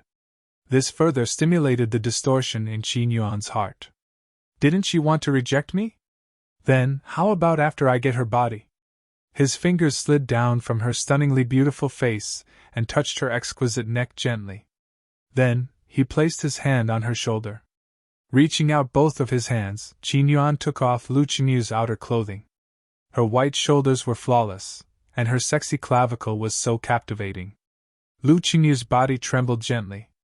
She looked like she was in pain, and her spirit was also struggling.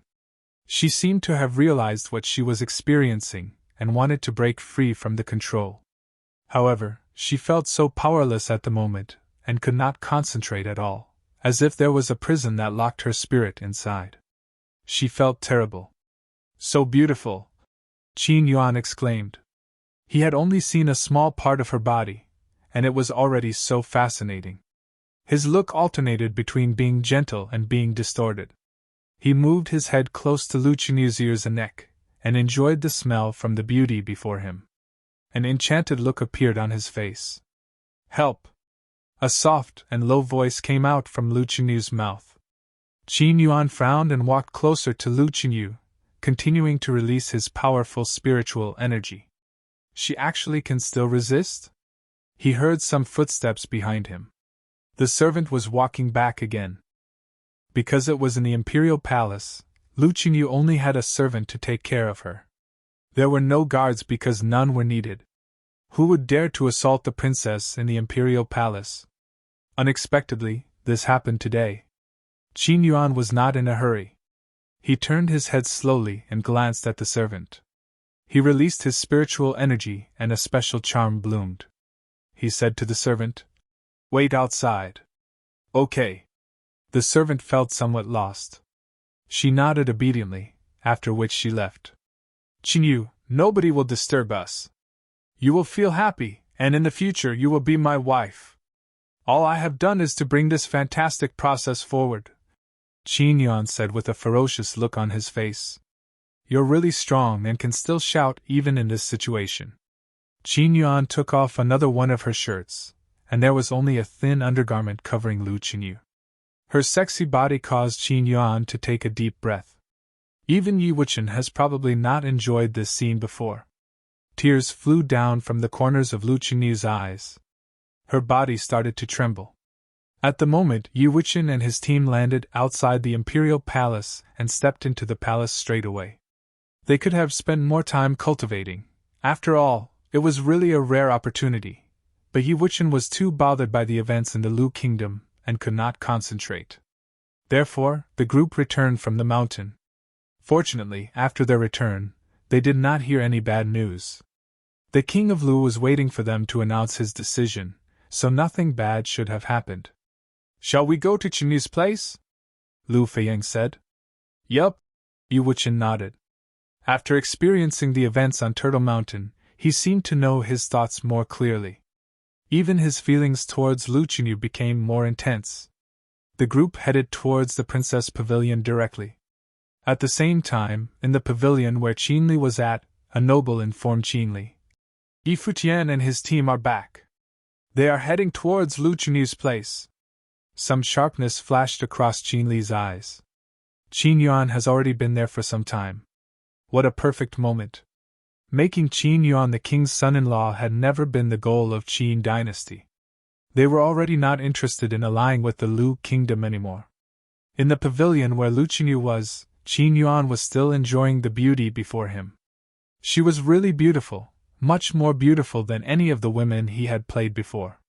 He was thinking how she would compare to the top 3 beauties of Eastern Barren territory.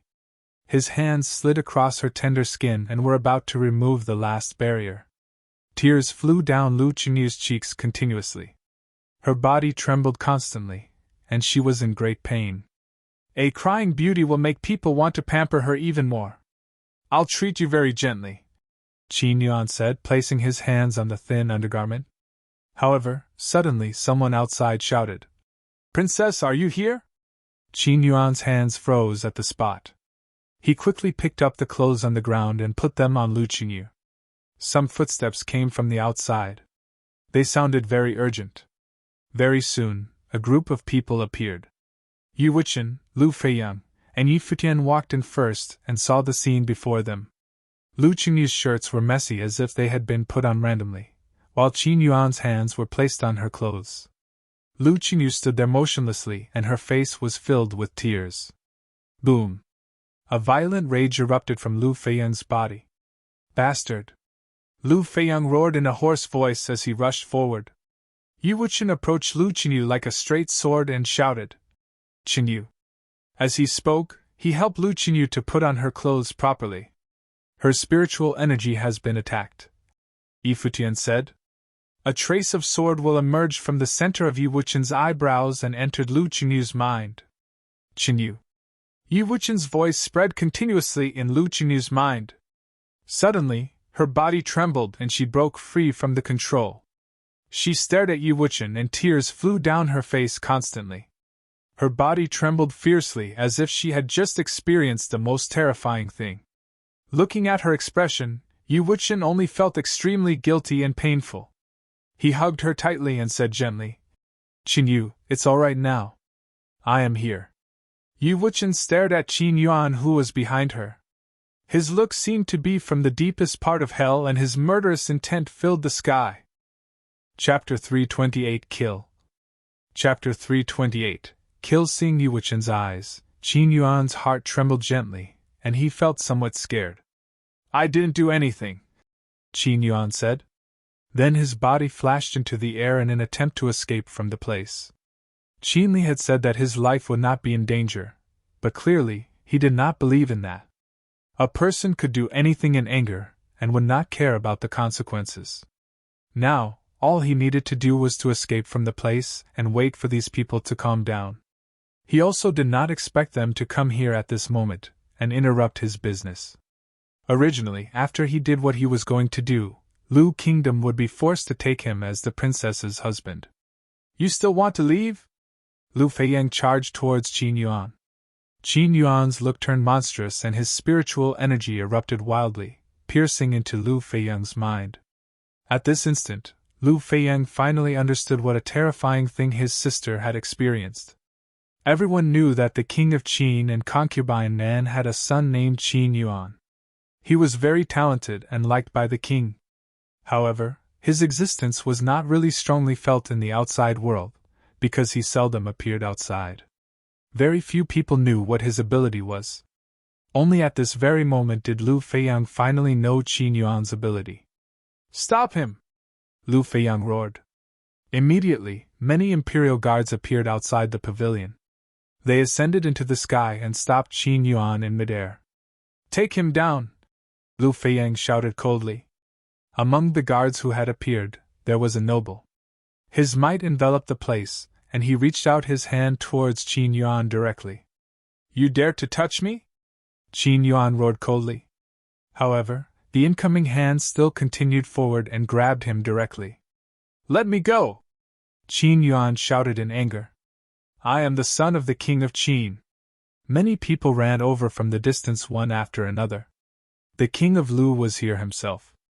Today, he had invited several lords and ministers to discuss the proposal of Qin dynasty.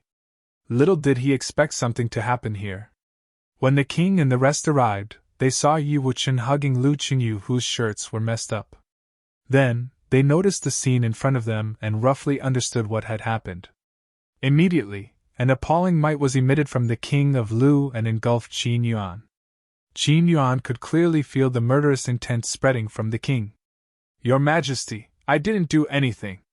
You can't do anything to me." Qin Yuan looked at the king in fear. This was the Lu Kingdom Imperial Palace after all. If the king really wanted to kill him at all costs, he would certainly die. Crack!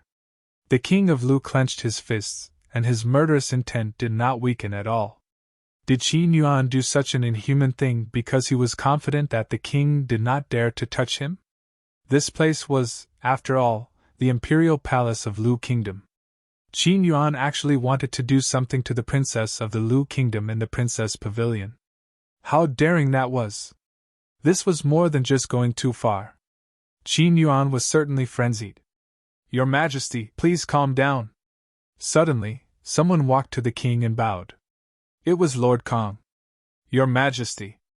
Another person walked out and bowed at the king. Although they did not say much, everyone knew that they were reminding the king to be calm. They could all feel the rage and murderous intent of the king at the moment.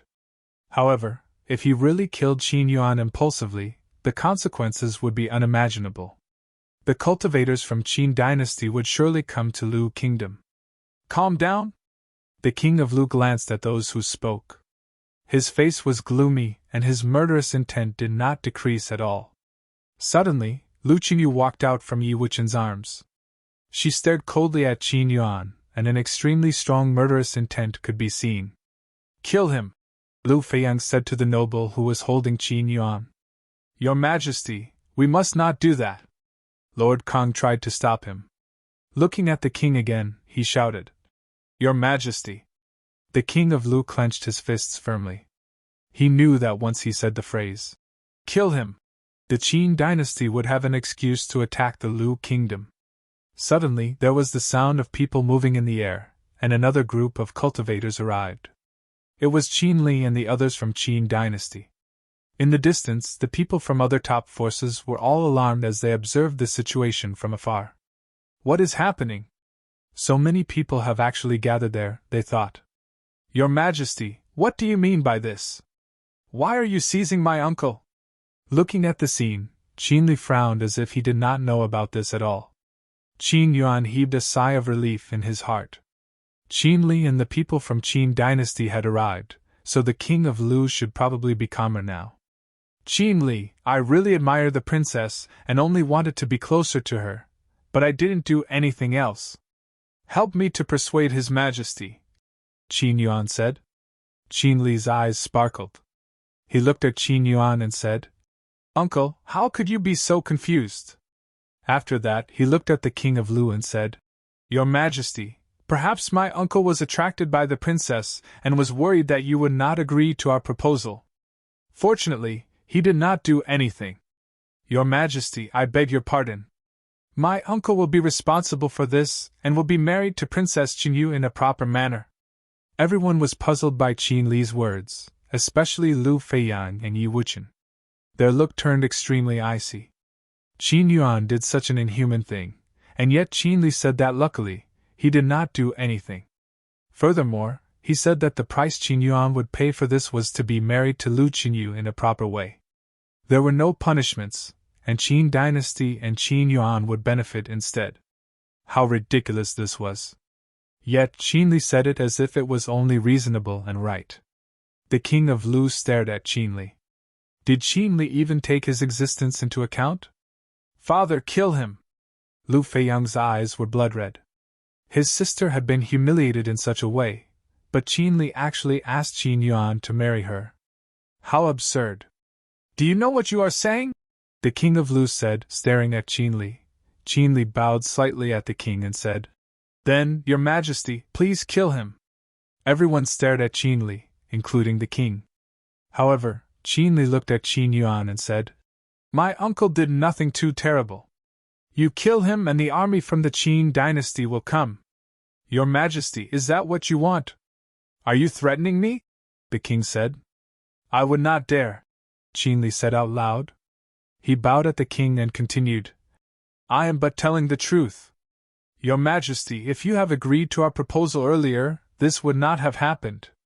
But it already did. Are you really going to destroy the relationship between the two kingdoms, or even start a war, just because of this? For now, the best way not to ruin the princess's reputation would be to let my uncle be married to her properly, Qin Li said with much confidence and composure, as if no one was beside him. Many people stared coldly at him, but he did not seem to mind at all. Nobody knew what he was thinking, or why he was behaving so wildly. Your Majesty, if the Prince of Qin really marries the princess, it would be good for her as well, Lord Kong urged. That's right, Your Majesty. Many people nodded one after another. They could clearly see Qin Li's dominant attitude and were frightened as well.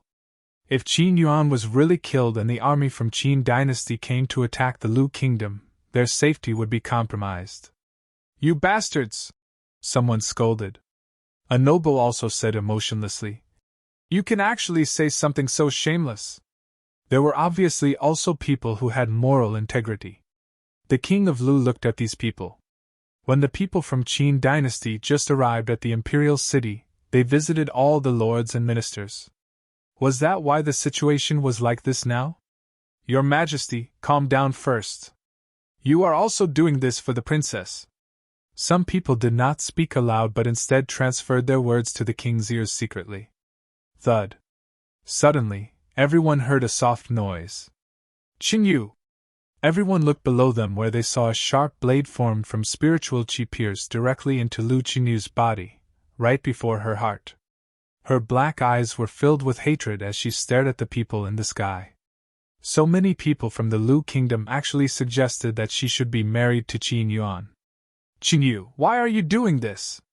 I told you that I am already here. Yi Wuqian hugged Lu Qinyu in his arms. He did not look at her directly, and his eyes were filled with guilt and self-blame. I know. Lu Qingyu nodded.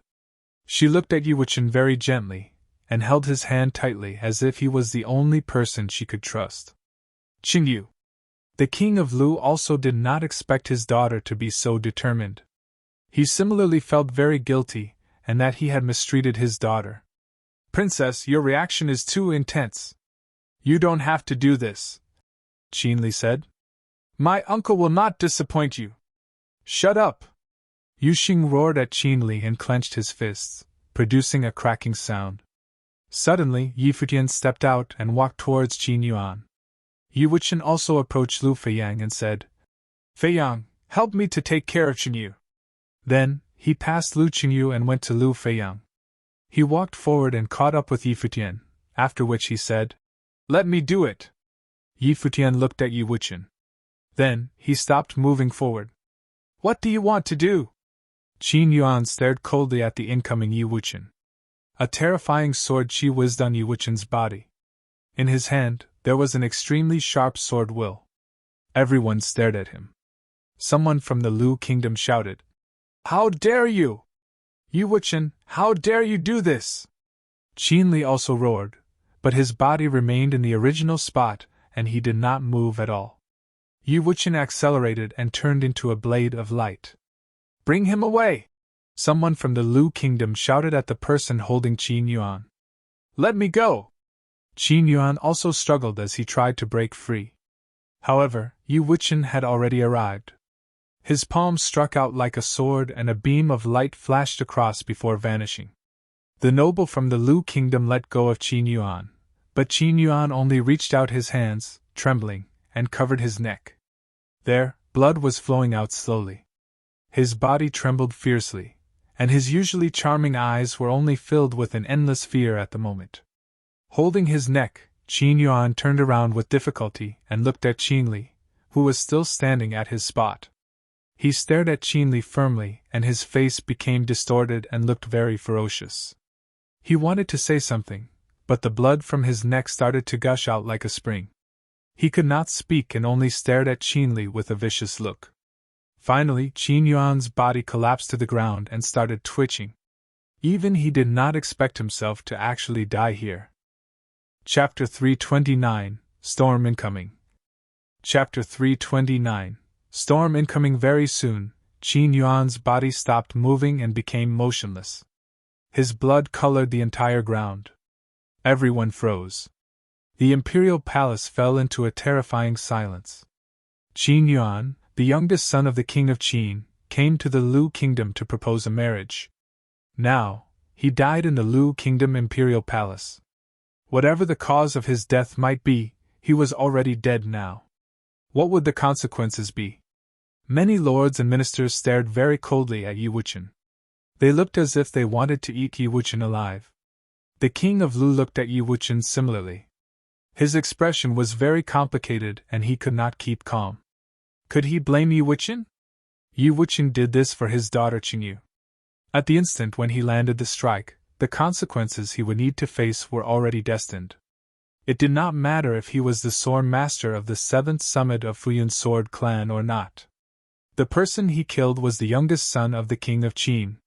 Even if the son of the leader of Futian sword clan did this, his outcome would still be the same. However, Yi Wuchen did not hesitate at all.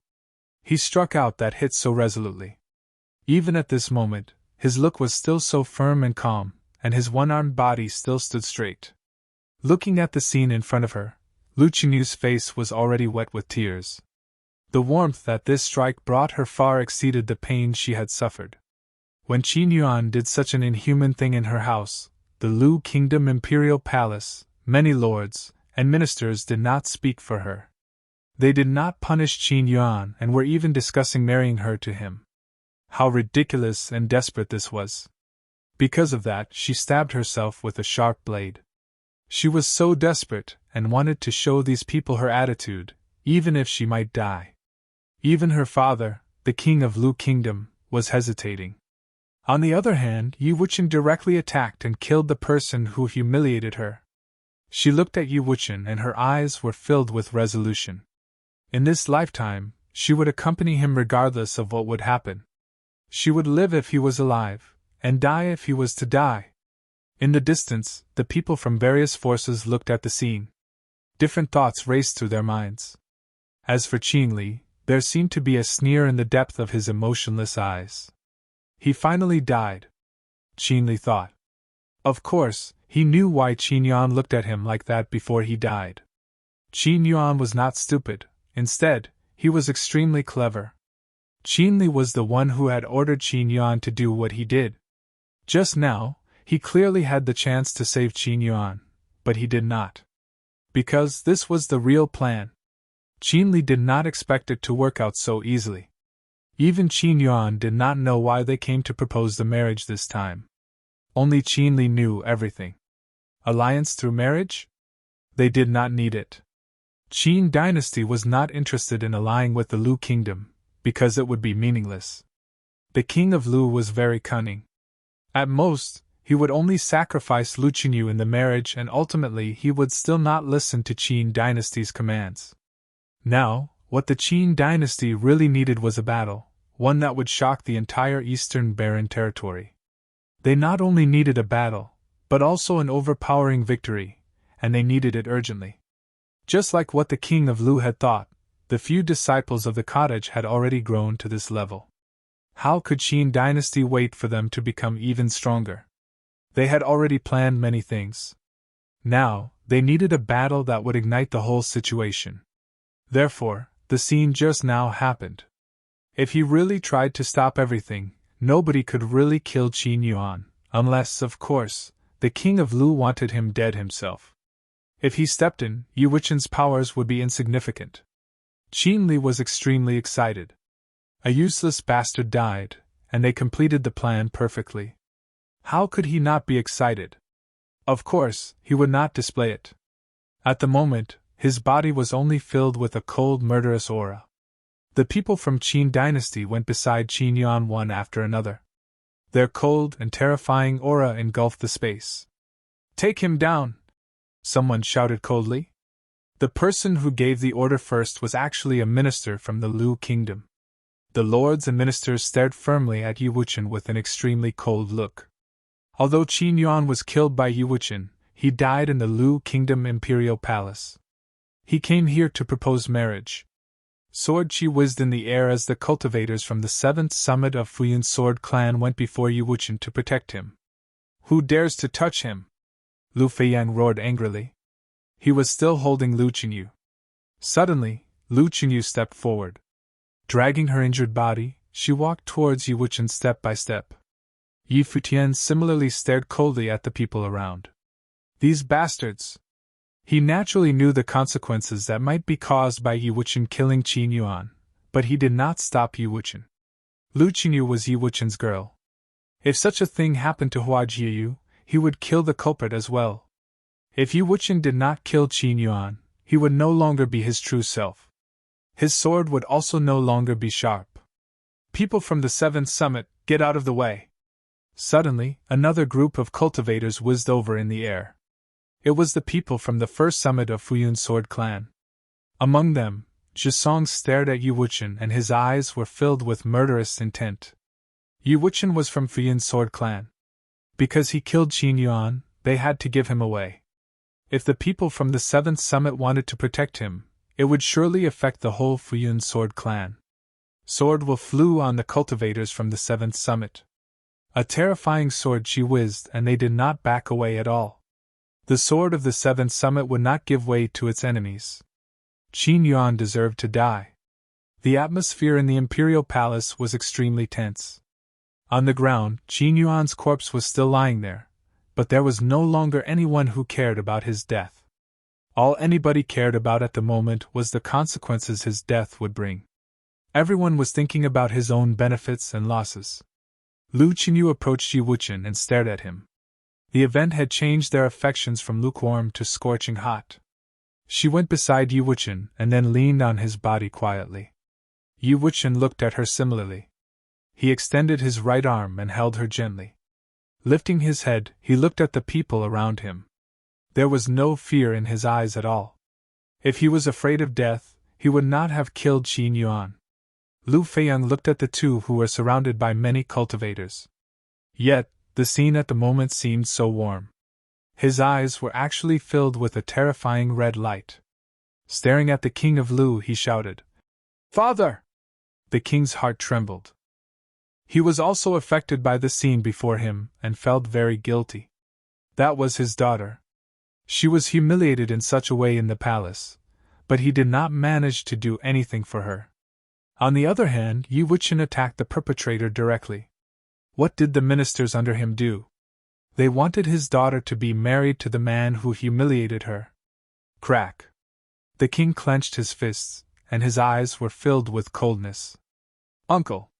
Suddenly, Qin Li walked to Qin Yuan's corpse and said, "You came to the Lu kingdom to propose marriage. At first, you wanted to be married to the princess in a gorgeous manner. But you ended up like this." After that, he raised his head. Glancing coldly at the king and Yi Wuqian, he said, "Your Majesty, how do you plan to solve this problem?" "What do you want?" the king asked, staring at Qin Li. "Hand the three of them to me. Also, kill the people from the 7th summit of Futian Sword Clan," Qin Li said. He wanted to bring back Yi Wuqian, Lu Qingyu, and Lu Feiyang. Furthermore, he wanted the people from the Lu kingdom to kill the people from the 7th summit. "What if I don't agree?" the king said. "My uncle did not die for nothing." Qin Li's tone was emotionless, but he appeared to be very domineering. "Your Majesty, please think of the general situation," Lord Kang said to the king, bowing. Many people also started to urge the king one after another. The king looked at these people and only said one word. "Scram!" The lords and minister were stunned for a while. Seeing the expression of the king, they bowed and left. Qin Li watched and sneered. This was, of course, the outcome he had expected. "Your Majesty, I see what your attitude is," he said. Then, he looked at Zhisong and said, "How about Futian Sword Clan? The death of the Prince of Qin was definitely not the intention of Futian Sword Clan. As for Yi Wuqian, do you want him dead or alive?" Zhisong asked emotionlessly. "I'm fine with either." Qin Li smiled. "All right." Zhisong nodded. Then, he stepped forward and an appalling gust of sword chi swept out, engulfing Yi Wuqian and Lu Qingyu. The cultivators behind him also walked forward one by one. "Scram!" the king said again, looking at Zhisong. Zhisong's expression froze. He lifted his head to look at the king and said, "This is an internal affair of Futian Sword Clan. Your Majesty, do you also want to interfere with this?" "This is my imperial palace," the king replied coldly. Zhisong looked at the king of Lu. Then, he looked at Qin Li and said, "It seems like I can only go back and report first. From this moment on, Yi Wuqian is no longer a disciple of Futian Sword Clan. We will automatically finish anyone who tries to protect him." "Okay. I trust Futian Sword Clan." Qin Li nodded. Zhisong turned around and left along with the people from the first summit. Qin Li looked at the king of Lu. Then, he bowed and said, "Your Majesty, goodbye." Then, the people from Qin dynasty brought Qin Yuan's corpse and went about to leave. "Wait!" someone suddenly said. Qin Li stopped and turned around slowly, eventually looking at Yi Futian. "You ordered Qin Yuan to do what he did, right?" Yi Futian asked. Qin Li's look froze as he stared at Yi Futian. "What are you saying? From the beginning, your goal was not to propose the marriage. You seem to be neither sad nor angry about Qin Yuan's death." Yi Futian cultivated in the freedom meditation and was thus very sensitive towards the feelings of others. Qin Li was not sad at all. Instead, Yi Futian could feel that he was excited. It was as if he was anticipating Qin Yuan's death all along. Thinking about the abnormal things that happened earlier, he suddenly realized that the Qin dynasty never wanted to ally with the Lu kingdom through marriage. The Qin dynasty wanted to rule the world, and their greatest opponent was the college cottage. They had already allied with several forces. Also, Lu Qingyu from the Lu kingdom and Yi Wuqian were very close to Yi Futian. After today's event, Lu kingdom and Yi Wuqian would be in great danger. "Qin Yuan was my uncle, the brother of my father, and my grandfather's beloved child," What are you thinking about? Qin Li stared at Yi Futian and said coldly, Do you want to take the blame off of Yi Wuchen and say that my uncle's miserable death was caused by me? How ridiculous!